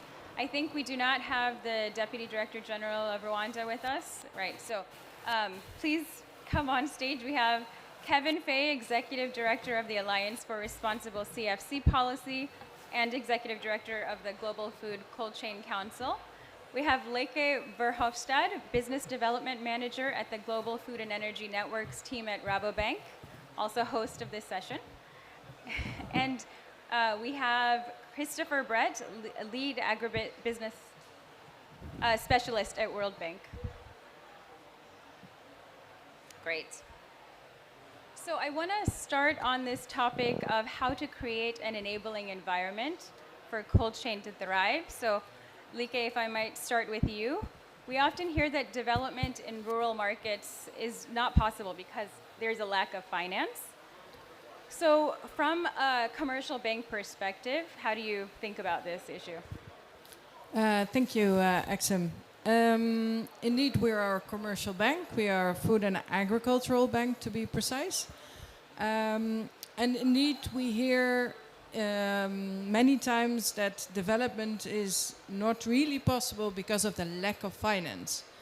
And in a way, that's true, but it's not because of the lack of money out there. It's actually what Craig already mentioned. There is a lot of money out there. The problem is that there are no bankable projects. For an SME or a company to be bankable, you need scalable and viable business models. And if there's a viable and scalable business model available, then a bank will finance it. We know that when you start a company or you want to transform into more sustainable practices, you need to go through what we used to call the valley of death, what we now rather call the valley of transition. So we do know as commercial banks that SMEs deal with that. But what we also see is that there is a huge lack of bankable projects in Africa. Therefore, this initiative is also very much focused on developing the right business models and not only for blended finance or other financial solutions, because once there are viable business models, the financing will come. Thank you, Leke. Now I want to turn a bit to data. So what is the importance of data in getting financing for cold chain? And Kevin, could you speak to why a database is useful for cold chain in a particular country? Thank you, Axum. Leke just touched on it a little bit in that the tough part of trying to get financing for a project is what's the basis for you assessing whether you've got a viable project or not. The Global Food Cold Chain Council has been working for the last several years to develop a data gathering program with developing countries and working with the Montreal Protocol Secretariat to identify the state of the cold chain in a particular country. And people first say, well, wait a minute, well, what's the cold chain? Well, it's not just cold storage. It's trucks, it's processing, it's home refrigeration, it's commercial retail refrigeration, and the cold chain is quite diverse. And yet we also know that the cold chain in many countries is not nearly as developed as it is, for example, say in some of the developed countries. And so it's important that you get an understanding of that by gathering the data to identify what kind of cold chain do you have, number one. Number two, to link it to what is your agriculture system in your country, so that you make sure you're identifying, if you're going to identify sustainable technologies to help improve food loss and waste and help improve productivity, you know what the products are that agriculture system is producing. It will help you then provide quantification for the environmental and economic benefits, and also helps create confidence for financial institutions on the value of a project or the risk of the investment. And so it's absolutely critical that you start with a data gathering initiative that helps to know where you're starting from and where you're trying to get to. Thank you. I want to turn to Chris for a moment. Even though you're virtual, we're happy to have you here. Could you talk about what you see as the role of MDBs and DFIs to enable finance to create sustainable and resilient cold chain approaches? No, thank you very much, and apologies, of course, I'm not there in person, but it's so great I can connect. And just to say, this is my 4th session in COP, sitting here working from the World Bank in Rome. So we are connected globally. I really want to say a special thanks to the invitation for this, because you're bringing all the core partners together. I mean, this cool move that Craig and the team have referred to is bringing FAO, Rabo, IFC as core partners together with other partners, of course, the clients of this, as well as ESMAP, one of the bank initiatives, which is looking at energy sector management and assistance programs as well. And what I'm trying to say here, when it comes to the business model you've heard about a lot, there's been a terrifically long journey here. You know, the MDBs, the World Bank Group, where we lend to the public sector through the bank, and the IFC lends to the private sector. These are important areas to appreciate. That when it comes to our role, we have to prepare the clients for investment. This talk about the business plan is so relevant, but what are we doing to actually develop that business plan? So just very, very briefly, the World Bank at the moment in the agriculture and food global practice where I sit, our portfolio is $24 billion of lending to governments. That's a significant amount of money, of which 45% is going directly into value chains. So what does that mean? It's going into dairy, it's going to fruits and vegetables, it's going into aquaculture, it's going to all these value chains, which are very, very reliant on infrastructure, the transport systems, the refrigeration systems, the whole package to get it to that producer.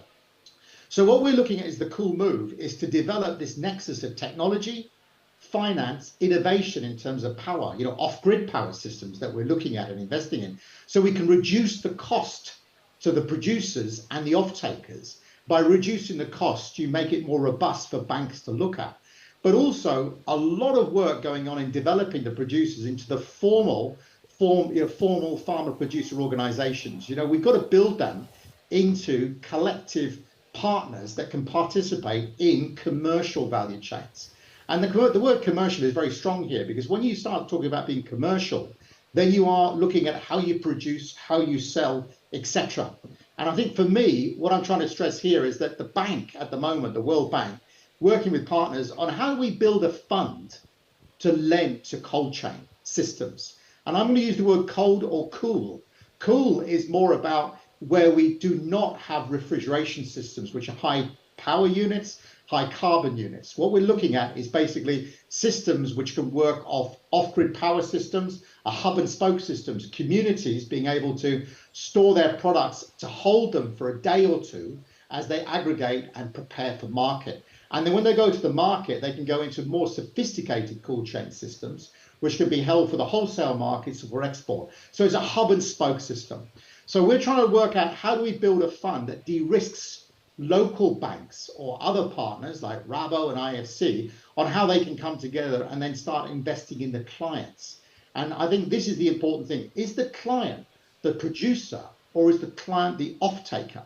I would argue in more cases the off-taker is critical, because they're the ones that are aggregating and own the product and have to take it to the market. The farmers are quite, I'm not saying they shouldn't be getting value addition, but we need to get this product system moving, prove the models, and then see how we can build the producer SMEs to come into more asset development, asset management.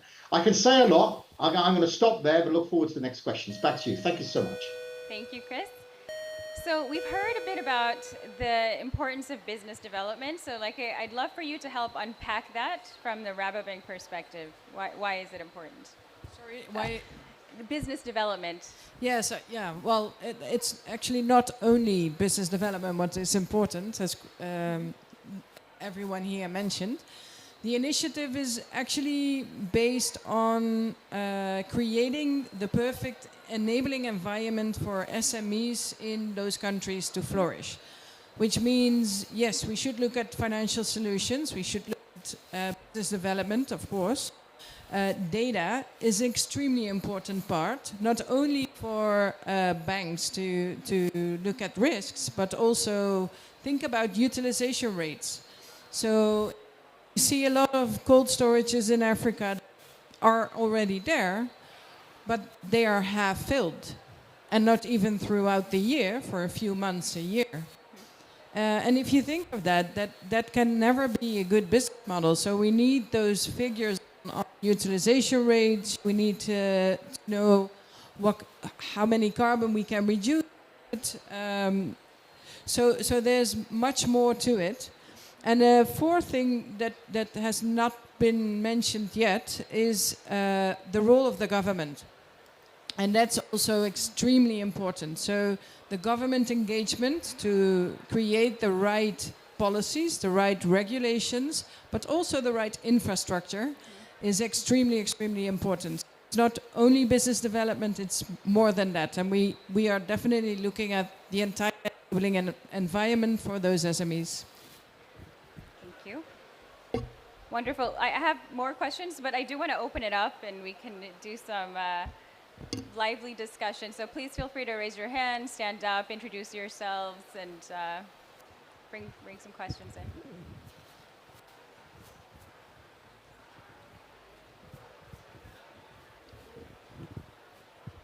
Yeah, hi, my name is Gregory Spira. I'm with Care Canada. And this is really interesting, and I think the progress in the technology is really a step forward towards what we've all been wanting. I'm just wondering, and respectfully challenging, that the aggregators might not be the only or the best destination for these. We know that private sector will crowd in where there's an opportunity. Where they are not crowding in is at the local farm level, especially in rural areas where women smallholder farmers are most active.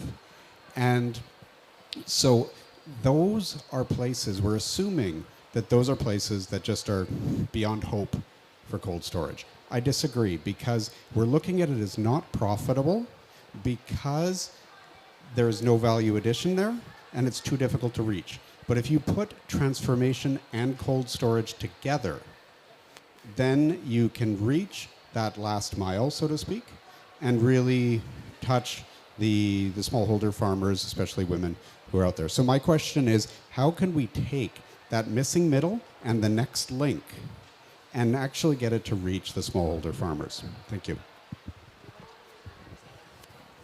Let me touch base on that, and actually we think of it as the first mile, not the last mile. But the fact of the matter is, I'm going to say there's a whole transition underway in the air conditioning and refrigeration industry towards technologies that rely on low GWP refrigerants, number one. Number two, that are either very energy efficient or ultimately will be able to rely on renewable energy. Well, we think that's ideally situated for those people in the first mile. Now, that doesn't mean that the technology is specifically there for that use or for that project immediately, but it is, and it will take some education for that first mile farm holder to understand the value and the need to utilize some sort of cooling technology to benefit them. And that needs to be part of the program.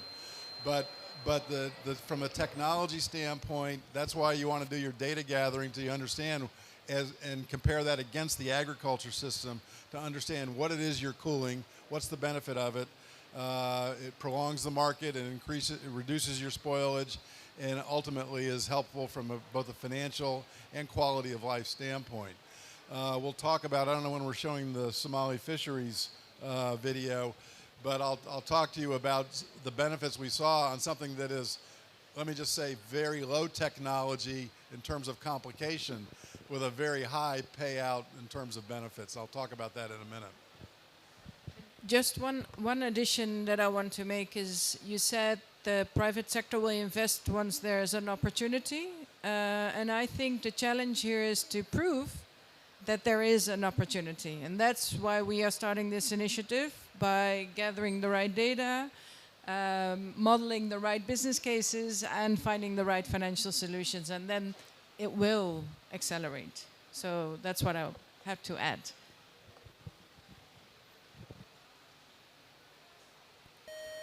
So we do want to bring in real-world examples to this conversation, and we'll open it up again. But you mentioned the Somalia video here. And so when it comes to both cooling as well as nutrition, there's aquaculture. We want to show a bit about a fishery project in Somalia, where they're working on reducing food loss, increasing profit, and enhancing the resilience of communities, all in an integrated fashion. So let's show that.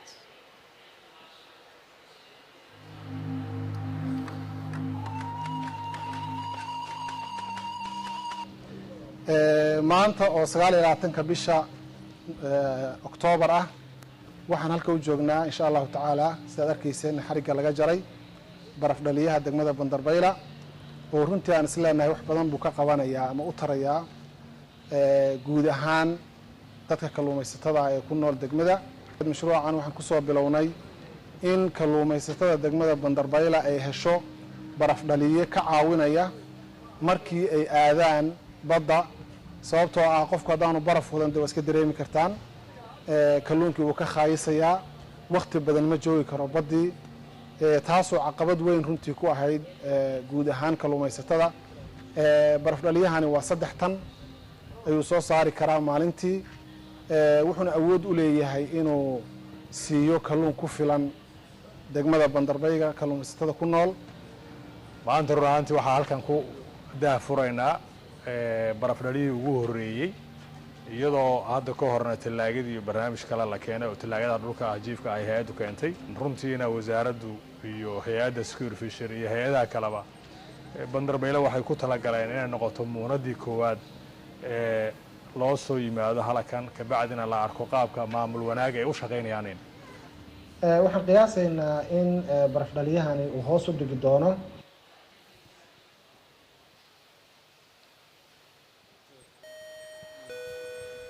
Let me add to that.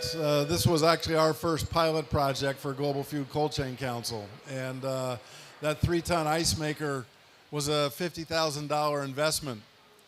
As you saw, it will reduce their fish spoilage by 70%. Their overall fish spoilage is like 30%. This will take it down to 8. Number one, it will increase sales annually for the fishermen in Bandarbayla, of which there are about 1,000 fishermen in the co-op. It will increase annual fish sales revenue by $2.5 million. And it will also sell another $200,000 annually just selling ice. So that was a $50,000 investment. That's the kind of I'll call it low tech. It's still sophisticated for what they had, but the kind of information that a commercial lender is going to look at, they have a co-op that lets them to do business with. They can show fabulous returns, and we're already in negotiation with them on how to expand this to other fishing communities in the area and to add refrigerated trucks to the system so that they can also expand the reach from that first mile to the last mile and expand the distribution there.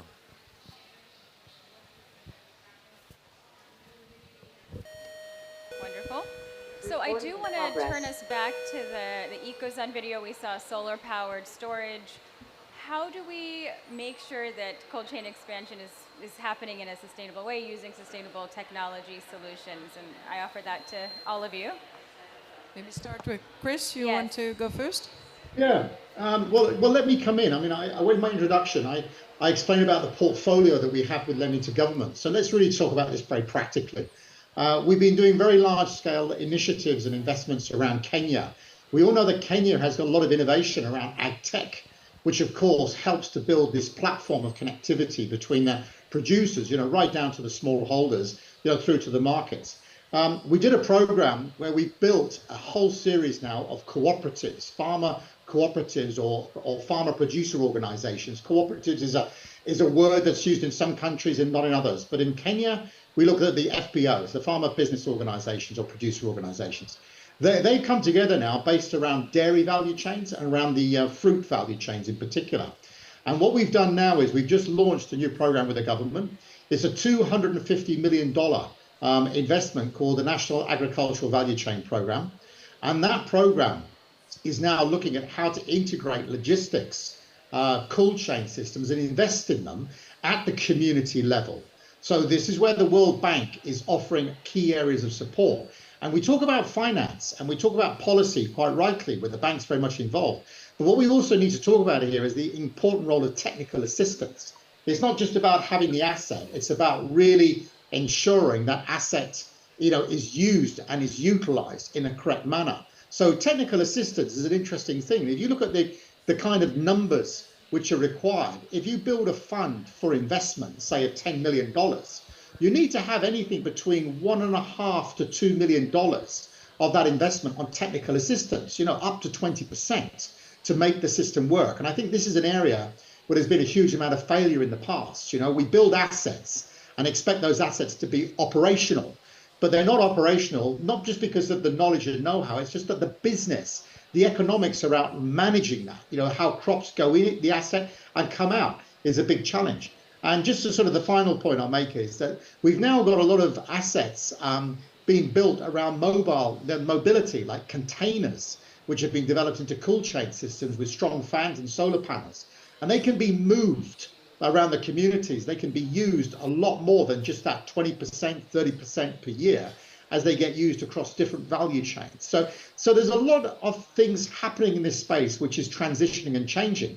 Because when we talk about all this waste, the biggest challenge is really, if we talk about these millions and millions of dollars of waste, why are we challenged to invest in this infrastructure? It seems to be, quite frankly, a bit of a no-brainer that we go forward and get this work done. So we've given you an example of Kenya. The last one, of course, is we're working with Rwanda as well, and we've just agreed a value chain investment there as well, which we'll be looking at the really developing horticulture sector in Rwanda, domestic, regional, and export, and see how we can bring those assets there as well. So it's about technology, it's about the investment case, it's about technical assistance, it's about finance, it's about the enabling environment as well. Back to you. Thank you.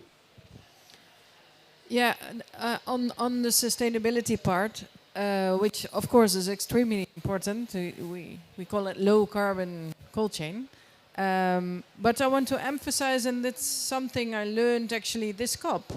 We all know that food loss and waste takes about 10% of global greenhouse gas emissions.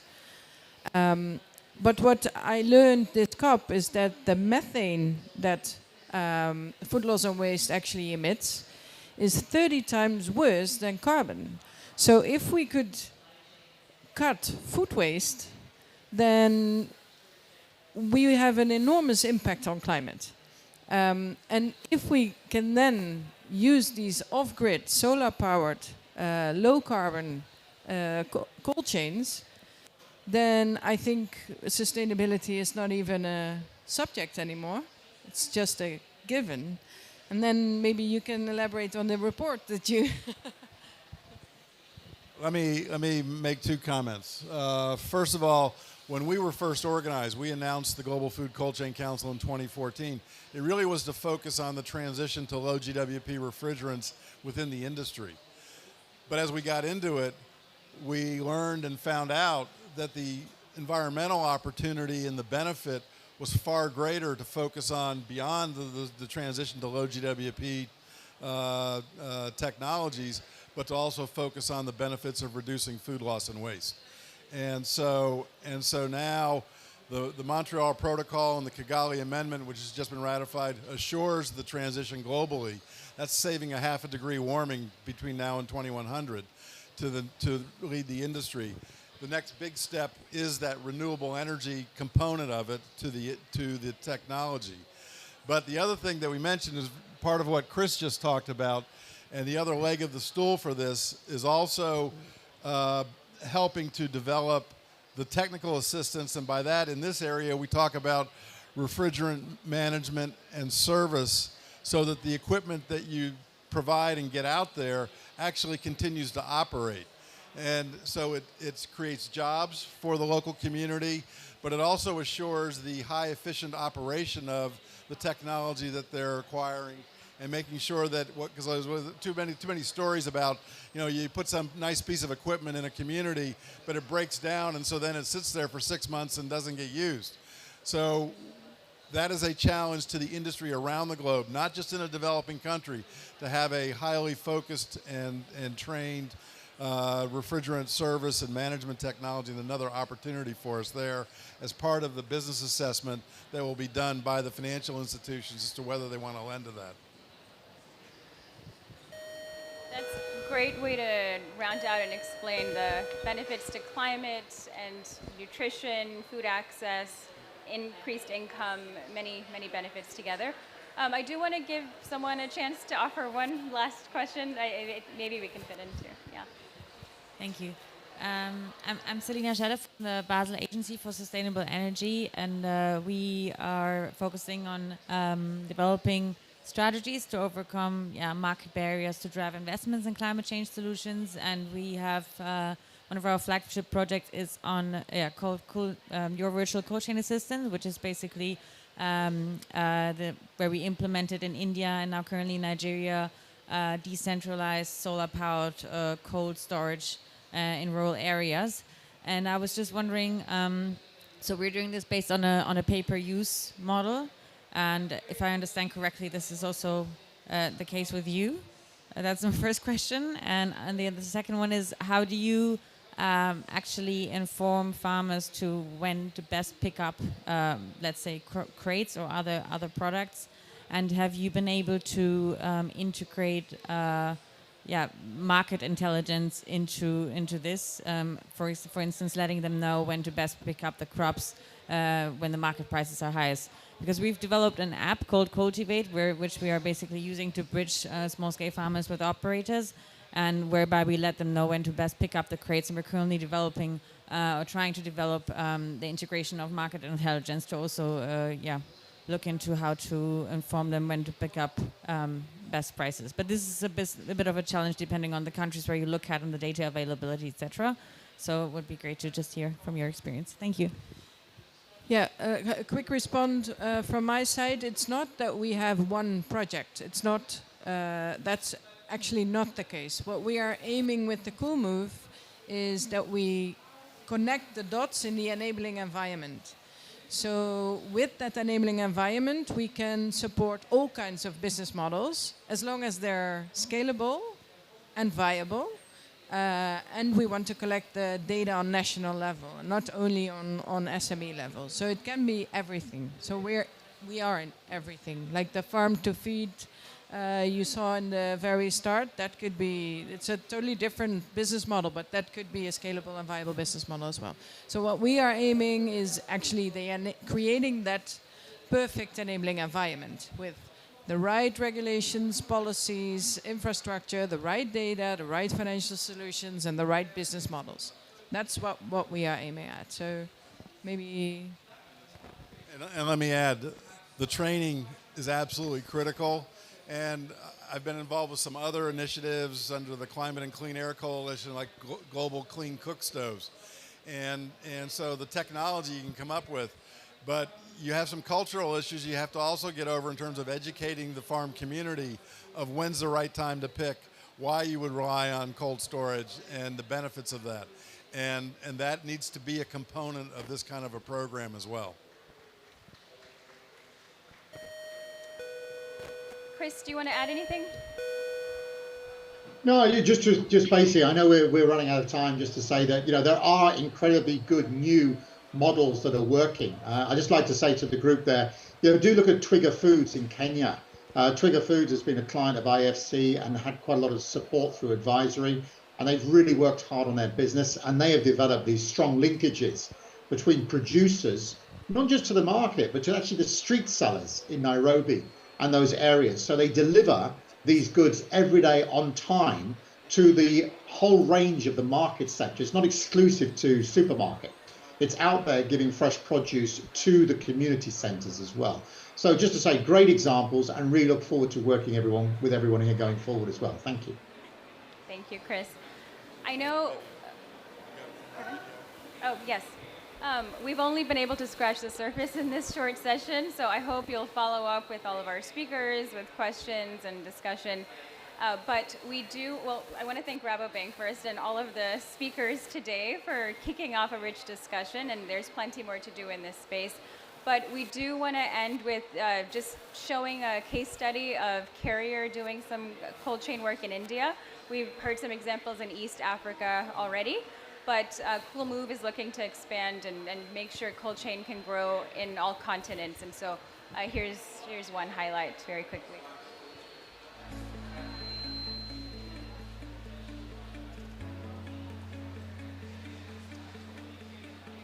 Kino is a relatively new member of the citrus family. This fruit is rich in mineral and vitamins and is gaining popularity. Abohar is a small town in the state of Punjab in North India. It is one of the few places in the world suited to grow kinos. In the current process, after harvesting during winter season, the fruit is cleaned, waxed, sorted, and packed. The kinos are then sent to the markets, usually by open trucks. As a consequence, a high share of the kino is wasted during the hot season. It does not reach all the potential markets in India and abroad. Carrier decided to work with the National Center for Cold Chain Development India to conduct a pilot project to extend the holding life of the fruit so that it can reach Bangalore and South India during the hot season. With this purpose, Carrier identified Balaji Kinos, one of the largest aggregator in the region, to set up a cold chain. ਅਸੀਂ ਜਿਹੜਾ ਇੱਥੇ pre cooling ਸਾਡੇ area 'ਚ ਨਹੀਂ ਸੀ, ਜਿਹੜਾ ਮੈਂ ਪਹਿਲ ਕਰਕੇ ਜਿਹੜਾ ਕੈਰੀਅਰ ਦਾ ਜਿਹੜਾ ਉਹ ਪ੍ਰੀ ਕੂਲਿੰਗ ਲਵਾਇਆ। ਫਿਰ ਕੈਰੀਅਰ ਦੇ ਜਿਹੜੇ ਟਰੱਕ ਮੰਗਾਏ ਉਹ ਬੰਗਲੌਰ ਵੀ ਗਿਆ, ਕੇਰਲਾ ਦੀ ਮੰਡੀਆਂ 'ਚ ਵੀ ਕੁਝ ਗਿਆ, ਚੇਨਈ ਵੀ ਗਿਆ, ਤੇ ਉਸ ਤੋਂ ਇਲਾਵਾ ਰਸ਼ੀਆ ਵੀ ਗਿਆ, ਦੁਬਈ ਵੀ ਗਿਆ, ਔਰ ਬੰਗਲਾਦੇਸ਼ ਵੀ ਅਸੀਂ ਭੇਜਿਆ। Balaji added Carrier cold chain solutions at the two key steps of the cold chain: preconditioning and connecting. The cold chain not only enables the consumers in the south of India to enjoy freshly squeezed kino juice, but it also helps in reducing wastage together with the associated carbon emissions, while enhancing the farmer's income. The positive outcome of the field study has sparked interest in the region, with several farmers interested in implementing the Carrier cold chain solutions.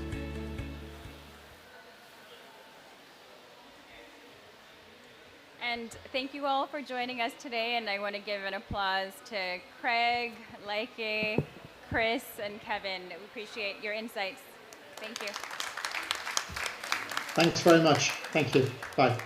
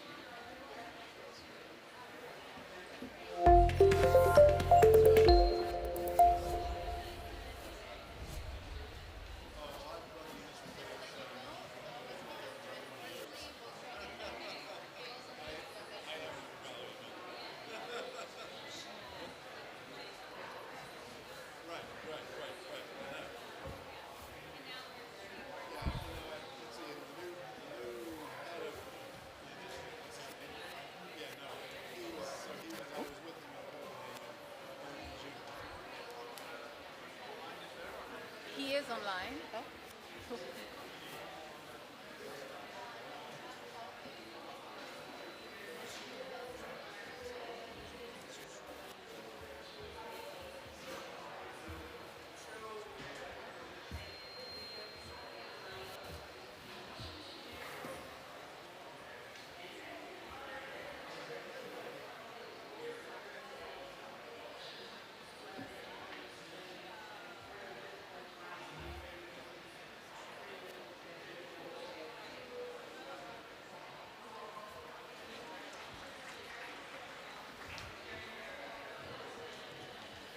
Good afternoon, everyone.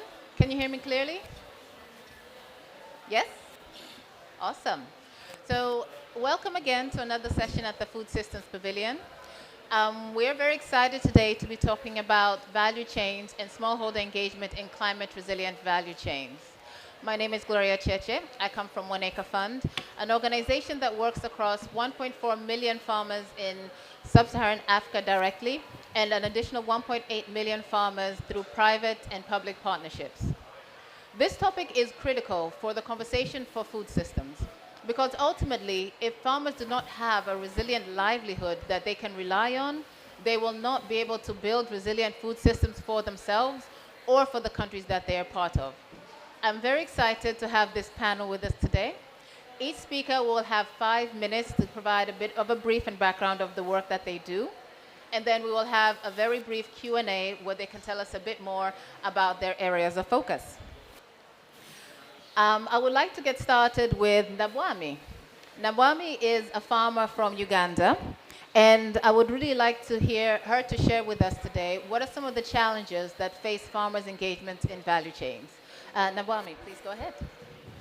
Thank you so much. I'm Christine Nabwami, a small-scale farmer from Uganda, a member of ESAF. I've been asked a question about how we are failing to catch up with the value chains in our agricultural production. But the main challenge is that farmers don't have enough land. I personally engage in both food crop production and cash crop production, whereby with cash crops, we invest in long-term crops. That is coffee, banana plantations, coke, tea, and these are things that need ownership over land. If you don't have the right ownership with land, you're not allowed to have those long-term crops on the land that you either hire or you just share as a family. And when it comes to food crops, that is the only way you can go when it comes to hired land or land that you just borrow.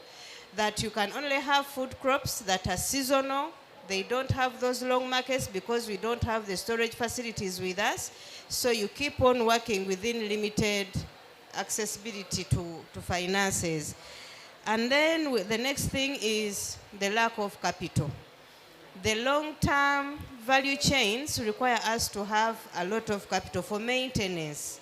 And this is whereby the farmers get stuck in a situation that you have to work within the short-term growing crops because you can't maintain the long-term ones, you have no finances, and then it also pushes us to the technology attached. The technology attached is also cost effective, it's costing a farmer a lot that you can't hold on it and you can't sustain it. The technology is affecting us in a way that the adaptability is also a challenge for a farmer. So farmers have to be helped so much to see that the technology that is advanced to us is quickly adaptable, usable by a farmer, and it can also be sufficient that a farmer can hold it at whatever cost. So these long value chains are affecting farmers in a way that at all levels, there's something that hinders a farmer from being inclusive in the system. Thank you very much, Nabwami. In addition to those points, I would really like to invite Milindi, who is joining us online, and he will speak through some of the market failures that they've seen as an organization, but also what are some of the ways we can tackle those market failures. Oh. All right. Sorry, we've had a few technical difficulties. So we will bring in Milindi. Oh, he's back? Oh, there we go. Hello, Milindi. Hello, everybody. Hello. Yeah, I can go if that's okay, Gloria. Mm-hmm. Yes, please go ahead. Yes, if Tom can just help me with the slides, I had a few slides that I just wanted to share. If that's not a problem.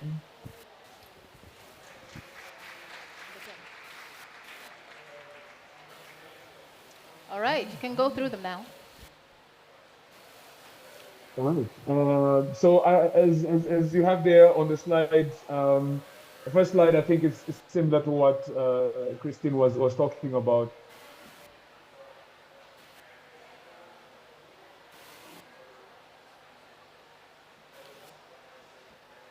It does look like our connectivity is not working great for us right now.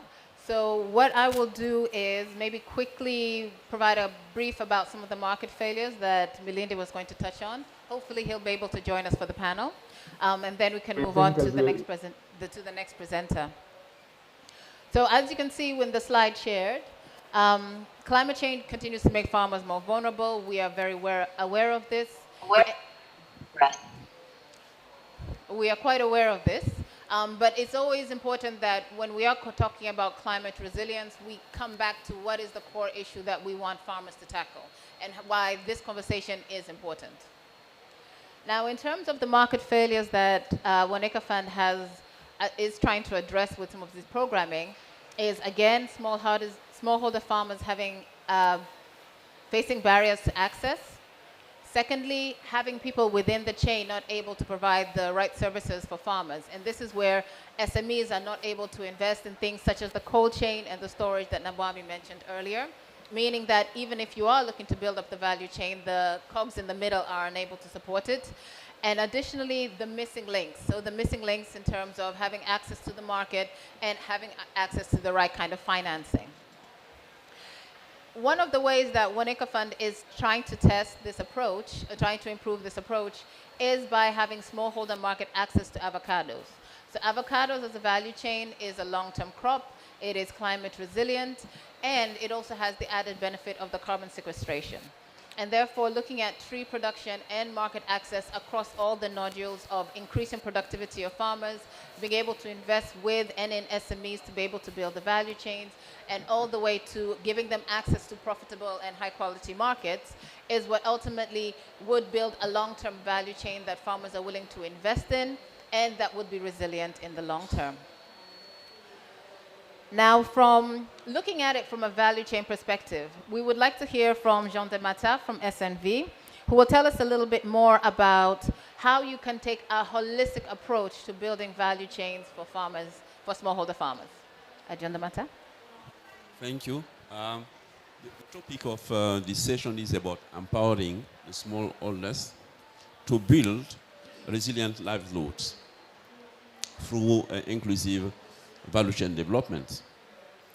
I would like to say first that, I came from SNV, and SNV and the partners apply in the value chain development system transformation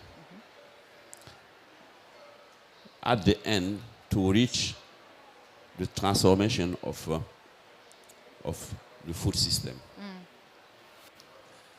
When we talk about system transformation, we need to keep in mind that this concerns relation between SMEs, producers, let's say knowledge institute, financial institute also, the policymakers, the market actors, and also the consumers. To reach, let's say, a real inclusive value chain development, we need to consider 6 dimensions of system transformation. The 6 dimensions of system transformation could be grouped into 3 areas. The first one is about structural change. The structural change concerns, let's say, the policy level, the practices, and also the resource flows. Another area concerns connections and relations. And the last one is the deepest one, reaching the mental models around behavior, around attitude. So, talking about the structural change, it is important to say that the structural change requires a conducive policies. which take into account the need of male, female, and including also youth. SNV as being supporting advocacy by organizations representing small older farmers. As an example, I can give the adaptation of 4-level policy framework in milk, safety, and the post-harvest losses in Ghana. I can also add another example around the regulation of import of rice through advocacy conducted by the interprofessions in Mali and in Burkina Faso. In regard to, let's say, to adaptation of practices, this also requires a market development of the climate resilient input, technologies, and services. SNV has been also providing women friendly and climate smart technology in many countries in close collaboration with the SMEs. Talk about the resources and investment which are needed for smallholders, SMEs, government, and financial institutions, including also the impact investors. SNV as being leveraging private investment with public funds. And as example, we have the climate resilient agro-businesses for tomorrow program craft in Kenya, Uganda, and Tanzania. I would like also to mention the Pro-Alides. It is the dry land Sahel program. Through its inclusive finance approach in Burkina Faso, Mali, and Niger. Talk about relations, the change in relations. I would like to say that in the order for devolution to become truly inclusive, we need a fundamental change in the level of relationship between the smallholders, farmers, and also the other actors in the value chain. SNV is as being promoting the inclusion of smallholder farmers in the multi-stake processes in many countries, going from dairy to horticulture value chains, from horticulture to cereals, and from cereals to livestock, trying to help the smallholder farmers to build strong connections with the other key actors in the value chain. It is also important to notice that talk about relationship, it is about power dynamics. And to make sure that we are not getting any exclusion from the small farmers, the small stakeholders, we need to help them increasing their participation and influence, not only in the implementation of policies, but from the design of the policies. The last area I was saying is about the mental model, which concerns the social norms, the values, the behavior, and the attitude. And this takes place at that level is also to be considered as key, but very deep. We can ask, for example, how the smallholders, farmers, are being seen by the other key actors in the value chain. Usually, when the financial institute are talking about the small farmers or for the agriculture in general, it is about risk. But maybe talking about opportunities with them, opportunities for businesses, could really help shifting the mind. When talking about being included in a value chain, sometimes, let's say, the smallholder farmers are not perceiving the importance of the quality of product and what they will be required to provide in the value chain. So it is important for them also to be part of it. Let's say to improve a little bit the attitude, values, and behavior. For SMEs are really the main actors pulling the businesses into the inclusive value chain. Thank you very much, Jean de Mata. I would like to just 1 minute to say that for us, talk about inclusive value chain is about multi-actors collaboration. It is about inclusiveness of actors. It is also promoting SMEs. It is equitable profit making. It is also adaptive management. And at the end, it is really transforming the system. Thank you. That was quite comprehensive. I'm sure that was quite insightful for everyone in the audience. And I would like to invite Rebecca to expand on the aspects and the opportunities that policies can actually bring forth. That is usually an area that people don't think about when they're thinking smallholder farmers, but developing value chains does require engagement on the policy side. So Rebecca? Thanks very much, Gloria. I'm the research director at the World Resources Institute. I'm here representing our food team who are elsewhere on the COP doing sessions. And I wanted to just bring up a bit of our research that hits on exactly the question that Gloria raised around policy, in particular trade policy and farming, smallholder farming and adaptation. Of course, all of us in the room are very well aware that the continent is highly vulnerable to climate change for two big reasons. One, that we're highly dependent on agriculture for economy, but two, that the nature of our agriculture is very climate dependent, given that we use very little irrigation and so on and so forth. So what all of that means is that given that our yields are already suppressed relative to global, I just lost my notes, sorry. Relative to global, we are then susceptible to climate-induced yield reductions. And that may have an impact on smallholder farmers, given that they are the core of our agricultural sector.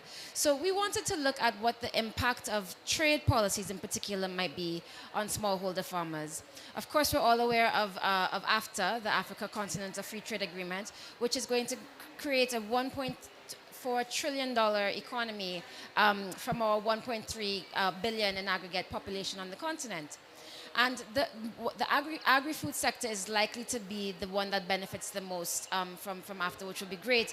What the studies show is at the aggregate level, we're going to see increased trade between regions. But what some of the studies are already beginning to point to is that given that increased level of competition and given that smallholder farmers, as Nagwami mentioned, don't have access to sufficient capital, don't have access to markets, don't have access to technology for value addition, they will be left out of this competitive opportunity.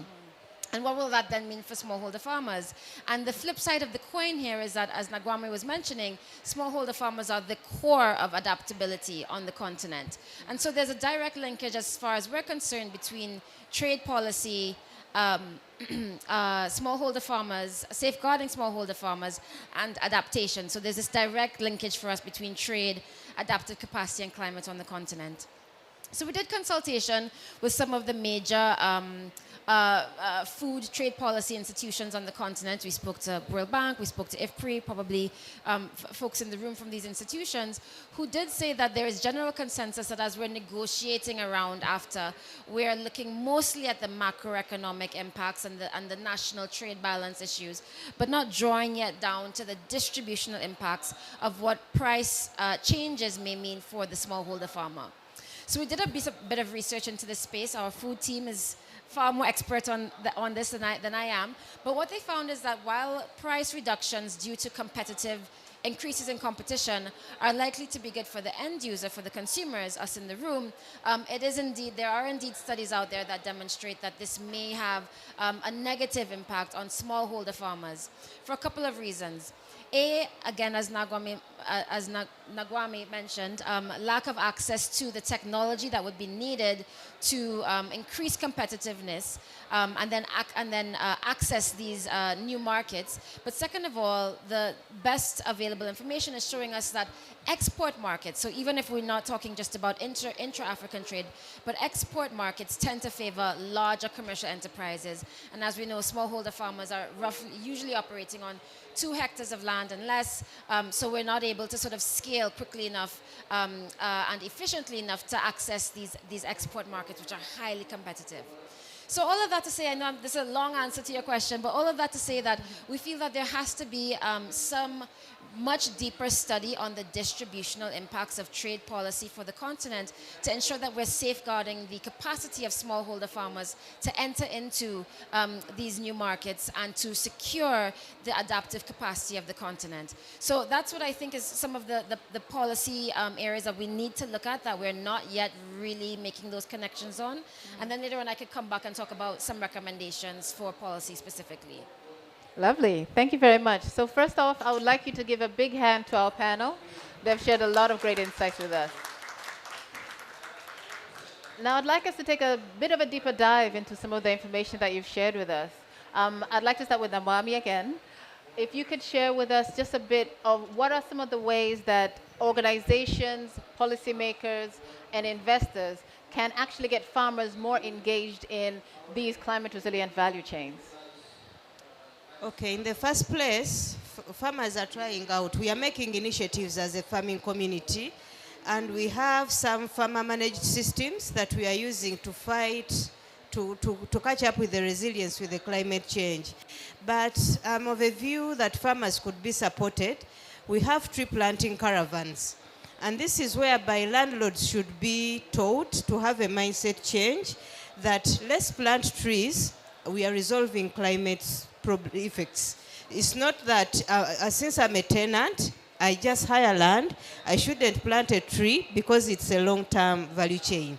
But they should change their mindsets to make it believe that the trees we are planting are for a purpose, and the purpose is to benefit us all.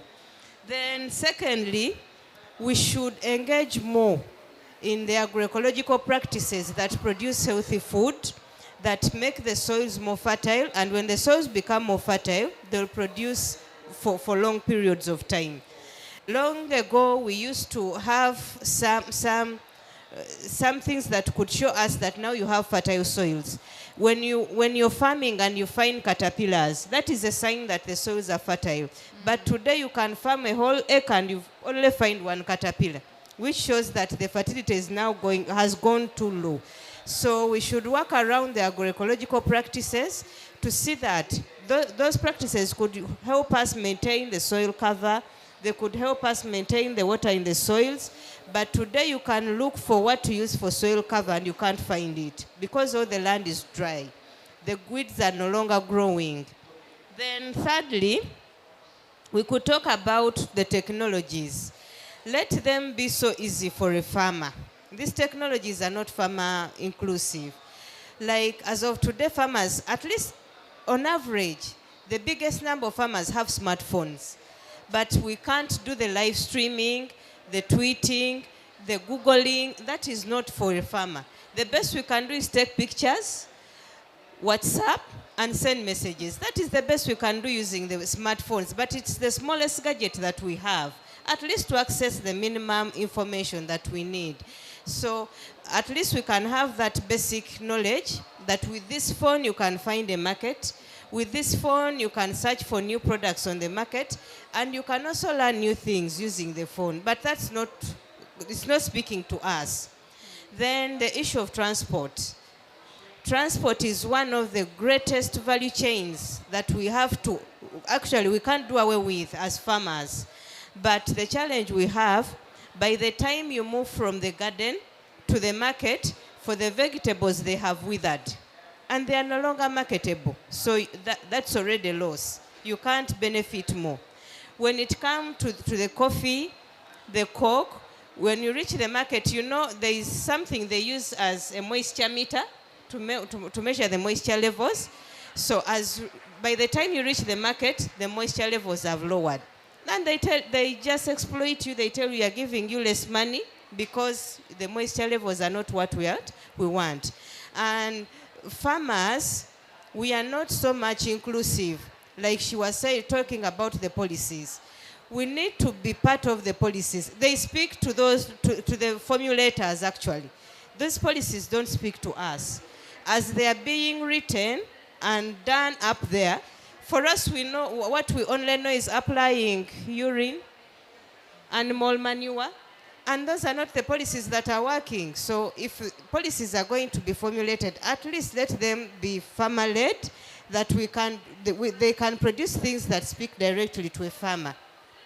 Thank you very much.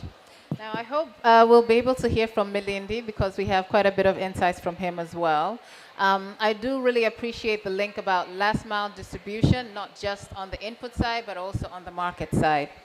Milindi, in terms of bringing together the conversation of value chains for smallholder farmers and more policy and global interventions, what would be one of the big recommendations that you would share with the group we have with us today? I think one of the things that I was listening to as the colleagues were speaking around policy, when he was talking policy as well, when WRI was talking, if you can hear me, yeah. So I think at the end of the day, I think that's one of the things that we are seeing as a challenge for smallholder farmers. So if we talk about on the market side, we're working to increase production of high value crops for smallholder farmers. But then when you start looking for markets, one of the challenges you tend to face is a lot of certifications, which I would say are not smallholder farmer friendly. I'm sure you've heard of Global Gap. There's other certifications that are out there as well. These certifications, yes, they are good, they're well-intentioned, but I think maybe as Christine was saying just now, they are designed at the policy formulator level. They're not really designed at the dispersed smallholder farmer level. So one of the recommendations, or at least the suggestions that I would have is, are there any certifications, especially now as we are talking about continental free trade, but still there might be a barrier for me to get produce that are purchased from a smallholder farmer in Rwanda or in Uganda or in Kenya to get it to another market because of maybe specific certification regulations. So I think those are things that we need to also think about as policy formulators and of course international trade. How do we make systems of policies and certifications that are friendly also to smallholder farmers? And just the last thing, I just wanted to point on what Christine was saying about infrastructure like phones. Phones seem to be simple, but they really help us a lot as One Acre Fund as we are doing extension. But as we see, penetration sometimes is not there. So it's difficult to get the information to the farmer about the quality requirement. Same as for the farmer to get back information to you about the volume of produce and the type of produce that the farmer has. So I would say that that is also something that I think we need to strengthen on. How do we build that infrastructure that will make that communication flow between farmer and aggregator and extension service provider and input service provider easier? Yeah, that's what I wanted to add there. Thank you very much, Milindi. And we could hear you clearly this time. I'm very happy about that. Now I'd like to ask John Damata to share a little bit about what are some of the investments we need to really think about in terms of building climate resilient value chains. And I'd ask you to go for 3 minutes just because our time is quite tight. I will try to be straight on your occasion. I think we already discussed in the other panels about the need of funding climate adaptation. Climate adaptation in terms of accountability should concern our world. Funding climate adaptation, even for the small older farmers, should be seen as an equity. The recent, let's say, figures we have from the World Bank Group is that there is the cost of climate adaptation is around $300 billion a year by 2030. So far, the level of investment we are tracking is less than 2%. Within this 2%, less than 1.7% is really going to the small farmers, meaning we need to raise the need of political will, not only for the public sector, but also from the private. I would like even to say that even the investment came from more from the public than the private, and even is going to the higher income countries than the poorest. So for me, it is really a political will we need really to raise for the government, from the private sector, in the benefit of building together, let's say, a better world. It is what I can say. Thank you. That's a very critical point. The financing does need to increase for us to be able to build up the value chains from end to end that is required, and from a systems change perspective in order for them to be successful. And on that note, I would like Rebecca to share some of the policy recommendations, because enshrining it in policy makes it actually last for longer than if it's just a one-time thing. Yeah, absolutely. And in addition to what you were saying about needing smallholder-led policy development, the study showed us 5 key things that we could do in terms of developing trade policy that would have an important impact. So I'll be very brief. One is, as we mentioned before, the tight relationship between yields and climate variability in Africa in particular means that naturally there aren't many opportunities for specialization, and so increased diversification in smallholder food production to prevent those welfare losses that are coming our way due to climate variability is really important. Both state and non-state actors should help to facilitate provision of extension services to make sure that farmers have the required capacity to adjust production practices in a manner that helps to minimize loss in the market context. Number 2, cooperation among smallholder farmers and agri-food SMEs for better organization of markets through which their capacities for value addition and price setting can be realized. 3, trade policy that increases access to yield-enhancing technologies, specifically at lower costs. And this is, of course, important because that will help enable farmers to increase yields and outputs to levels that can guarantee higher incomes, even with lower producer prices. So trying to manage and mitigate there. And improving use, of course, will also prevent the rapid expansion of cultivated areas, thereby also preserving and safeguarding forest areas. 4th, domestic policies that increase access to credit, of course, which was mentioned earlier, to farmer associations, to cooperatives, so that we have access to the necessary infrastructure for value addition is important. And then trade policies that support organized purchase of farm produce to minimize exploitation of smallholder farmers. And then finally, government agencies and private sector players need to increase investments in special economic zones across countries and in the regions. This will increase the opportunity for agri-food SMEs to take up innovations from research and development to enhance productivity and make them more competitive in trade, and it will also enhance the capacity of countries to take advantage of changing cooperative advantage that they each have occasioned by changing trade structure and climate change as well. So some very targeted policy suggestions for how we think about trade. At the very, very base of it is what Nagwame mentioned, which is smallholder farmer-led discussion on policy. All right. Thank you very much, Rebecca. One thing that I can say, I know a lot of the organizations that are here today, such as SNV, One Acre Fund, really are trying to use a lot of those approaches in terms of implementation, whether it is bringing in and introducing more diversification, ensuring you have the farmer's voice, trying to do last mile distribution and aggregation.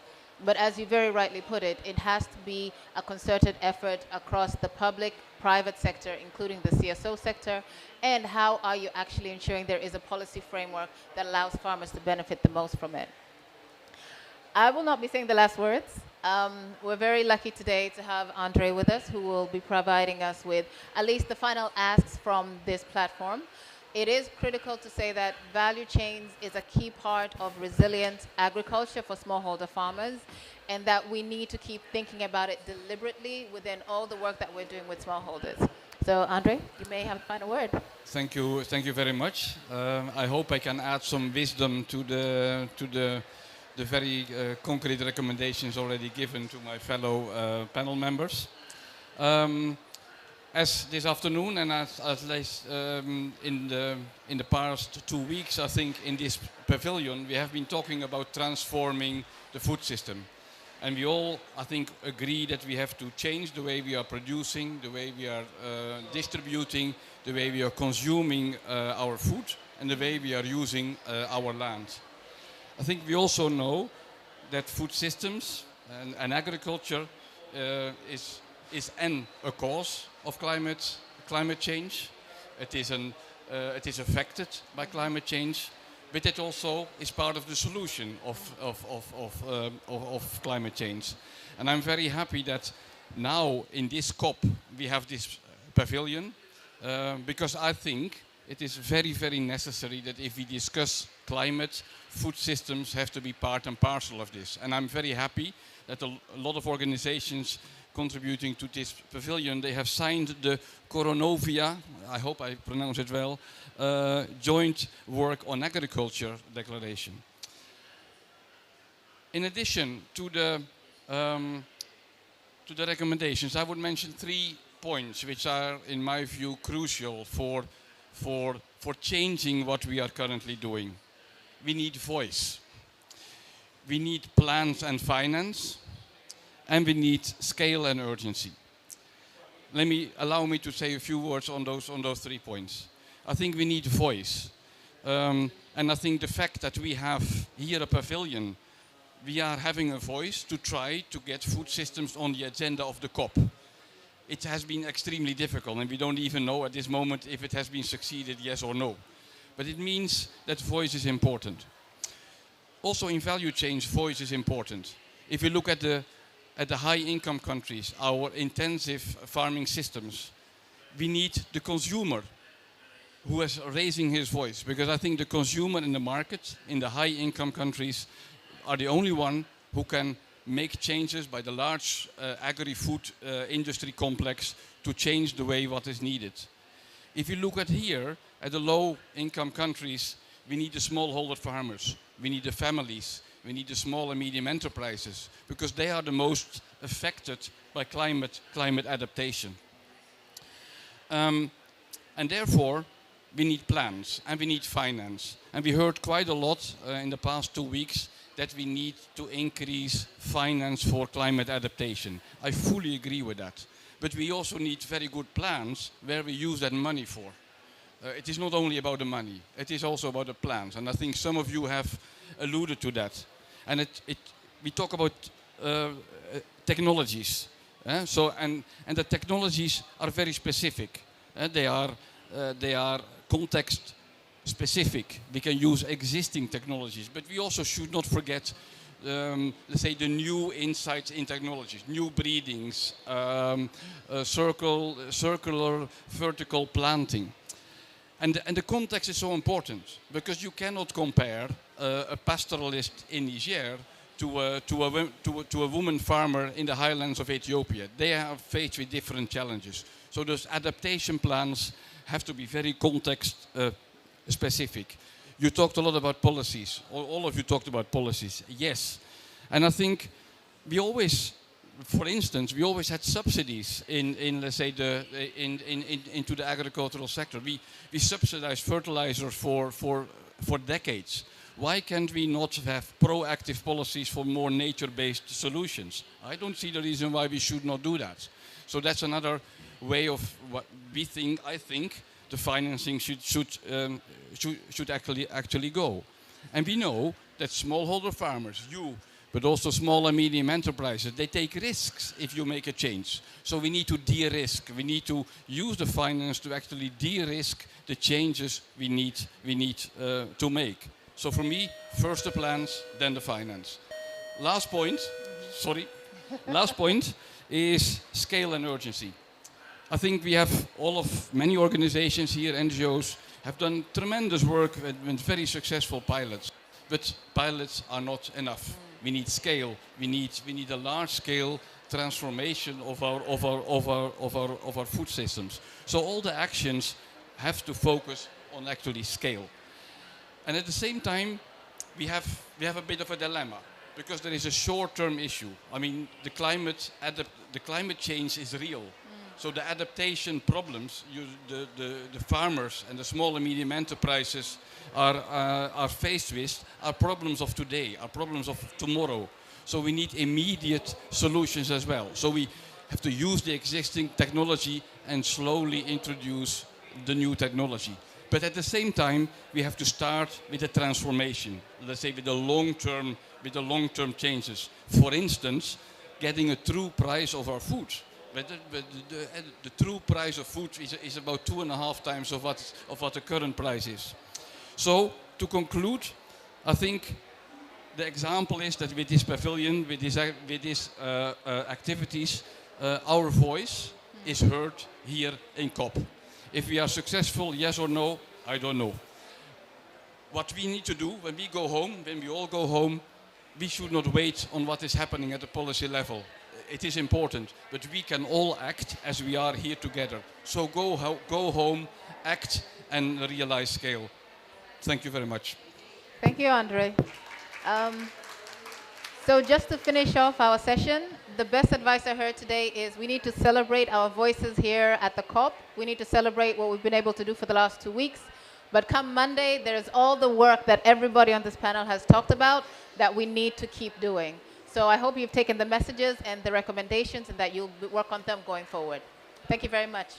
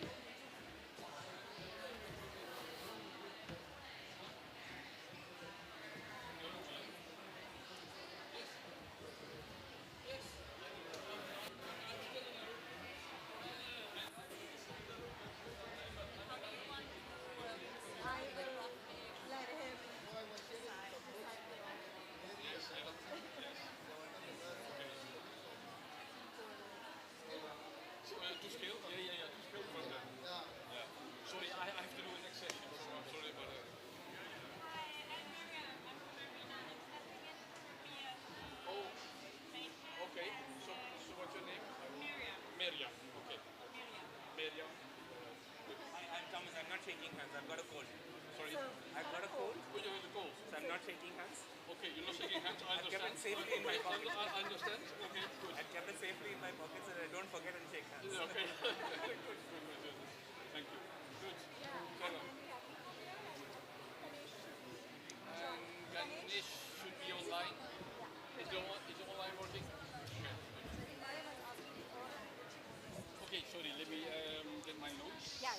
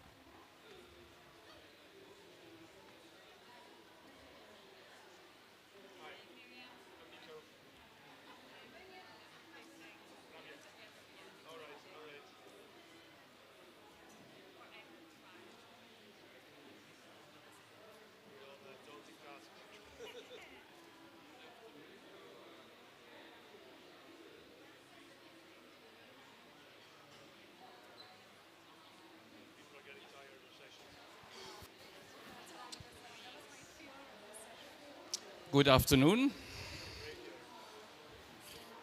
I think we are rushing a little bit from one session to the other.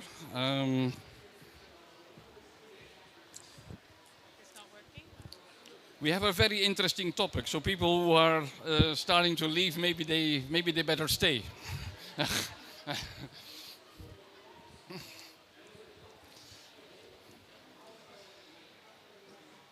Okay, let us start, and let me give you a bit of framing of what the discussion is going to be in the coming 45 minutes we have. As I said in the previous session, we need to transform the way in which we are producing, distributing, and consuming our food, and that we are using our land. And that farming systems and value chains, they are the cause of climate change. They are affected by climate change, but they are also part of the solution of climate change. And when we discuss farming systems, if we discuss value chains, we limit ourselves often to policies, to agricultural technologies, about extension. Hardly we talk about energy, which is used within the value chain. And I'm very happy that this afternoon we are looking at what does it mean if we are integrating sustainable energy options in farming systems to make the change to a more sustainable and a more equitable food system.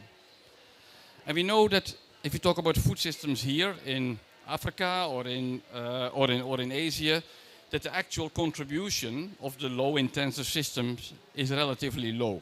But still, I think mitigation is important because we have to start with a transformation process. So whenever we can, already we can work on mitigation, even in low-intensive systems. But more important and more urgent is adaptation, because the farming systems are confronted on a day-to-day basis with climate change. And I think, and I hope, our esteemed panel will give us practical examples that sustainable energy is essential for making those short-term adaptation measures. So in this session, I think we seek to look at practical examples. What works, what are the conditions, how to really facilitate integrating sustainable energy solutions, sustainable energy options within farming systems. So allow me to introduce our very experienced panel here. We have Maria from Arena. We have Nico Jansen from the IKEA Foundation. We have Thomas Pullenkaf from Climate Action Network. And I hope we have Ganesh Neelam online from the Collective for Integrating Livelihood and Initiatives. Welcome, Ganesh. Great. And we have Sarah Alexander from my SNV, so to say. Okay. I'm very looking forward to this short panel discussion, and I hope we have some time for some questions and answer. Let me start with Ganesh. Ganesh, what are your learnings and where should we pay attention to when we talking about energy interventions, and which type of energy interventions make sense for agricultural value chains? Thanks a lot. And firstly, thanks for inviting us for this discussion. It's going to be a learning discussion for us as well. To share our experiences of working, I just wanted to share one slide with all of you, if you can permit. I'll just put that on the screen. I hope my screen is visible. Yes, we can see it. Thank you. So I just wanted to put this slide to put the context together on how renewable energy is an important enabler in the agriculture value chain. But along with renewable energy, how do you also need to look at the other important enablers to see that the ecosystem grows, the agriculture ecosystem grows from a sustainability perspective as well. And that's what this diagram is trying to show, is how are you ensuring that the community, mainly the small and marginal farmers in this case, you're bringing them together, you are empowering them towards taking up high value agriculture or the value chains in a systematic manner through a very strong and robust planning process. Their ownership towards this whole thing. Along with that, how are you also ensuring quality technologies related to inputs, quality technology related to crop management, which is related in the pre-production, the production, and the post-production stages. Now, renewable energy then comes as an important enabler in each of these layers of the value chain, be it at the pre-production stage, which is mostly from a soil health perspective that one is looking at. During the production, again, it comes as an important enabler for looking at the irrigation aspect. So one is to extract water, but the second is also to look at the water management. So how do you combine both of them together in this overall ecosystem? And finally, when the harvest is out, how are you also looking at energy, mainly the renewable energy resources, to look at the harvest going to the market, as well as if the harvest has to be kept at the farmer's place or at the institution's place, at the community institution's place, then how are you looking at it from a storage perspective also? So all these elements from renewable energy play an important role. But as I said, renewable energy is one of the key enablers from a value chain perspective. How are you also looking at capacitating? You are ensuring that there are other related technologies vis-a-vis agriculture value chain. And most importantly, how are you also strengthening the institutions to take this from a business perspective on a long-term level? So that's what we are trying to show this through this diagram over here. And finally, this all leads to irreversibility, sustainability, and also a level of aspiration that small and marginal farmers can achieve. So that's broadly what I would try to put across from the experience that we are having with the small and marginal farmers in India, the tribal geographies of India. Thank you. Thank you very much, Ganesh, for this very nice and complicated overview, which shows that farming systems are actually complex. May I ask you to provide us one example, concrete example of one specific agri-value chain where you have successfully been introducing and scaling sustainable energy solutions? Yeah, so for example, the work that we are doing, this is a program called Sustain Plus. We are doing it in partnership with IKEA Foundation. So what we are doing under Sustain Plus, and you take the value chain of vegetables, mainly bitter gourd as a value chain. Now in the bitter gourd value chain, what we are basically doing is looking at, as I said, in the pre-production stage, before the bitter gourd has to go into the transplanting mode, you are enabling a polyhouse nursery, a local entrepreneur from the community who's basically growing the nursery, healthy seedling in this case, in the nursery. That nursery healthy seedling is then taken by a small and marginal farmer and transplanted into the field. Now, when you're transplanting it into a field, you are ensuring that the water management practices, the drip irrigation, along with an irrigation asset. And that's where we are integrating renewable energy, the solar irrigation system in this case, along with the drip. So you're also trying to ensure that the irrigation system, which is a solar irrigation system, is something which is also looking at a water management connection, not a flood irrigation, but you're connecting it with the water management system. And that's where you're also enabling the efficiency, the pressure, and other aspects from a solar irrigation system in this case. So while we are doing this as part of the bitter gourd value chain, so you're looking at the irrigation happening. Then finally, when the produce is coming out, what we are also seeing, the produce, as we were talking in the earlier session also, the produce also has a market variability. Now in that market variability, when you're getting a lower price, the farmer needs some mechanism to store. So we are also integrating the decentralized cold storage mechanism at a farmer producer organization level. So this is all happening in a decentralized production hub manner, looking at a bitter gourd value chain or a tomato value chain or any other agriculture or vegetable related value chains that we are focusing on. And this is something that we are doing at a certain scale with more than 100,000 small and marginal farmers in the tribal areas of central India. So that is something which is practically happening on the ground from our side. Perfect. Thank you. I think that's a very good example, which also shows that it is scalable. Yes. in the practice, we see that affordability of introducing sustainable energy solutions is always a problem. Is sometimes a problem. And I want to go to you, Thomas. There is quite some struggle to see what kind of financial models are actually working to support SMEs or even support end users to introduce sustainable energy solutions. Could you share some experiences of financial models which, in your view, are appropriate and which are working in practice? Thank you, Andre. Now, I think the crux of it is affordability, because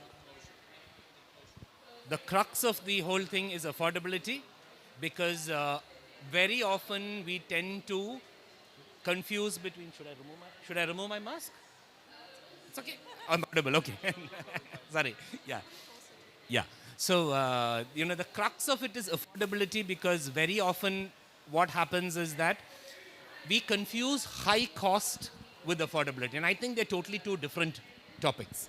High costs are a part of owning any asset is a high cost issue. Now, it need not be an energy system for a rural farmer and need not be an energy intervention in a value chain. High costs are associated with any asset. Let's forget energy and value chains and all that and talk about houses. Let's say if, I don't think any of us can really go out and say that, okay, I'm going to buy my home using the money that is lying in my bank account. I don't think any of us can really afford to do that. But then, what do? We go to a financial institution and we tell the financial institution, look, I intend to buy a house and give me the package that you are there. And the financial institution in turn asks you for what is your age, what is your earning capacity right now, how many more years do you have of working life, what are your bank balances, what other assets you have. And based on this whole thing, the financial institution sort of decides on saying that, okay, this is the amount of money that can be given to you. And that is given to you for a number of years. For example, if I were to go at my age right now, they would say, okay, you've got another 10 years more of useful life. So the maximum loan period can be 10 years.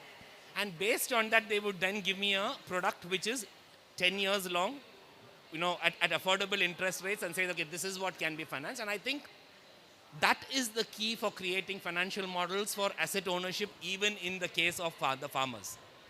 We often tend to confuse the requirements of farmers as short-term financing, while our cars and our houses and any assets that we purchase are always on long-term financing. So if we can create financial models that match, like they did for the housing, that can match the income of the farmer, that it can be assured by the asset itself, or in many cases, for example, in India, when you take a home loan, they ask you to insure your life and keep the bank as the beneficiary as long as the loan is not paid. Now you can even do that, create insurance products around the asset, so that this affordability challenge for the farmer is crossed out. So there's no rocket science in creating models for financial models for asset ownership. It's just taking asset ownership or asset financing as it is and taking it to the end user and keeping it. Thank you very much for that. I think that's a clear message. Maybe go one step deeper into practice. We are looking at sustainable energy solutions to increase the resilience of agri-value chains. Can you share with the audience one example of where you think sustainable energy solution has actually increased the resilience of an agri-value chain? Sure. I think since we are speaking in the background of COP, we also need to talk about the GHG emissions that comes out. And agri-food systems, as Andre was saying in the beginning, is one of those areas that has got the most significant impact as far as GHG emissions are concerned. But having said that, I also think, especially when we are currently going through the food crisis that's happening around the world and the energy crisis that's happening, I don't think we can really afford to say that, okay, let's push back on the agri output. So we really want agri outputs to increase. We really want farmers to create more food so that this challenge of high costs of food is coming down. And I think that's where renewable energy can play a significant role in building both on one side building resilience as far as the farmers are concerned, so that there's more produce coming out, there's more income for them, and on the other side also ensuring that what the additionality that we are going to put in as far as more food on the table is concerned is not going to really affect our climate as well. Now going to this example of a particular value chain, and I think let me take the paddy value chain, and let me take my state in India, Kerala, as an example. Now, what used to happen when we were young is that the monsoon in Kerala always hit the Kerala coast on the 1st of June. It was inevitable that on the 1st of June, the monsoon would not hit. Give 1 day, 2 days on the other side. So it must be by 31st of May or by the 2nd of June. And the entire paddy, cropping cycle is planned based on the monsoon hitting the southern coast. Now, what has happened after climate change and in the recent times is that the monsoon has become very unpredictable. And because the monsoon has become unpredictable, a lot of activities that went around creating, preparing the nursery, creating the samples, transplanting of these samples, planting it in the field have all gone haywire. So now, a lot of the farmers really require to go in for irrigation for what was once a rain-fed area. And these smallholder farmers, who are a majority of the farmers in that area, have no option but irrigate their fields using diesel gensets. And that's definitely not something that is going to help the climate or help them financially as well. So putting in small irrigation pumps into that area where they can actually create the saplings and keep everything ready, and also ensure that there is enough of water and the saplings don't dry out before the monsoon hits, is one thing that can be done. Yes, very concrete example, and for a very important crop for a large country. Yeah? So I think that's also a good example of let's say a scalable introduction of sustainable energy. I think most of us as are working still in projects and in programs. So I think it's important that we also look at what is a correct program design, so that we can ensure that energy solutions are integrated into agri value chains. So Sarah, since you are engaged in a number of these programs, can you share a little bit of your experiences on what we need to do or what we don't need to do to make sure that is happening?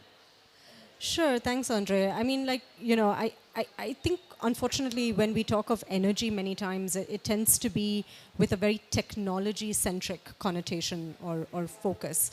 And I think that's a sort of a disservice to the energy kind of narrative in many ways.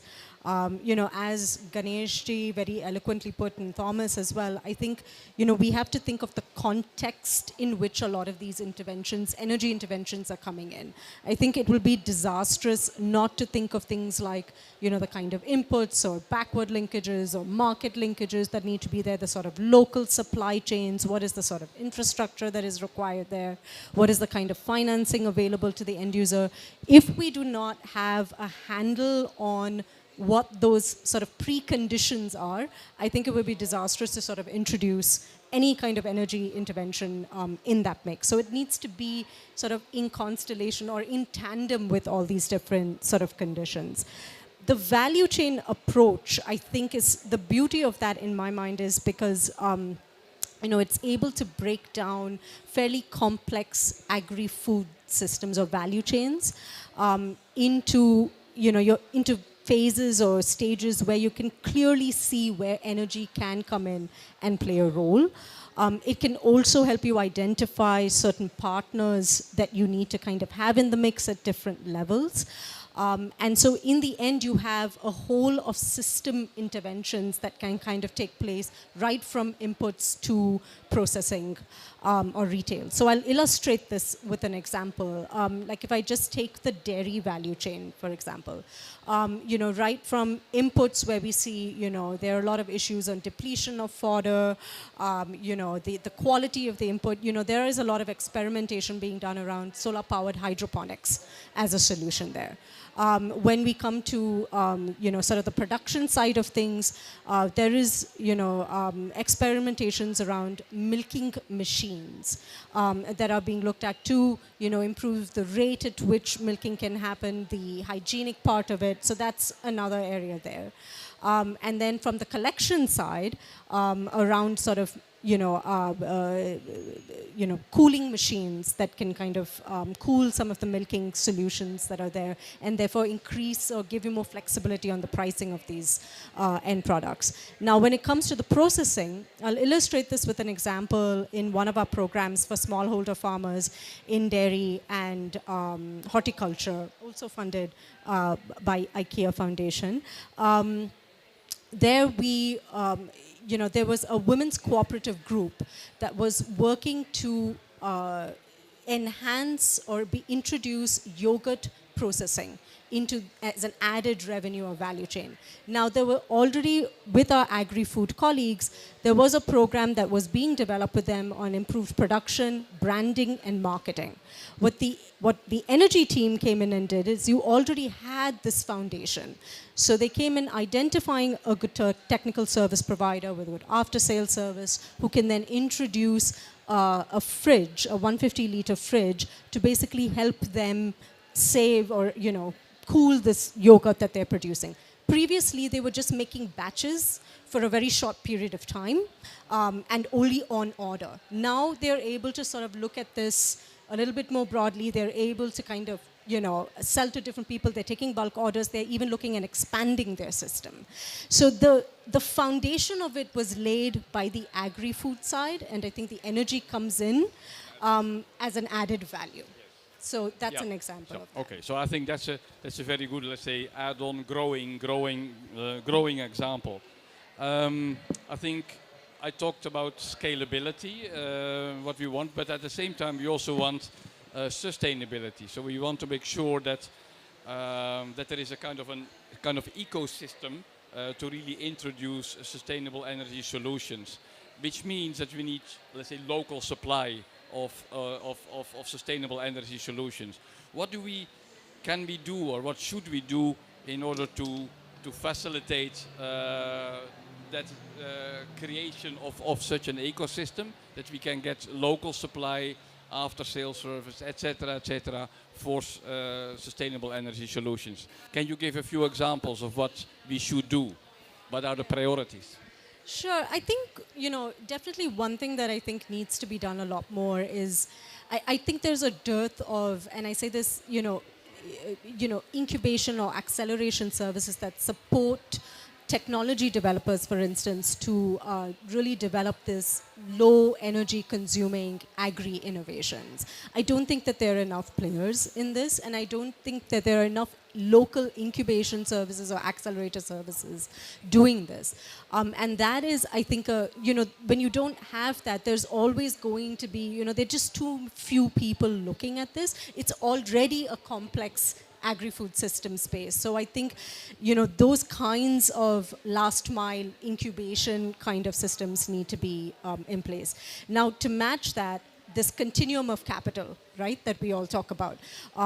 There is a bottleneck in the kind of early stage or high risk R&D that is required. I think IKEA Foundation is one of the few players, I think, in that who's really sort of, throwing their hat in the ring to really give that flexibility to be able to, have this sort of high risk monies. But I think there's a dearth of that for this early stage technology developers, as well as you go further down that continuum, even the kind of risk appetite gets, further and further lowered. But I think we need to be looking at better sort of investment opportunities there. On the demand side of that capital continuum, I think more experimentation around end-use payment models, and I think Thomas alluded to that as well. I think unless we crack that nut, again, as much of capital you pump into companies, you're always going to come back to this problem of end-user affordability. So the capital continuum with that. And then I think the last point that I would add to that is, I think a lot of companies need to, or supply chain or whatever, I think you need to converge with agri-food programs and partners. Unfortunately, what will end up happening is a lot of the local companies end up trying to do things or trying to do these backward and market linkages and things like that that actually the agri players are better off doing. So I think some sort of convergence with these kinds of programs that already exist and that there is a foundation laid, I think will help speed up the scale up, like even partners like Cine who are already in the agriculture space, and you converge with partners like that. I think that is a more fruitful kind of partnership than trying to go in as an energy company and do everything yourself.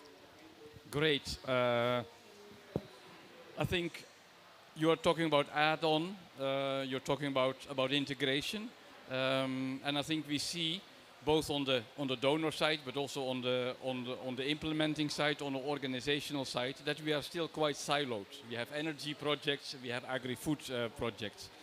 Let me turn to you, Nico, as a representative of one of the donors. What do you think you can do, let's say, from your donor's perspective, to facilitate much more that integration, that add-on between agri-food, transformation of value chains, and introducing sustainable energy solutions? Yeah, thank you, Andre, and thank other panelists for some of the credits you've given us as a funder. Let me go back to September last year when the UN Food Systems Summit was. I think there was a great call there for radical forms of collaboration, and I think that's what it's all about. And breaking down silos, in the first place, I think starts with awareness that you are in a silo. And that's also a willingness to get out of your silos. And we can only do that through dialogue, internally in our own organizations and institutions, but also, of course, through partnerships by bringing partners together. Concretely, we did it last August in Kenya, where we brought our energy and our ag partners together and simply went on a road trip. We just went traveling together for 3-4 days, visiting each other's projects and learning from needs, from technologies, and start to talk with the farmers and the providers of energy, what would make it work for you. So we came across fantastic examples of young people getting interested again in agriculture because they have access to technology. Solar irrigation, but not just the technology as such, but also how the technology was brought, with pay-as-you-go systems, with technology monitoring systems, that if there is a problem with the system, you get your service to come and fix it, instead of just having to wait for somebody to come from the capital city 3 days away. They can help you even by phone sometimes, to reset your system or whatever. So we need to really think across all these silos to come up with the right solutions. And these are solutions in productivity, to boost productivity. Sub-Saharan Africa is still importing $50 billion a year in food. That shouldn't be necessary. And with getting out of our silos and smart investments, we can find the right ways to boost productivity. But also, I think, as Sarah is mentioning, with reducing food losses. 30% of our food never gets consumed. Why? Because we don't have enough energy in the agriculture sector to preserve it properly. I learned earlier this week that in Sub-Saharan Africa, the average households have the same amount of energy as us having a fridge in the north. That's the average energy poverty we're talking about. We need to address that. So it's not just the technology, it's the systems that need to be in place to provide it and to make it possible to use it. And I think we can go on and on and on about that. But the solutions are there, but it starts with willingness to address it and to indeed get out of our silos and start to talk with each other across domains. Yeah, thank you. I think we are all on the same page there. I think that we want that it is needed, and I think we really have to collaborate jointly to really make that work in practice. I think the panelists also talked, and we talked about that local ecosystem. So building the capacity as localized and contextualized as possible. What do you see as need for, let's say, direct support of local organization, local SMEs? Do you see a role for yourself as a donor to directly support resource flows to more local organizations? Or are you quite okay with the way you are currently funding your sustainable energy programs? Yeah, thanks for that. And no, definitely there is a need to keep investing in local organizations. Local institutions, local capacity needs to be there on the ground. And through a number of programs and partnerships, we do that, of course. And that can be programs with also national universities to change the way they educate, with local partners like yourself, but also with local partners like a 1 Acre Fund who blend finance with services to make it all much closer to the users in the end who need the solution. Because we can come in from Europe whatever we want, but in the end we disappear again. And then the system has to maintain itself. And local civil society needs to be there to raise a critical voice towards finance, towards business, towards their own governments as well, to get the system organized and to make the system work for them and not the other way around. Correct. Some of the panelists mentioned already policies a number of times to create, to facilitate some of these processes we actually all want. We know that changing policies is quite a hard nut to crack. Miriam, can you share a little bit some experiences of what you think policy pushes, or what kind of policy priorities do you think are needed for creating that integration which we all long for? Yeah, hi, thank you. I work for the International Renewable Energy Agency, and our mandate is to work with countries on accelerating their energy transitions, and particularly renewable energy deployment. But of course, energy is not an end in itself, but it's what people can do with the energy. And so we have been looking at the energy agriculture nexus, and have been also looking at the different policies that exist, where we see what type of policies are needed. And so I want to share a few kind of insights that we have from this analysis that we've done together with partners. One thing, as with most challenges, financing is an issue. So we need dedicated policies that target the energy agriculture nexus, and it's important that they kind of provide an incentive structure to advance renewable energy in agriculture, such as subsidies and fiscal incentives. It's also important, because it is a nexus issue, that we look at the roles and responsibilities of different actors, make sure that they work in an integrated manner. And one of the policies that have also shown to be effective is to have lending quotas for domestic financial institutions. We have seen that there are an increasing number of countries that are putting in place dedicated policies, including in the Philippines, in Ethiopia, in India. And then the second point, as we look at policy design, it's important that policies take a nexus design approach, and that, for instance, like if we deploy more solar irrigation pumps, it's important to also think about water efficiency, because as we solve an energy problem, we don't want to create a water problem. So, and then maybe the final point is that obviously energy is only one of the inputs. We need a broader set of interventions. So if a farmer has like a higher yield because of solar irrigation pumps, there are questions around infrastructure, processing, ensuring storage, and making sure that they can benefit from this potential additional income. And then I also want to echo what Sarah said. Like, I mean, ultimately, it's not about the technology itself. It's about the ecosystems that we build, and that is something that we also need to consider in policy design. Yeah, thank you. we talked about integration.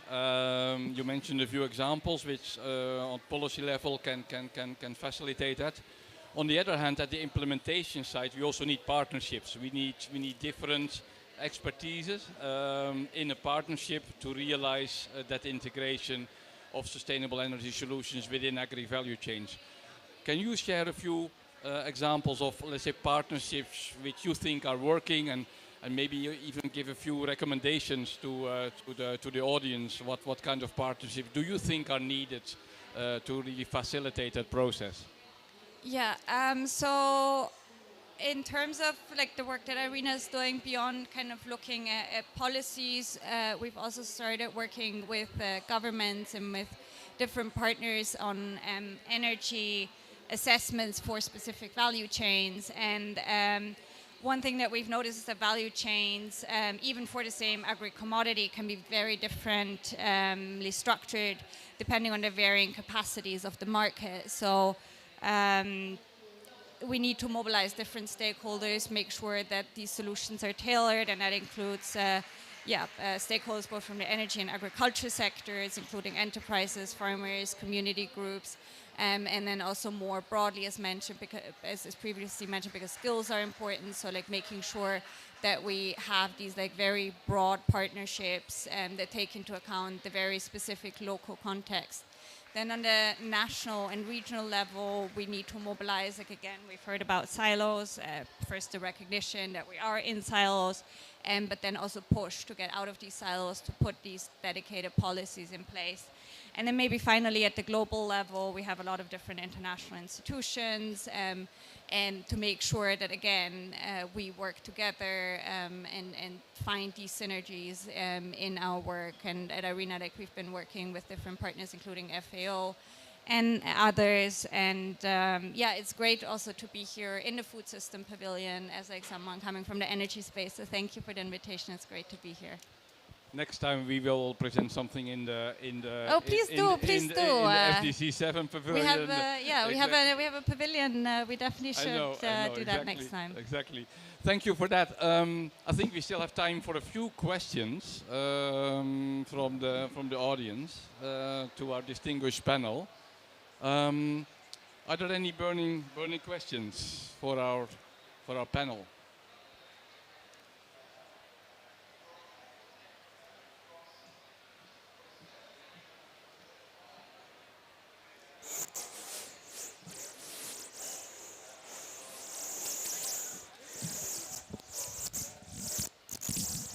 Hi, my name is Gloria. I'm with One Acre Fund.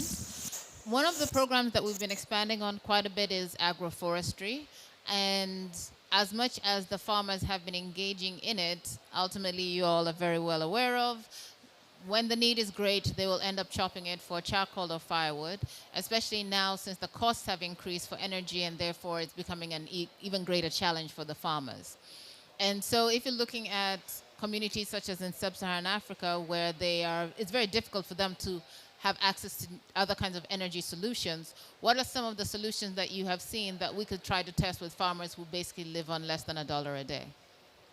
Thank you very much for a very concrete question. Who wants to shed some light? Nico, please.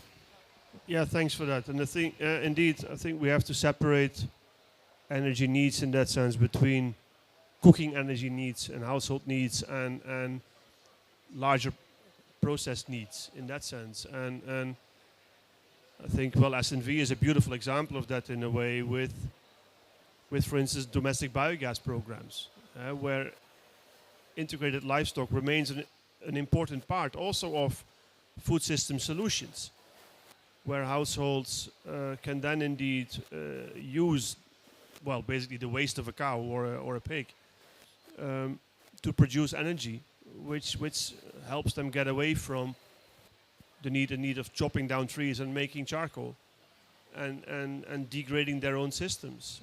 But again, this is getting out of silos. That's not an energy world. It's not an ag world. It's a food system world. So we have to uplift that out of our silos again and think about the double benefits of these systems. Thank you, Nico. And you want to add to this? Yeah, go ahead. Yeah, no, I fully agree. I think that sort of, I think they're just to build on what Nico said, I think that there are plenty of, I feel examples of this sort of experimentation happening in different places. I think we spoke of paddy and dairy and, different kinds of examples. So I think, the fact that some of this stuff needs to bubble up and, be more accessible and for more people to be aware of some of these solutions, I think we just need to have more implementation, more projects on the ground to sort of prove this. I think, unfortunately, right now what's happening is there's, I think, theory and talk about it, but then we need to have this really on the ground up and moving. So the more, I think, examples we have, the more that we can sort of, really demonstrate to a lot of farmers that, these solutions are possible. Thank you. Maybe I can ask one question myself. I'm actually moderating, so I have the liberty to do that. We see that in more marginal areas, it is relatively more difficult to really develop agri value chains, getting actors together. Do you see that, let's say, sustainable energy solutions, decentralized sustainable energy solutions, can really spur or facilitate agri value chain development in, let's say, more marginal, more fragile areas? Do you see that could be a major component of let's say going into food security in more marginal areas? I'll just take an example of a very recent please visit. Make it as concrete as possible. When I was in, very recently, in fact, I was on an IRENA project in Uganda, where we went and spoke to a very small farming community and sort of, tried to understand what was their problem, because they kept saying that, farming is not lucrative. We are all moving to Kampala and we really want to work as labor in Kampala. In fact, they said they want to become boda drivers, which according to me was the worst possible, especially in Kampala. But then what we basically understood was that the challenge was they had a lot of horticultural produce that could be exported, but unfortunately a lot of it got wasted at the village level because of the fact that there was nobody to take it and go. Yeah. So there was this one company that would come once a week, and this one company that came in once a week, they did not have enough of produce to come in every day, while the produce of these farmers came in small trickles across the entire week. And it was becoming a big challenge for them, and because of which they were not able to export. So we said, why don't you just put a cold storage in your village? You can store the vegetable over a week. And they said, okay, we've got two problems with cold storages. One is that none of us can afford a cold storage. And the second is the fact that there's no power in the village. So where are we going to put up a cold storage in the village? So we said, look, there are two things that you can do is come together as a community, create a sort of, they had what was called a village, I think it was Loan and Saving Association. It was called the VLSA, which basically was there as the organizer. We said, why don't you guys get together and invest in a system, and then it can be charged on a use for service basis. So whenever people use the cold storage, they pay for the charges. The system is owned by by this association, and this service can be provided wherein you can store the produce over a week, and it also makes sense for the exporting company to then come send one truck once a week, pick up the material and go back. And it's a practical solution, but every single solution is very different. We will have to really go on a case-by-case basis, especially when we are talking of small and marginal farmers for whom the challenges are on a daily basis. Incomes are, it's the first crisis that comes in is the requirement for the income. And they're getting them to start thinking of renewable energy and things of that. But end of the day, I think there is a lot of value that can be added to their lives. It's just a question of how do we bring it in, bring in the technology, bring in the, the financing, bring in the institutional building, bring in the, all these aspects of what we call the ecosystem that needs to be in place to ensure that the technology can be used. I think, the challenge is as he said, we think in silos. We need to think beyond silos and say, okay, can we really say that, okay, all these aspects need to go in to create a... Thank you very much. I think, Nico, you wanted to add something, or? Yeah, no, I think also related to the earlier question, I think, also where we as funders can do a lot better is to create space for learning. We've all been driven by numbers. I think we also have to reflect upon how do we learn together as ecosystems, because we can learn so. It shows here already in the panel. We can learn so much from each other that we sometimes just need to take time for that and sit down and learn from each other instead of repeating the same mistakes all over again. Exactly. Very wise words, which are close to my heart, Nico. I think learning is so important, also within our organization and between the partners in which we actually work with. I think we are getting close towards the end of this session, and I really want to thank my distinguished panelists for this discussion. Even time is over, but allow me just to say, three or four key messages before we part. I think the silos, breaking the silos, both from the side of implementers, both from the side of the donors, to really integrate sustainable energy into agri-food system, for me is so essential if you want to realize that transformation we are all looking for. We may need to go for unusual suspects to create coalitions.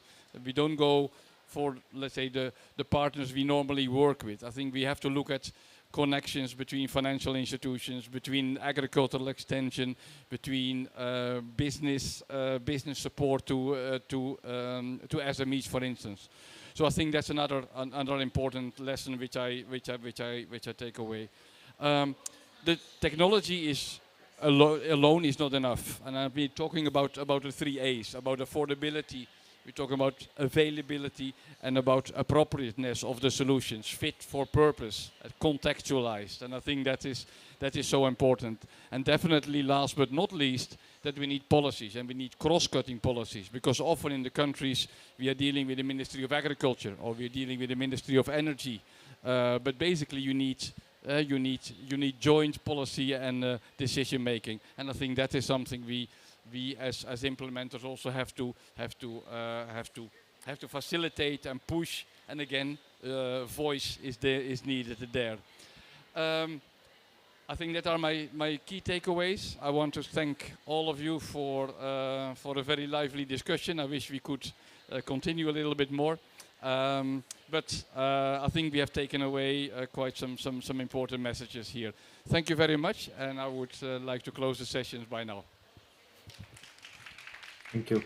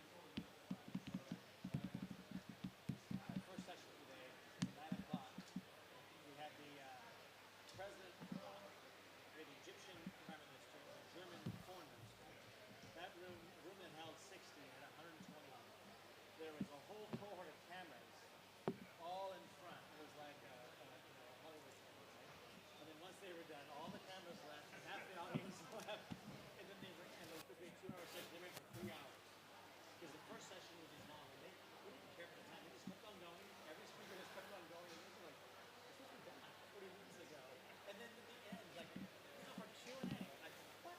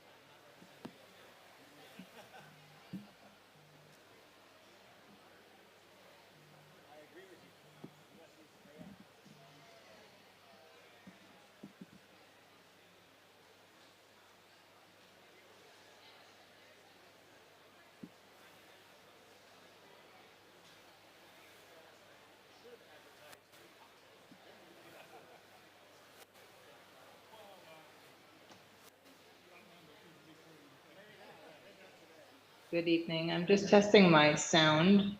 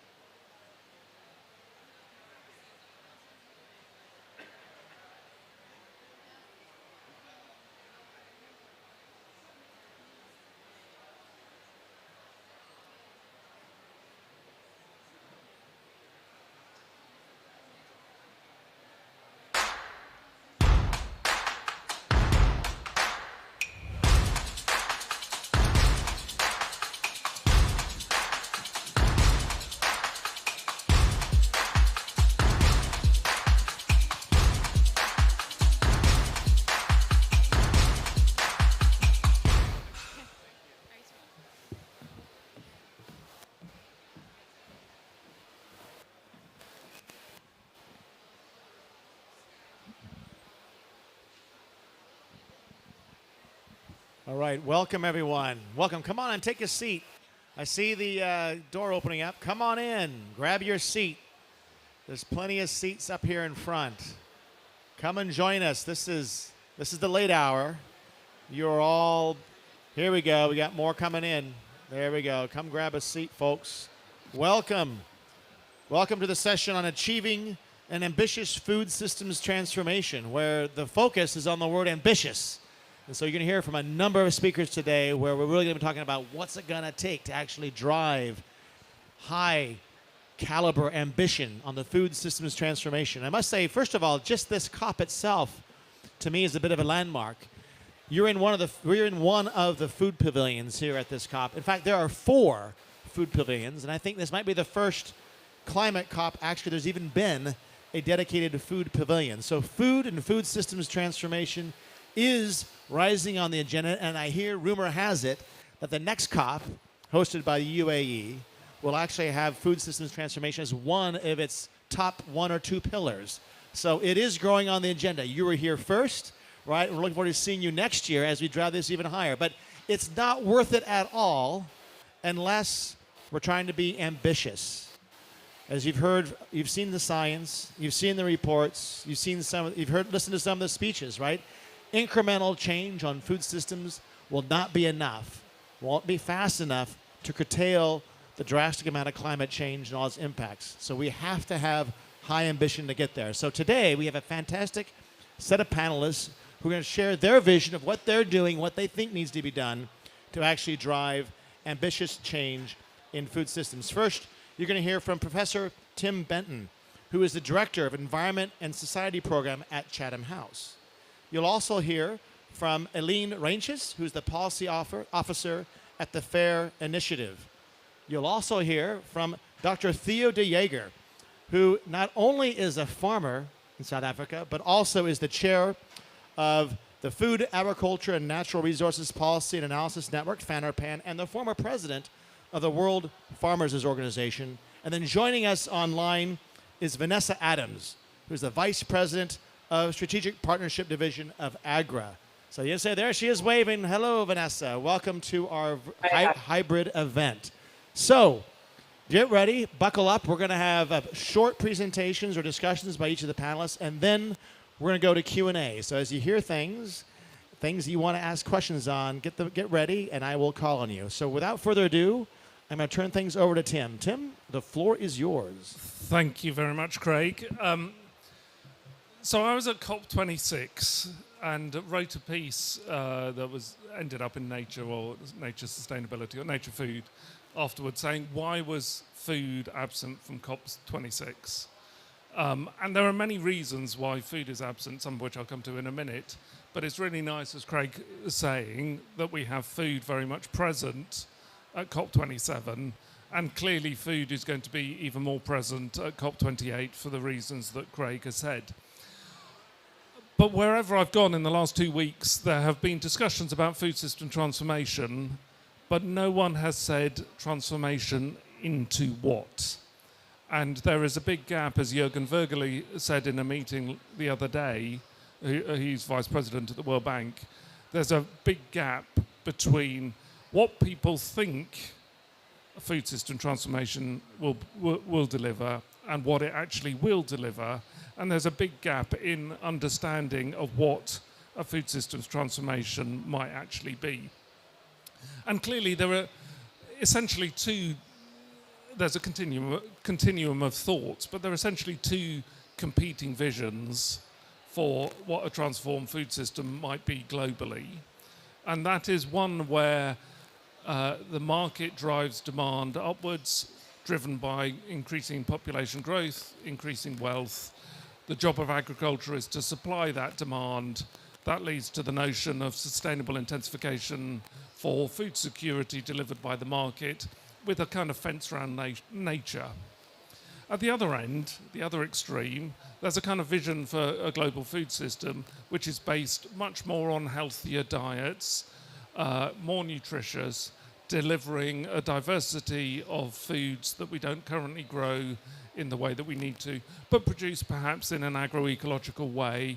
And by changing the demand side, we need less land. We can reduce the amount of land by reducing waste and all the rest of that. So lots of different visions along a continuum. But of course, different countries will have different contexts to their visions. So a country like Denmark might have very much a long-term trajectory that is about growing and eating less pork, for example. A country like Malawi might have a vision which is much more about how do we feed our population in a way that is nutritious. Another country might have a vision that's based around how can we grow enough to enter global markets and contribute most to economic growth. And to complexify further this range of visions, the continuum, the place-based visions, as the UK has found very painfully with Brexit, countries are not sovereign in a globalized world. So the decisions that you make about domestic policy can be influenced or undercut their ability to work through the global network of which we join. So in the global north, there is very much a reticence about a country developing a strong vision for a transformed food system for the prime reason that if we say to farmers, grow different things in different ways, that will make our food differently available and differently priced.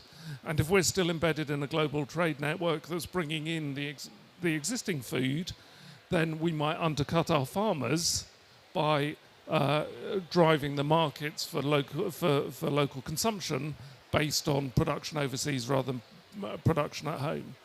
So the way that food systems can transform is not just down to a government, it's also down to how governments interact with trading partners.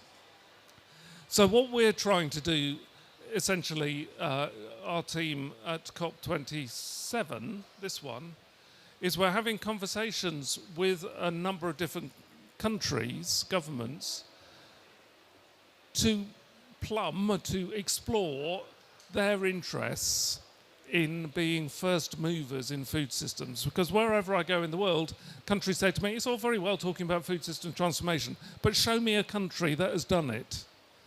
And there isn't one, for some of the reasons that I've explained above. The first mover disadvantage because of trade embeddedness, the complexity of decision making. How do you join up across multiple ministries to think about nutrition, trade, environment, agriculture, business all together? So we're here, we're working with countries. We're hoping that we will develop a coalition of countries that want to move, that want to develop a vision for what a transformed food system really is, that tackles biodiversity, that tackles pollution, that tackles equity, that tackles health, tackles climate.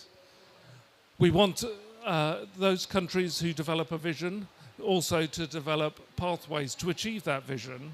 And we want those countries to act as a high ambition first mover coalition that will create change in the political dialogue. So as an analogous kind of entity, yesterday the Beyond Oil and Gas Alliance announced that it has got new members, and Beyond Oil and Gas Alliance was launched in COP26 as a means of driving up the ambition to say some countries are willing to go beyond fossil fuels rather than a gradual phase down in fossil fuel use, which is the main text in the Glasgow Declaration. So just by having a coalition of high ambition countries, you're raising the ceiling, creating something to aim for and driving ambition faster. So we're thinking about whether or not we need something like that for food to go beyond the incremental, we're going to transform agriculture by a little bit over the next 5 years. We're going to increase our productivity, we're going to increase our climate resilience, and really get to the state where countries are driving forward ambitious food system transformation. And that's my 7 minutes. Great. Round of applause for Tim here. Great vision. I'm a big fan of your work, Tim, so thank you very much for being here. I'm going to jump for a moment here to the screen. Vanessa, would love to, Vanessa here is with Agra, if you might recall. I'd love to hear your vision, whoop, did we lose her? Nope, there we go. She's got a PowerPoint. So now we're going to interactive here. Vanessa, the floor is yours. Love to hear your perspectives. Thanks so much, and what a great panel and introduction, and I'm apologizing in advance for being a little box on your screen yet again.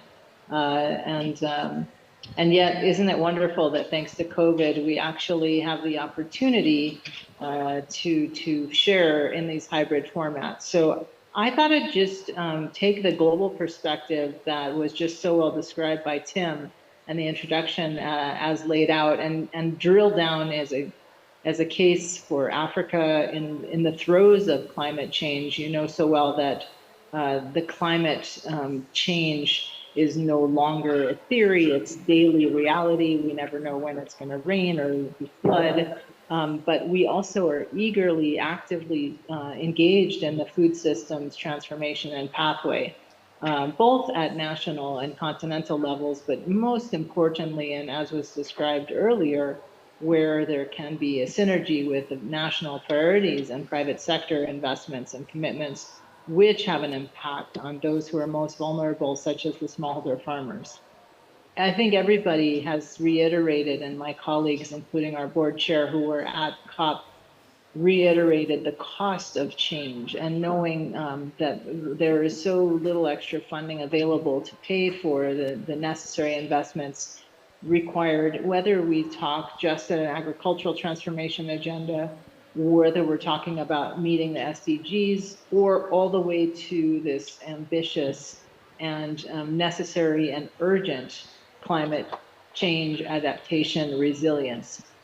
But as was mentioned before, just 3-4 years ago, the concept of food systems was so academic.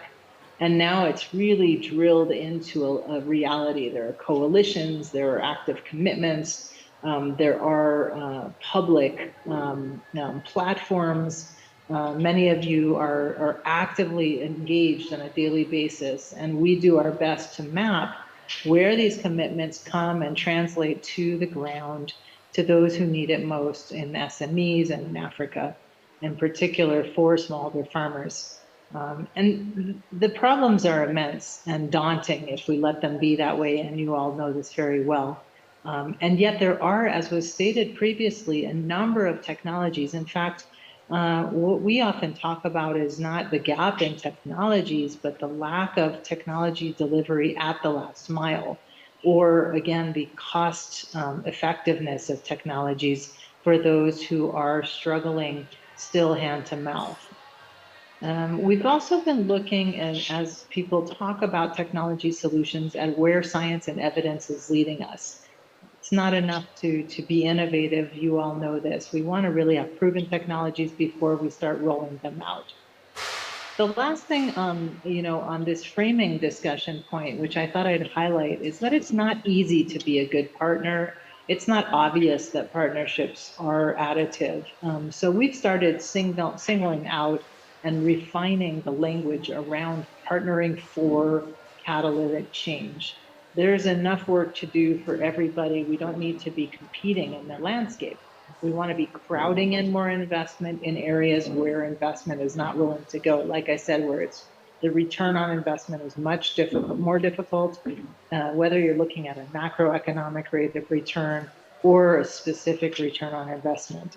And we see this going more and more broadly, regionally, and with different types of partnerships. And we've mapped over 400, and this was actually several months ago, partnerships just in the 15 countries where AGRA is active in Africa across, someone just turned off my lights, please. That was funny.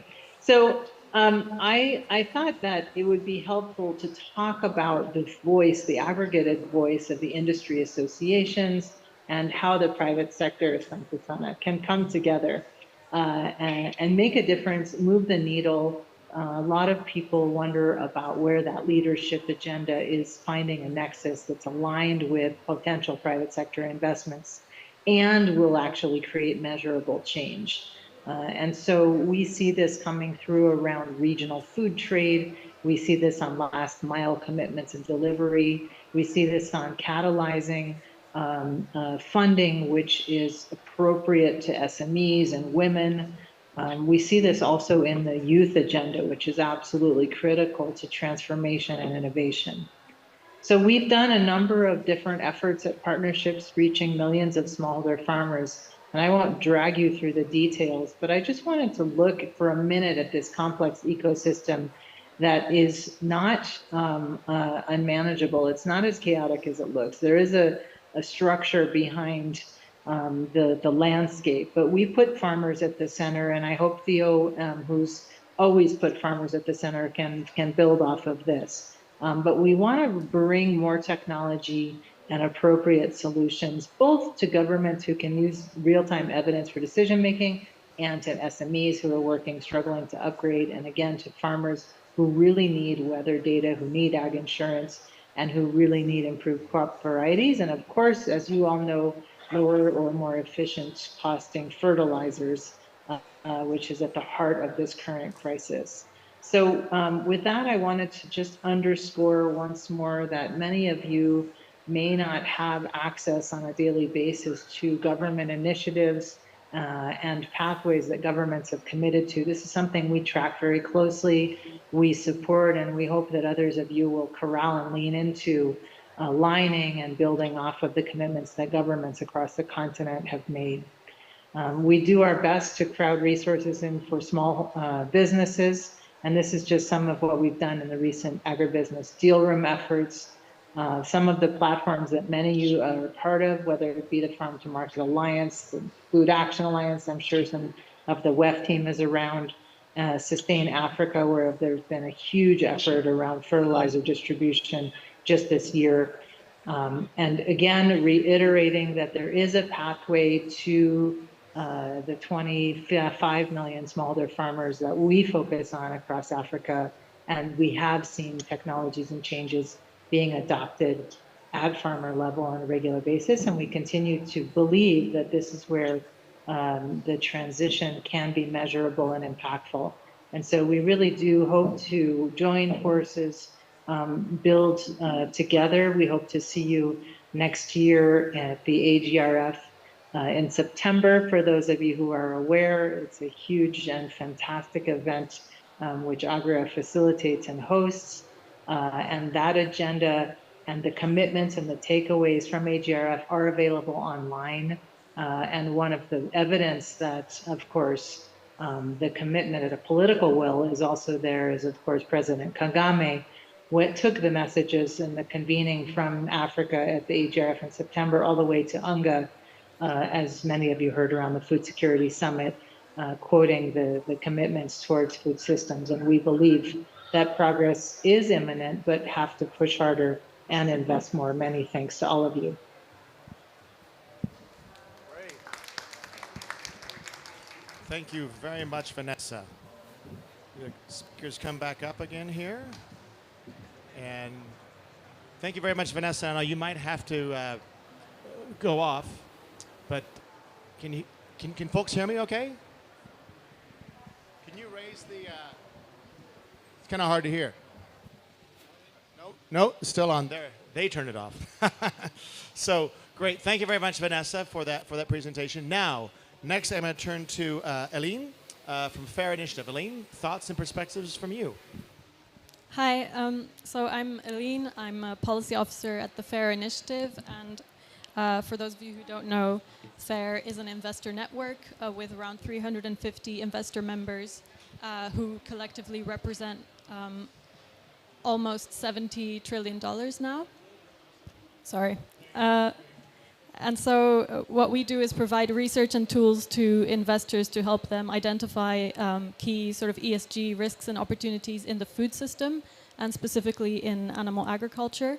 And one of our main tools is the Protein Producer Index, which is a benchmark of the 60 largest protein-producing companies globally, assessing them on ESG risks and opportunities. And we also run engagements between investors and companies to try and get them to improve sustainability practices in their operations and their supply chains. Some of these include an engagement on antibiotics, so trying to improve the companies' policy on antibiotic use and sort of reduce preventative use of antibiotics. 2/3 of antibiotics are currently used in animal agriculture. And then another one is an engagement on biodiversity, which is a new one, which works with meat companies and fertilizer companies to try and reduce waste and pollution from fertilizers. And then another one is on sustainable proteins, trying to get companies and retailers to improve or increase their investments in alternative proteins, and this engagement has been running for a while, and now all of the companies that have been engaged have investments in plant-based proteins. So a lot of that's how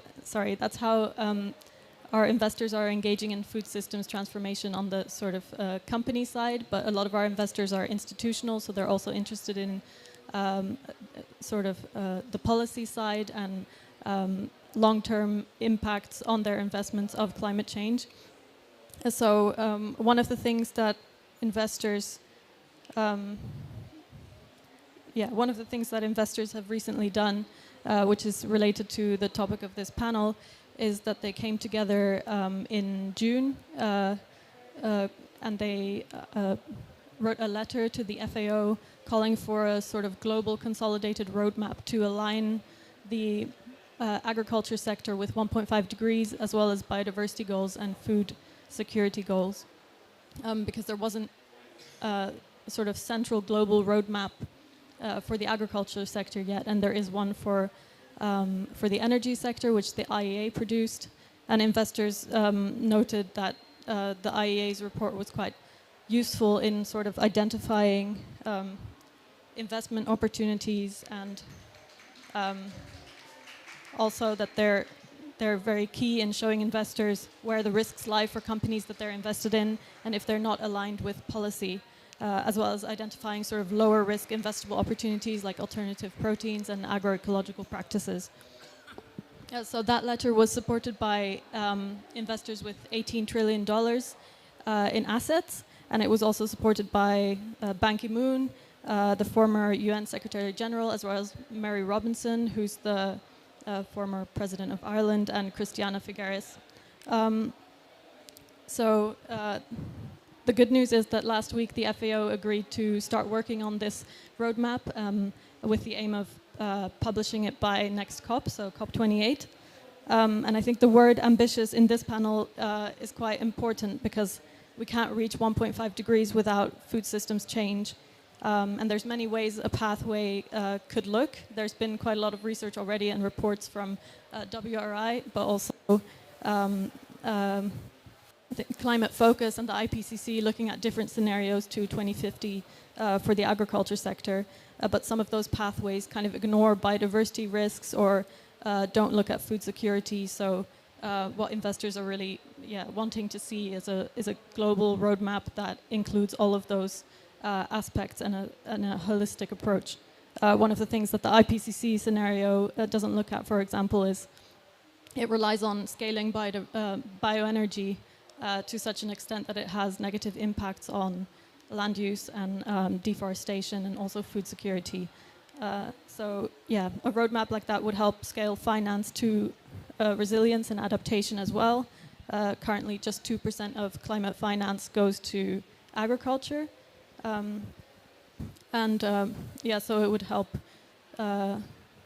scale finance for adaptation, and a lot of farmers, and agriculture itself is very vulnerable to the risks and the impacts from climate change. So there's been a lot of emphasis at this COP on sustainable intensification as a solution, and I think, Tim, you mentioned this a little bit as well. And I think we need to be careful about what this looks like for animal agriculture specifically, because increasing production while reducing emissions intensity doesn't always reduce emissions overall. Even if land use is decreased, it requires a sort of increase in inputs, like feed. So currently 80% of soy is being used for animal feed, and 46% of grain is also being used for livestock. So and obviously soy is a key driver of deforestation. Some technical solutions being suggested as part of the solution are not available at scale or are not sort of accessible to smallholder farmers, like feed additives for reducing methane and biodigesters that address methane, which might not actually address nitrous oxide emission reductions and things like that. So only addressing climate and emissions could exacerbate other risks, like antibiotic use, which leads to antimicrobial resistance, or increased risks of zoonotic diseases, because of the increased concentration of animals per area of land. Investors have identified these. Hello? Sorry. Investors have identified each of these as key risks, and this is why having access to a roadmap to food systems transformation with a holistic approach is key. Thank you. Great. Round of applause for Eileen. Thank you very much for all the great work that your organization does. Now let's hear from a farmer and farmers. Theo, love to hear your thoughts. Thank you, Craig. No one in the world is as vulnerable to climate change than the world's farmers are. But the world's farmers also know that no one can do more about it in a shorter space of time than the world's farmers can. I'm very much concerned that the debates we have here at COP27 and also those in Glasgow last year use language which is way above the heads of the majority of the farmers in the world. And I feel we should change that language. When we talk, for example, about the transformation of food systems, it's very important to give a meaning to transformation and to food systems. Because every farmer will first ask you, what exactly does that mean for me on my farm? What must I change in practical terms? And what will the impact be on my business? Because every farm in the world is a business, is an enterprise. And a business needs to make profit. If it's not profitable, it's a welfare case. And we have way too many of those in the agricultural space, especially in our neck of the woods in Africa. There's not only one food system in the world, there are many. And if I can put on my selfish hat as a farmer in Africa, trying to organize farmers in Africa, the raw fact is that the food system in Africa has not even yielded protection against hunger for a large part of our continent. And those families most vulnerable to hunger, mostly farmers. It's ironically, but those who need to produce the food often do not have the food. Or the mix on the plate is not nutritious enough to do the most basic what we need from our food system to maintain our bodies. So when farmers in Africa hear we need the transformation of our food systems, they first hear we need to cover hunger. We need to eradicate poverty. We need to transform agriculture, the production part of the food system, in such a way that there's a proper livelihood for families. That you cannot only raise your kids on a farm, you need to do a little more than that. Enough to inspire the brightest young minds to choose agriculture as a career. The transformation we aspire to is not something which my generation of farmers is going to do in my lifetime. And I'm still younger than the average age of farmers in the world. It is something which the next generation must have stars in their eyes about. And if we can unpack that, first, the producers and the consumers need to understand each other a bit better. Why is that important? Because more people live in cities than in the rural areas. Even in Africa, we already sit with a second and a third generation of consumers who no longer have a connection with the land, whose experience of food ends at the shelf in a shop.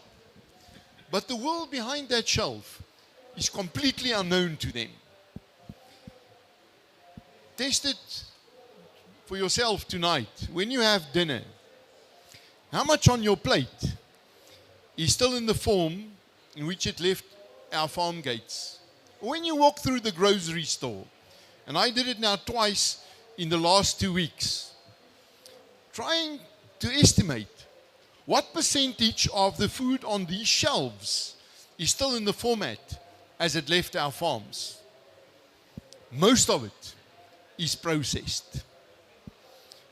Actually, very few people have the luxury of real freshness on the plate, the way it left the farm gate. And we produce into 3 markets. First, let me state this. you really want to transform the food systems, you start with the consumer.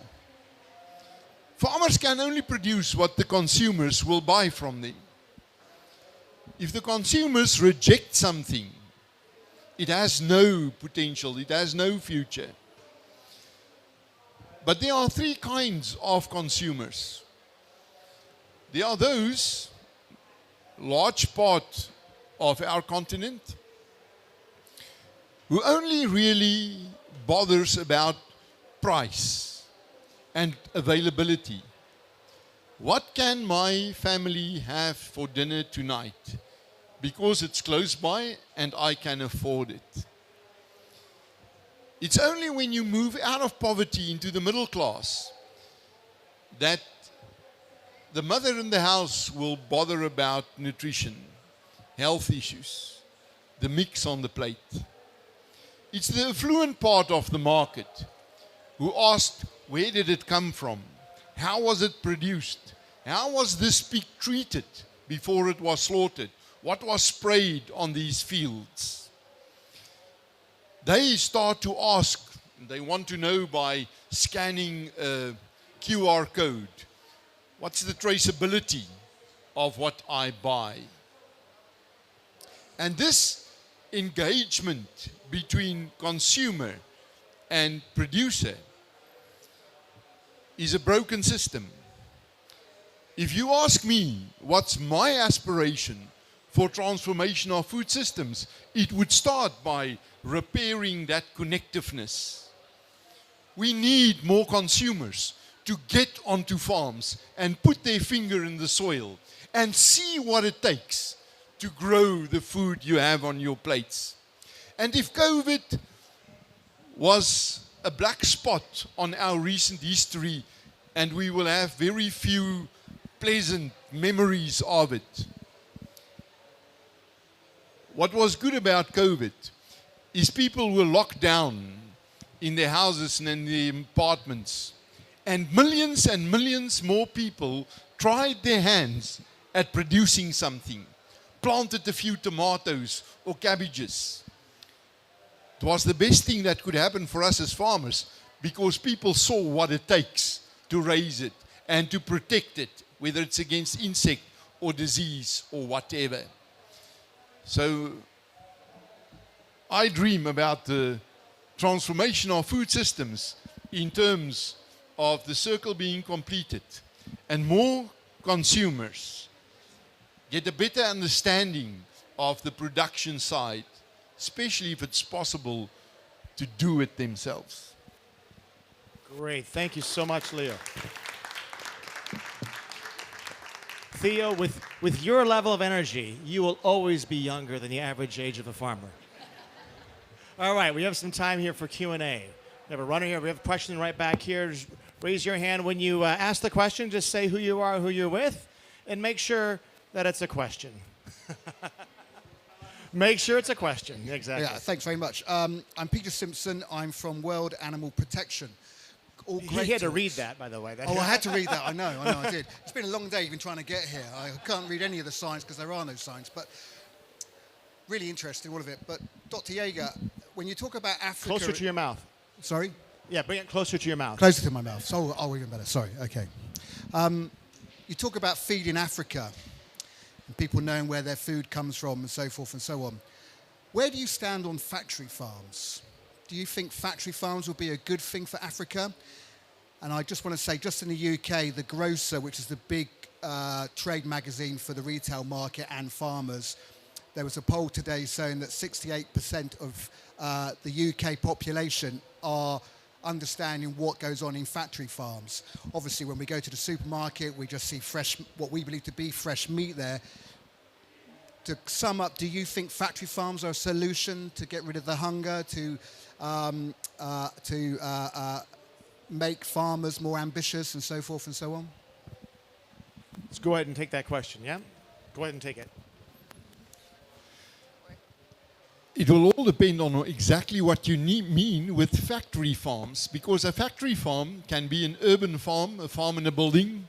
It can be a lab, and we see more and more initiatives on lab-grown meat or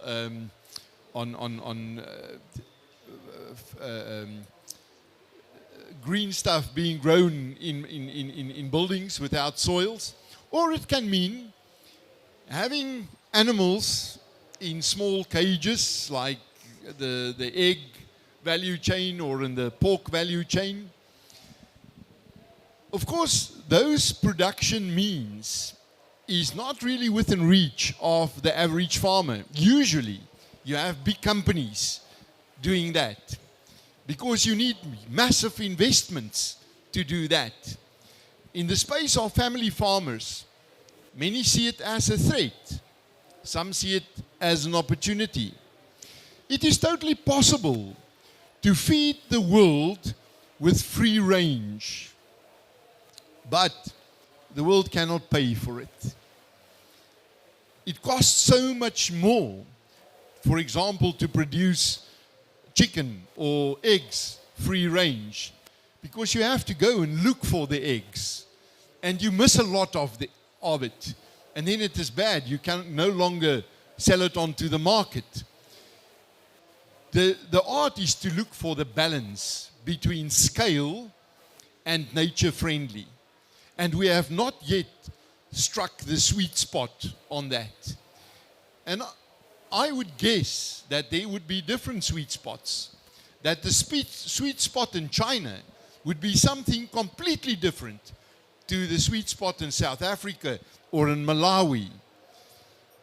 There's also, of course, the moral issues around factory farming, about the relationship between man and nature, livestock farmer and their animals.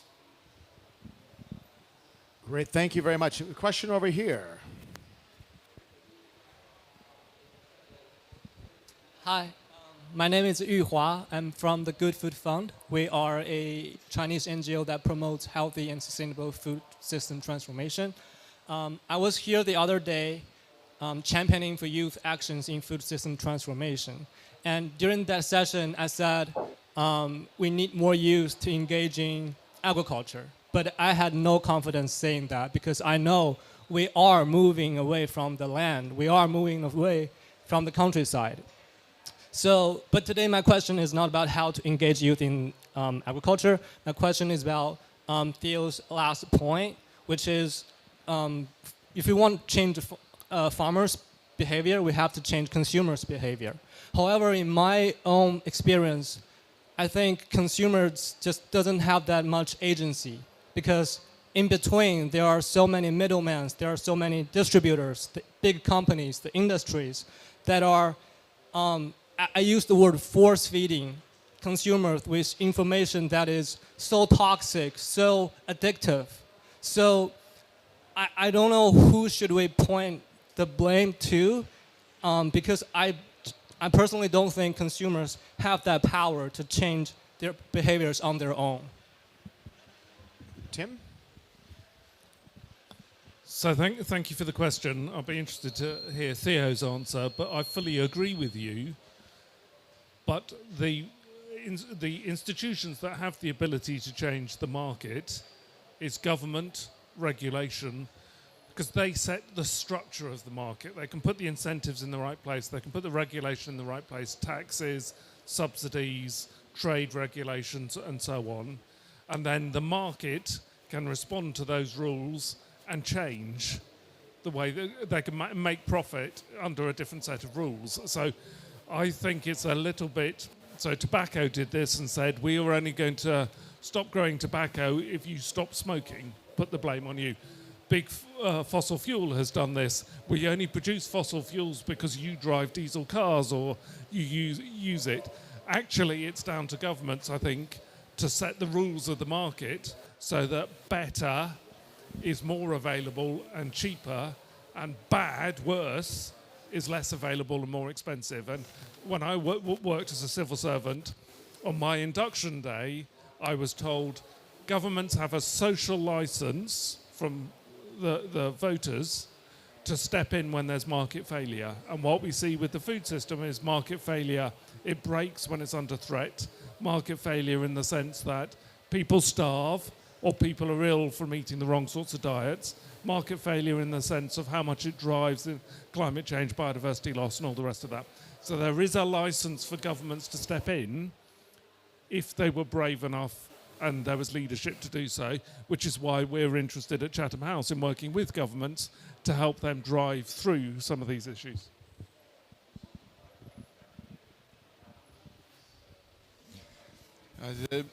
The barriers to entry for young people to become farmers is massive.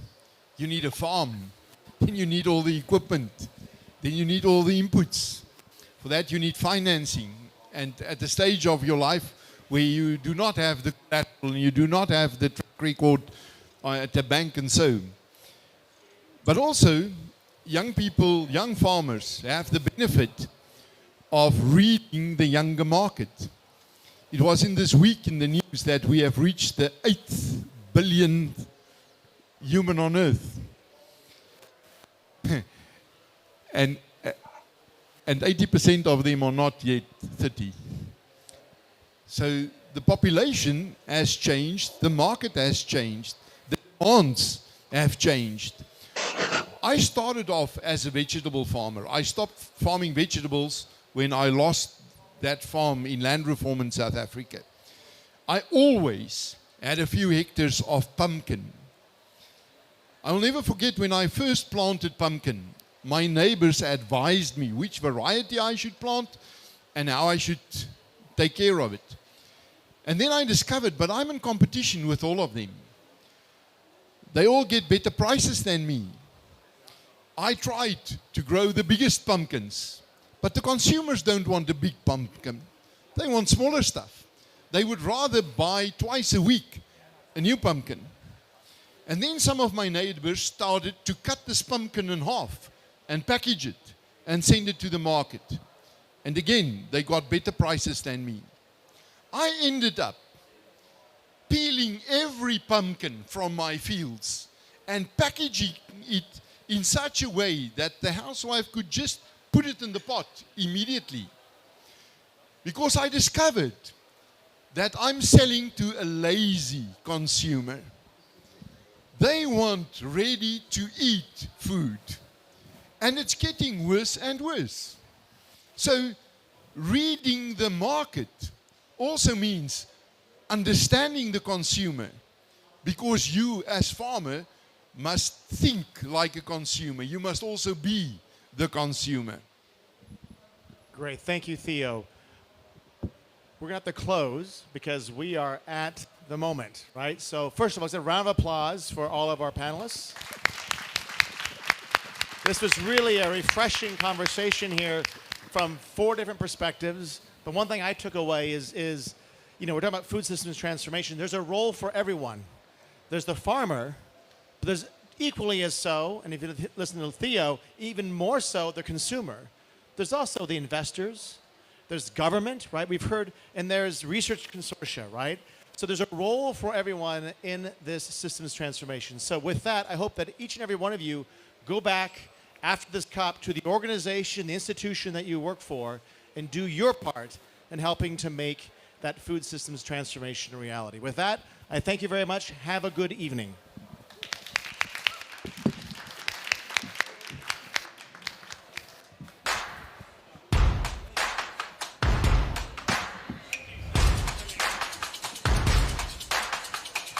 Recording stopped.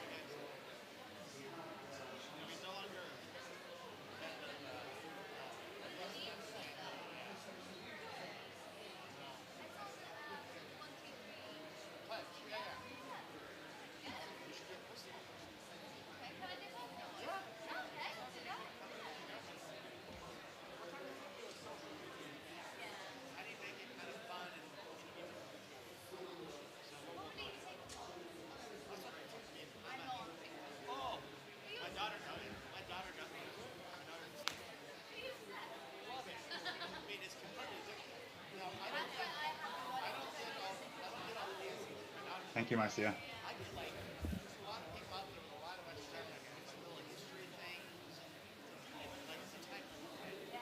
Está, Márcia? Consegue me escutar?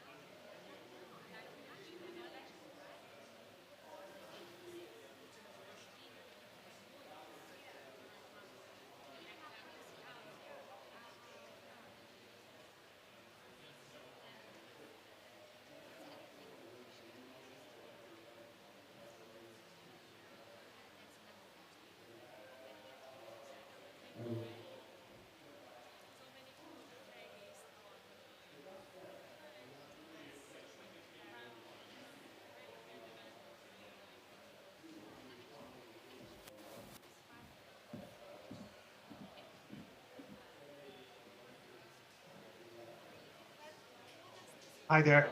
I just wanted to try to do a test so that we can establish if the interpretation services are working okay.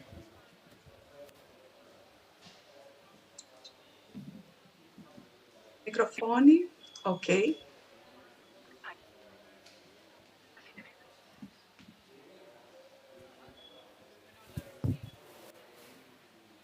Hello, Tom. Yes, I just spoke in the Portuguese channel. I believe she's hearing. Okay, perfect. So can you still hear me now? Hallo? Test, Test. Okay, so.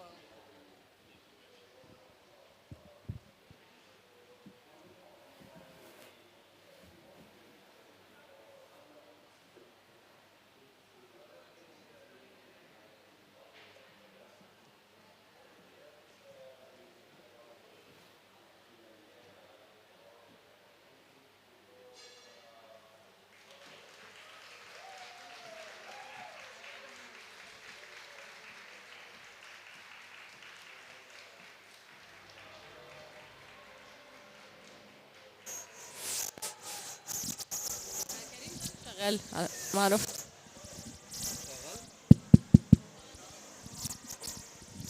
صح اه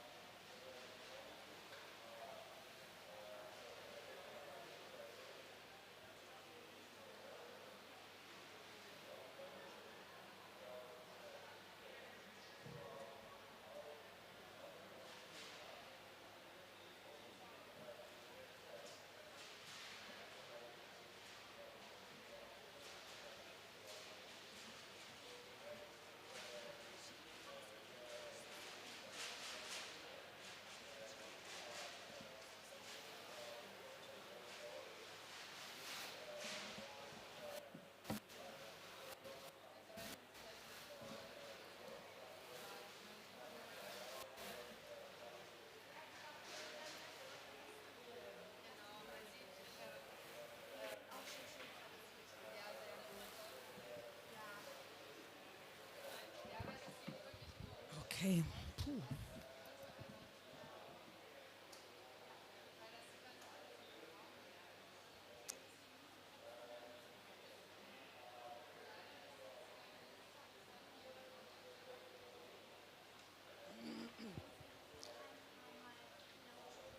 Ja.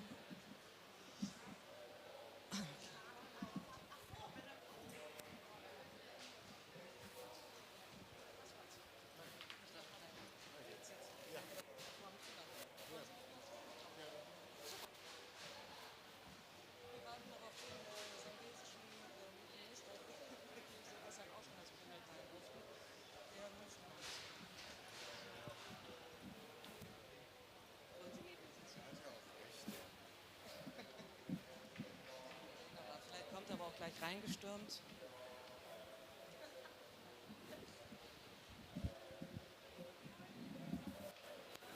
Okay, perfect. Thank you so much. So welcome, distinguished panelists and guests to the session and launch of the Sustainable Agriculture for Forest Ecosystems.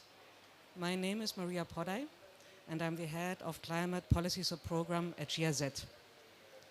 And I have the pleasure to be your moderator today. And I'm happy to see many familiar faces with us. On our panel are today Ms. Jutta Opelainen, European Commissioner for International Partnerships, Mr. Jochen Flassbart, State Secretary of the Federal Ministry for Economic Cooperation and Development, Mr. Oscar Torre, Under Secretary of Commerce at the Ministry of Agriculture and Livestock, Ecuador. We're waiting for Engineer Collins Nvozum, Minister of Green Economy and Environment, Zambia, Anand Neogoro, Director of Food and Agriculture, Ministry of National Development Planning in Indonesia. Oh, Minister, please. Welcome. Yeah. Perfect. Ms. Adriana Melo Alves, Director, Department for Rural Territorial Projects, Ministry of Agriculture, Livestock and Supply in Brazil. For your information, there will be graphic recording capturing all the inputs, which will be shared at the end of the event. There will be some refreshment as well after the lounge, so please feel free to join us after the session. The topic of the Food System Pavilion for today is transform. So we need to go beyond as business as usual. And we are excited to hear from Jutta Opelainen in a video statement about how the European Union plans to support to reduce deforestation and what role this new project plays. Please. Your Excellencies, ladies and gentlemen, deforestation and forest degradation are major drivers of global warming and biodiversity loss, the two key challenges of our time. The EU is committed to finding effective solutions to reverse the alarming trend of global deforestation. We are ready to play our part.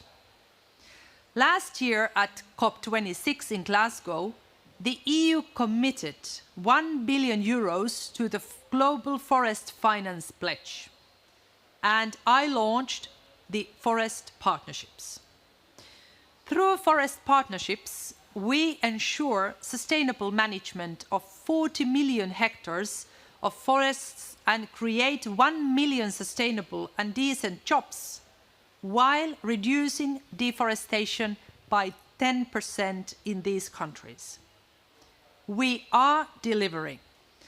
Just a few days ago in Sharm el-Sheikh, the President of the European Commission, Ursula von der Leyen, signed 5 forest partnerships with Guyana, Mongolia, the Republic of Congo, Uganda and Zambia.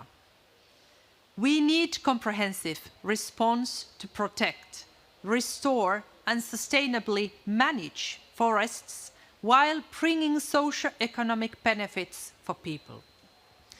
The global EU BMZ program on deforestation, which we launched today, contributes to this integrated approach by addressing both the direct and indirect drivers of deforestation.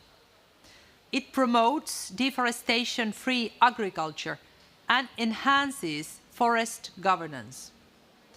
Reduction of deforestation requires actions that raise the value of forests so that there is an incentive to preserve them. It also requires actions that promote sustainable value chains, particularly in agriculture, as it is the major driver of deforestation. Full participation of all stakeholders, including governments, private sector, civil society, local communities, and indigenous people is important. Deforestation and forest degradation have a dramatic impact on the livelihoods of the most vulnerable people who rely heavily on forest ecosystems. We want to strengthen their rights, voice and security. And I am confident that with this program, GIZ contributes to increase knowledge on solutions adapted to local specificities and inspire others to action. Perfect. And looking after the global crisis from Ukraine to political instabilities and the climate crisis, we need to both ensure food security works for people and for the planet. So, Mr. Flassbert, what is the commitment of BMZ for this action, and how does the project fit in?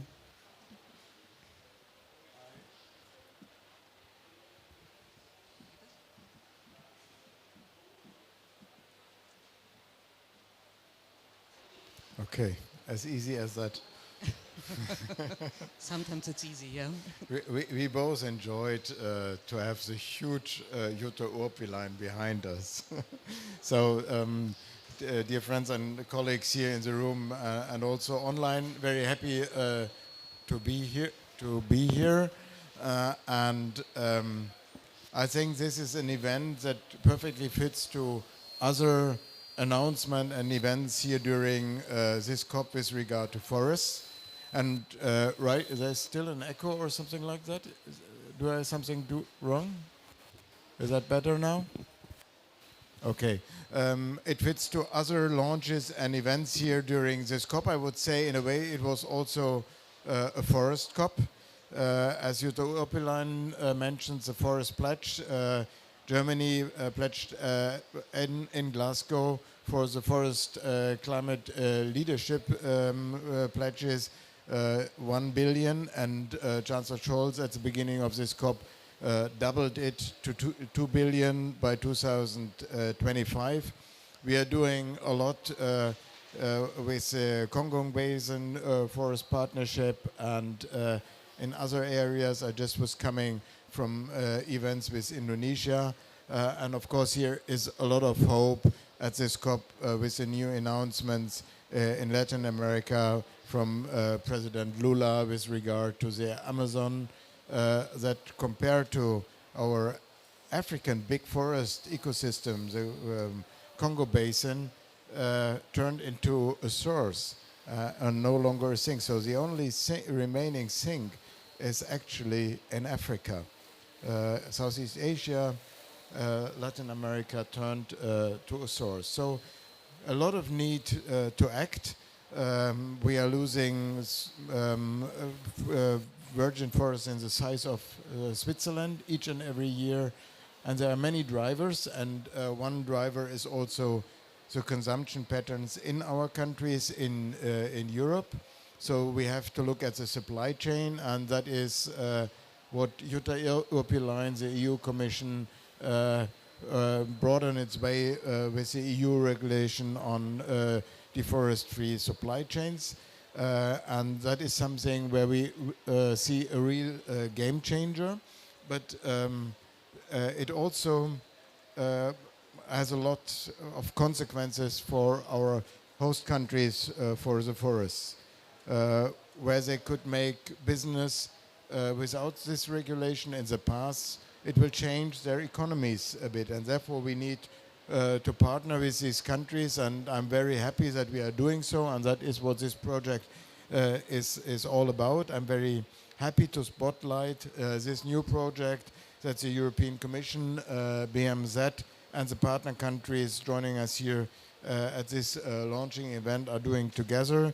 It's called Sustainable Agriculture Value Chain, called in short SAFE, which is a nice acronym. And we will support it together with the EU Commission with a total of 26.7 million euros. This project, and I'm happy that again I'm here together with my dear colleague from Zambia. We are doing this with Brazil, Ecuador, Zambia, and Indonesia. We are here at this event to listen to their voices, what their needs are, how they look at this approach.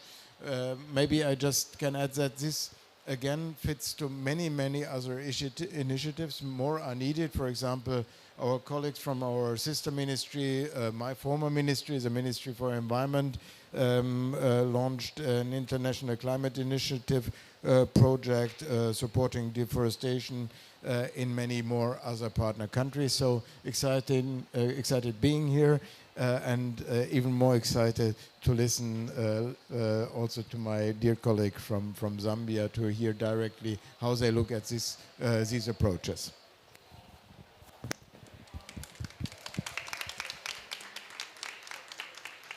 Thank you so much, Mr. Flassbert. So one of the aim of this project is learning from different partner countries and scaling experiences regionally. So we have representatives from the 4 countries we're working with for this project. These 4 countries have the following in common: significant forest coverage, population that depend strongly on forest ecosystem, political commitments towards sustainable agriculture and forest deforestation, and we would like to hear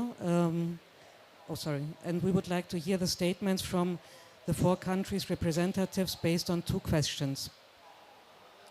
How do we get from commitment to action? And what are the 3 main strategic actions which your country is undertaking to support the preservation of forest ecosystems through sustainable agriculture? So I would like to invite Minister Colin Ndzovu from the Ministry of Green Economy and Environment from Zambia. Good afternoon, colleagues. So what a honor and privilege to stand next to you, Your Excellency. And I bring you greetings from Zambia, from my president, who knows that I'm here. And for him, it's a great honor and privilege because we believe that our partnership with the Germans will result into a mutually beneficial partnership. Your Excellency, I also want to reiterate the fact that our partnership with the German government, our embassy in Germany is very strong, and we believe that our partnering here will result in a lot of benefits back home. Zambia appreciates the invitation to participate as a pilot country to implement the new project on sustainable agriculture for forest ecosystems jointly funded by the European Union and the German Federal Ministry of Economic Cooperation and Development. Your Excellency, this is key for us in Zambia because whilst we have pristine forests, there's danger for losing them and losing them very, very quickly. So projects like this really speak to restoration and prevention of their degradation. This project echoes our aspirations in promoting climate-smart agriculture, which significantly contribute to addressing deforestation and forest degradation across the Zambian landscape. This is supported and well anchored in our 8th National Development Plan and various national plans.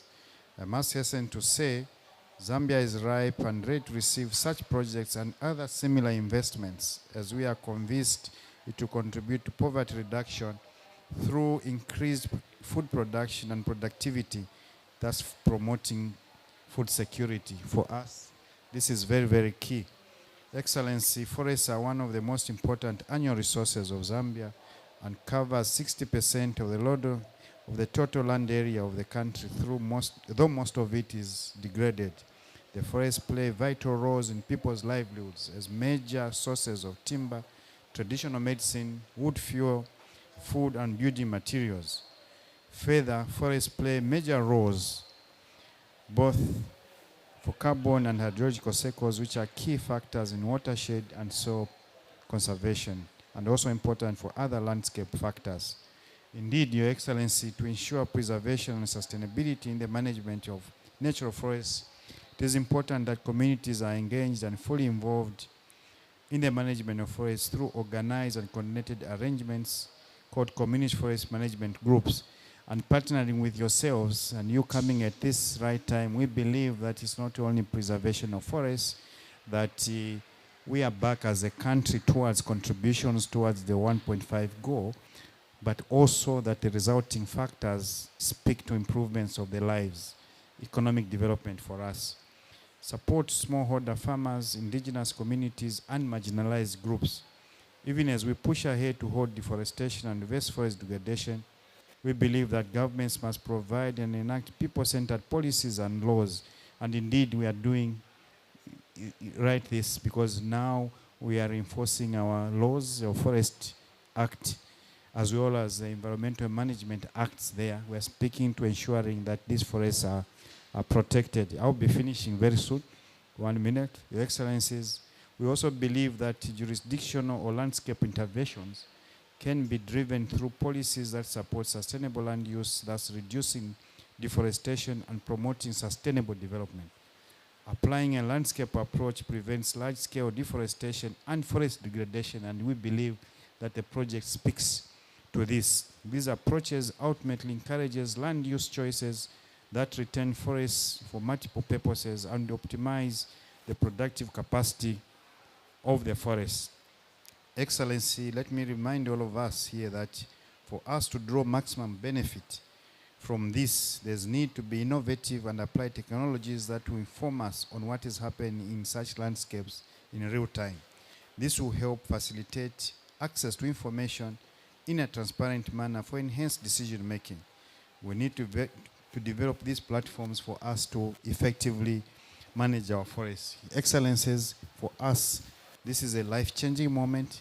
We want to hold it with both our hands.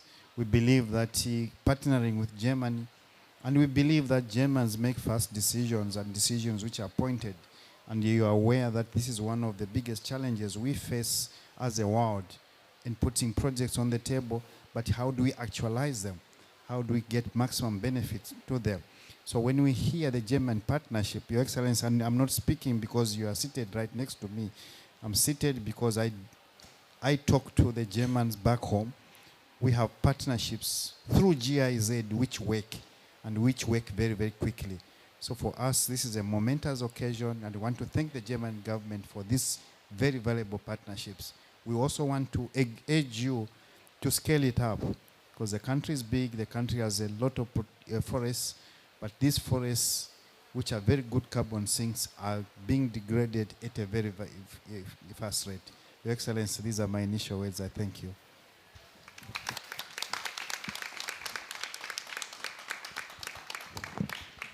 Thank you so much, Minister. And from Zambia, we go to Brazil. And bom dia to Adriana, Director of the Department. Olá. Hi. Eu gostaria de agradecer, né, Hello.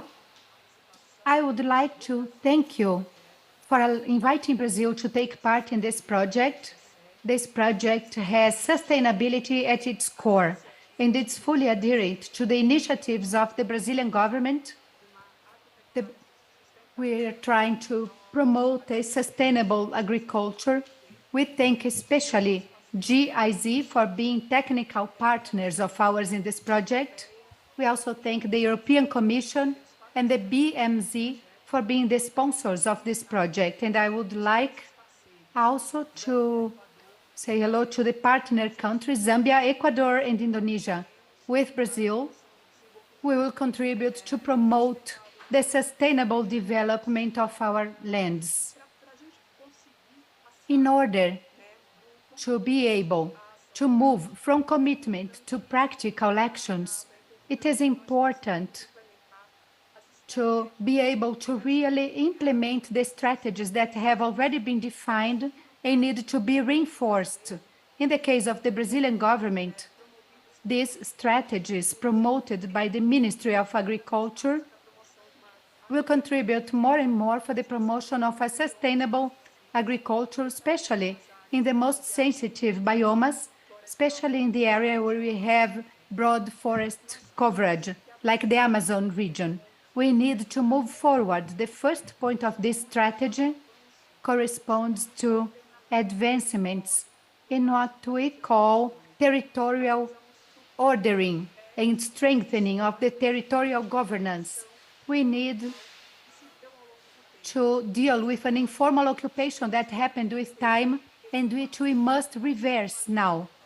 This informal occupation should stop, and we should have more and more monitoring tools so we can check the use and occupation of land, especially in the Amazon region. So we need to move forward, and we need to strengthen the territorial governance, data banks, informational platforms. All of that is at the core of our strategy to promote a sustainable agriculture and cattle raising, especially in the forest ecosystems.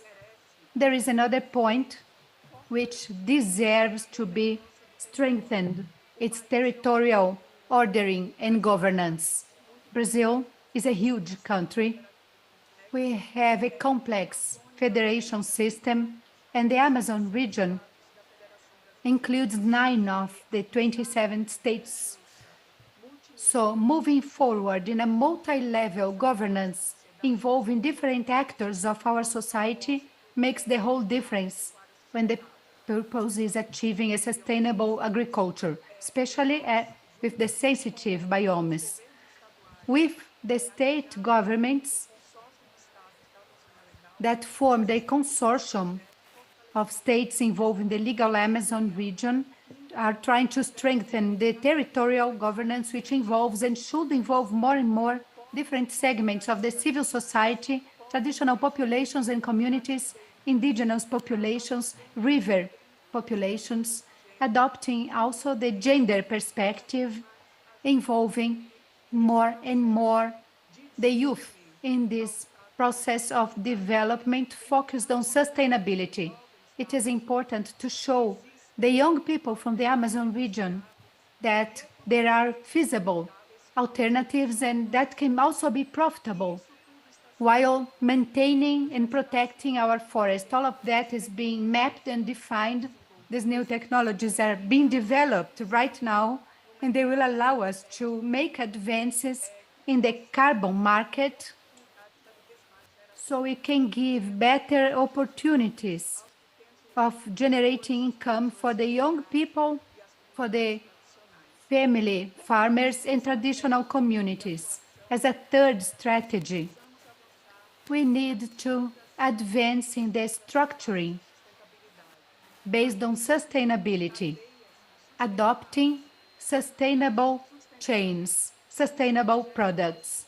In this project, we reinforce in one area, one municipality that has the highest rate of deforestation, which is called Altamira, a promising chain developing different systems for the cocoa chain, which has potential to add value and inclusion, corroborating all the premises of sustainability, maintaining our forest protected and recovering degraded areas. So these three strategies together, integrated with other initiatives, will allow us to move forward together in a process which will allow us to become more and more sustainable in the Amazon region and in the entire country of Brazil. Thank you.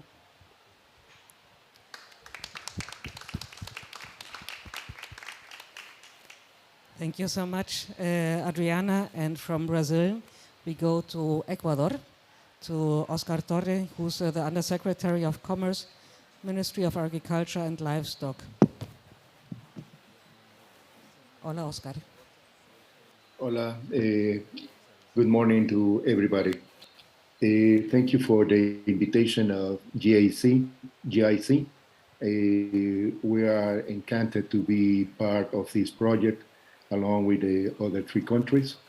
In response of the question, the national government, through the National Plan of Opportunities, promotes the reduction of deforestation and degradation of ecosystems through the use and sustainable exploitation of our natural heritage. Our purpose is to achieve the sustainable, comprehensive, and integrated management of agricultural resources for the protection, recovery, and conservation of forest ecosystems. Along with that, the National Agricultural Strategy of the Ministry of Agriculture and Livestock includes the environmental sustainability and adaptation and migration to climate change, and a control of the expansion of the agricultural frontier over natural spaces. Finally, we are also working through the phytosanitary and soil sanitary regulations and control agency, Agrocalidad, to promote public certifications with a focus on sustainable agriculture, for example, certificates in good agricultural practices and organics. Following these policies, we have been working with the European Corporation, and we have been doing pilots. We have been shipping containers of cocoa and coffee, forest-free, certificated forest-free, and we are exploring the market at this moment. Thank you.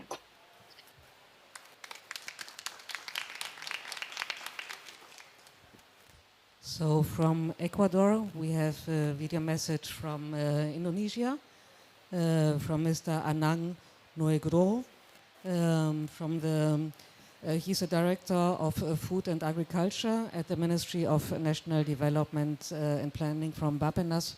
So, selamat malam. First of all, I would like to express my appreciation for the organizer as well as delegates in Cairo. I express my regret that I could not attend physically. Our Ministry of Development Planning, at this moment starting to collaborate with the GIZ on this implementation. Sustainable agriculture, it is really required to consider three dimensions. First, we recognize the importance of how we are bringing the issue of inclusivism or the role of the individual and also the people. Social inclusivism is really important pillar for the sustainable development. And the other two, we are really depending on the sustainability of our economic activities, as well as resilience from our ecological base. Our strategy on this part is directed to increase and improve the welfare of our farmers, increase and improve income for our smallholders, as well as we are maintaining the access for the resource base on the practice of developing more just and fair on the land use and land tenure. Other activities through this project is we are dealing with the how to improve and to increase our land use or land productivity with surrounding ecosystem, and we are restoring and rehabilitate our degraded land to improve their capacity to support our food security. At the same time, we are empowering the capacity of our farmers. Indonesia within the G20 presidency, especially on the event of B20, where all the business groups convening at the November 11 last couple days, we've been already committed and declare, we call it as the Sustainable Jurisdiction Indicator. Those indicators consist of 23 indicators, which is divided into the 4 pillars. First pillar, consider with the resilience of our environment system. Second is the pillar for our economy activity. Third pillar is we will maintaining our resilience on the social and as well as improving our governance. Those 23 indicators, we call it as the Sustainable Jurisdiction Indicator. We will be used to evaluate the achievement of our region, especially our subnational level and subnational region, which is province or district level, how they are operating or to deal with the sustainable development affairs. On the other part, we are also very serious and very giving more attention of how we are bringing our development pathway into the low carbon development approach. It is also part of our 5 years development plan that the low carbon is becoming important policy while we are doing with our development activities. Thank you very much.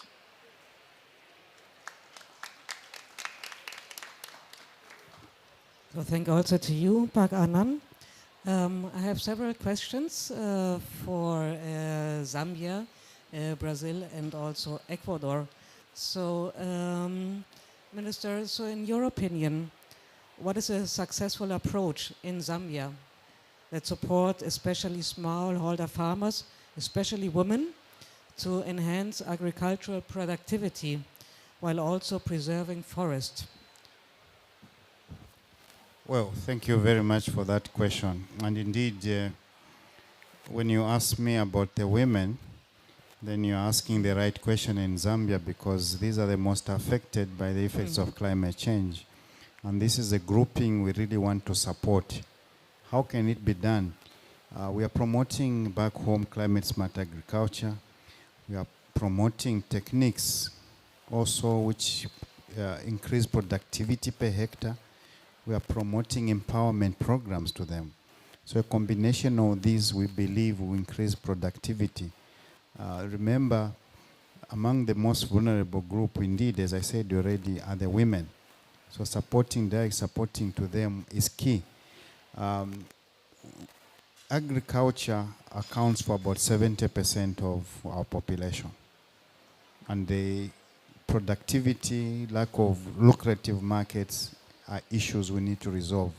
But further, also, in Zambia, forest protection, climate smart agriculture, these are issues which affect the food, obviously, the water, and the energy. So resolving the food systems in the country is key for us. And also, we believe that once this project is successful and it supports the bigger population, then we can also be able to export in the region, because the region is right now food insecure. So the question you asked, Madam, is very, very important, and these are some of the ways we believe the project will be able to add value. Thank you, Minister. This sounds very exciting and very promising. Oscar, are you still with us? So, and Adriana as well? So I cannot see Oscar. So, Adriana, so my question to you would be, what 2 digital innovations are being deployed already in Brazil, which ensure sustainability, transparency, and inclusion towards more sustainable and integrated agricultural supply chains?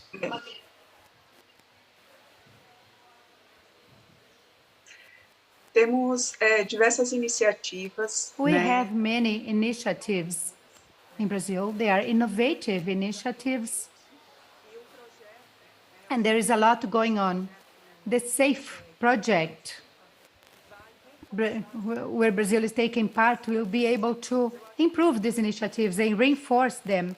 They will become stronger.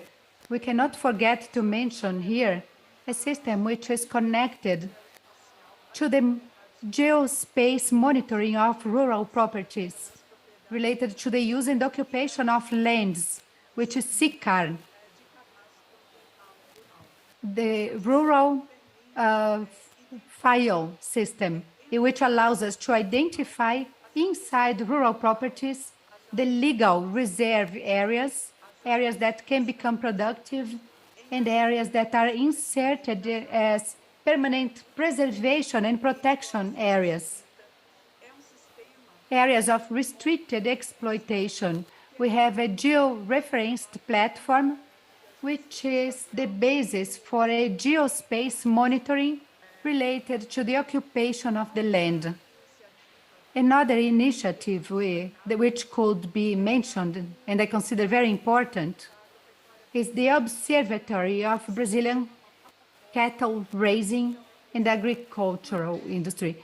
This is also a very important platform which contains lots of data banks of different dimensions.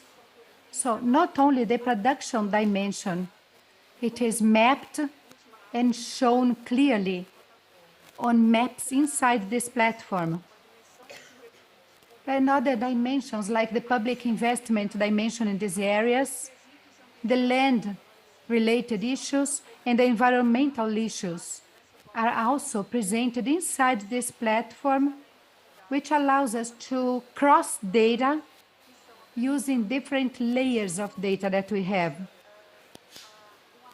All of that shows how much we are advancing in what we call land intelligence for agricultural production in Brazil. It allows us to work observing the Brazilian forest code and legislation in order to determine the production sectors and respect restrictions for specific productions by reading the indicators for specific territories. It's a very rich platform and it contains lots of data. It will contribute to increase transparency with regard to what is being produced where. So we can also work to encourage or restrict a specific type of production. Thank you so much, Adriana. Sounds very good, and congratulations to that. Oscar, so coming to Ecuador, which are the two main incentives to preserve and sustainably use natural forest in Ecuador? Yes, at this moment, the government is developing the first agricultural commerce free of the Deforestation Conference, which will allow us to identify the challenges and elaborate an agenda toward a free deforestation commerce. Basically, this conference will allow the issuance of a long-term public policy, which will be prepared jointly by three ministries: agricultural, environment, and commerce. This public policy will regulate the sustainable production and commercialization of our products without affecting our forest heritage. We are also working at this moment with the international banking system because we are looking forward to have a zero carbon commercial production of agriculture. So we are promoting changes in our constitution to allow to emit carbon zero certificates that will help our small producers. 80% of our production are small producers, so we are thinking to give those incentives so they stop deforesting our natural forest. Thank you. Thank you so much, Oscar, and thank you so much for your engagement. I'm looking at the audience. There might be some questions coming from the audience. I don't see for now, but I do have a final question to the panelists. So, if we meet again at the next COP, what is the one thing that SAFE should have achieved? So give me one sentence from each other. What is that SAFE should have achieved by the next year? Anyone would like to start?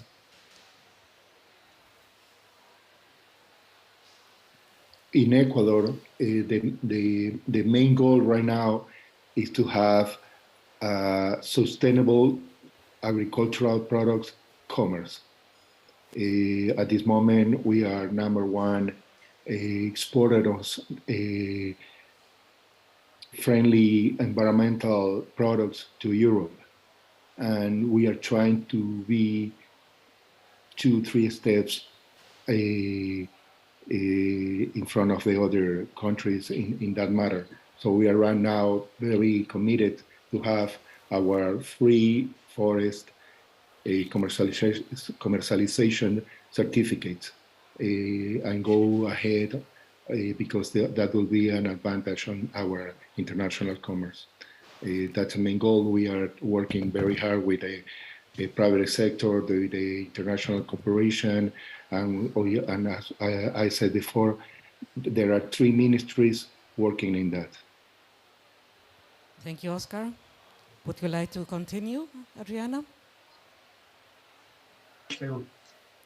Sim, nós gostaríamos de ver, né, no próximo. Yes, we would very much like to see in the next meeting more adherence between SAFE and our project with a very sustainable plan, which is the plan of our Ministry of Agriculture for the development of the Amazon region based on sustainability. And we would also like to ensure better opportunities and more inclusion also, and more involvement of everyone in this project. I am sure that the design developed for this project is fully adherent to everything we talked about here, focusing on a more and more sustainable value chains, more inclusive farming and cattle raising. Thank you. Thank you so much, Ariana. And Minister, so what would you like to, so if we're going to meet next year at the COP, so what should have been achieved by SAFE within 1 year? What would be your wish?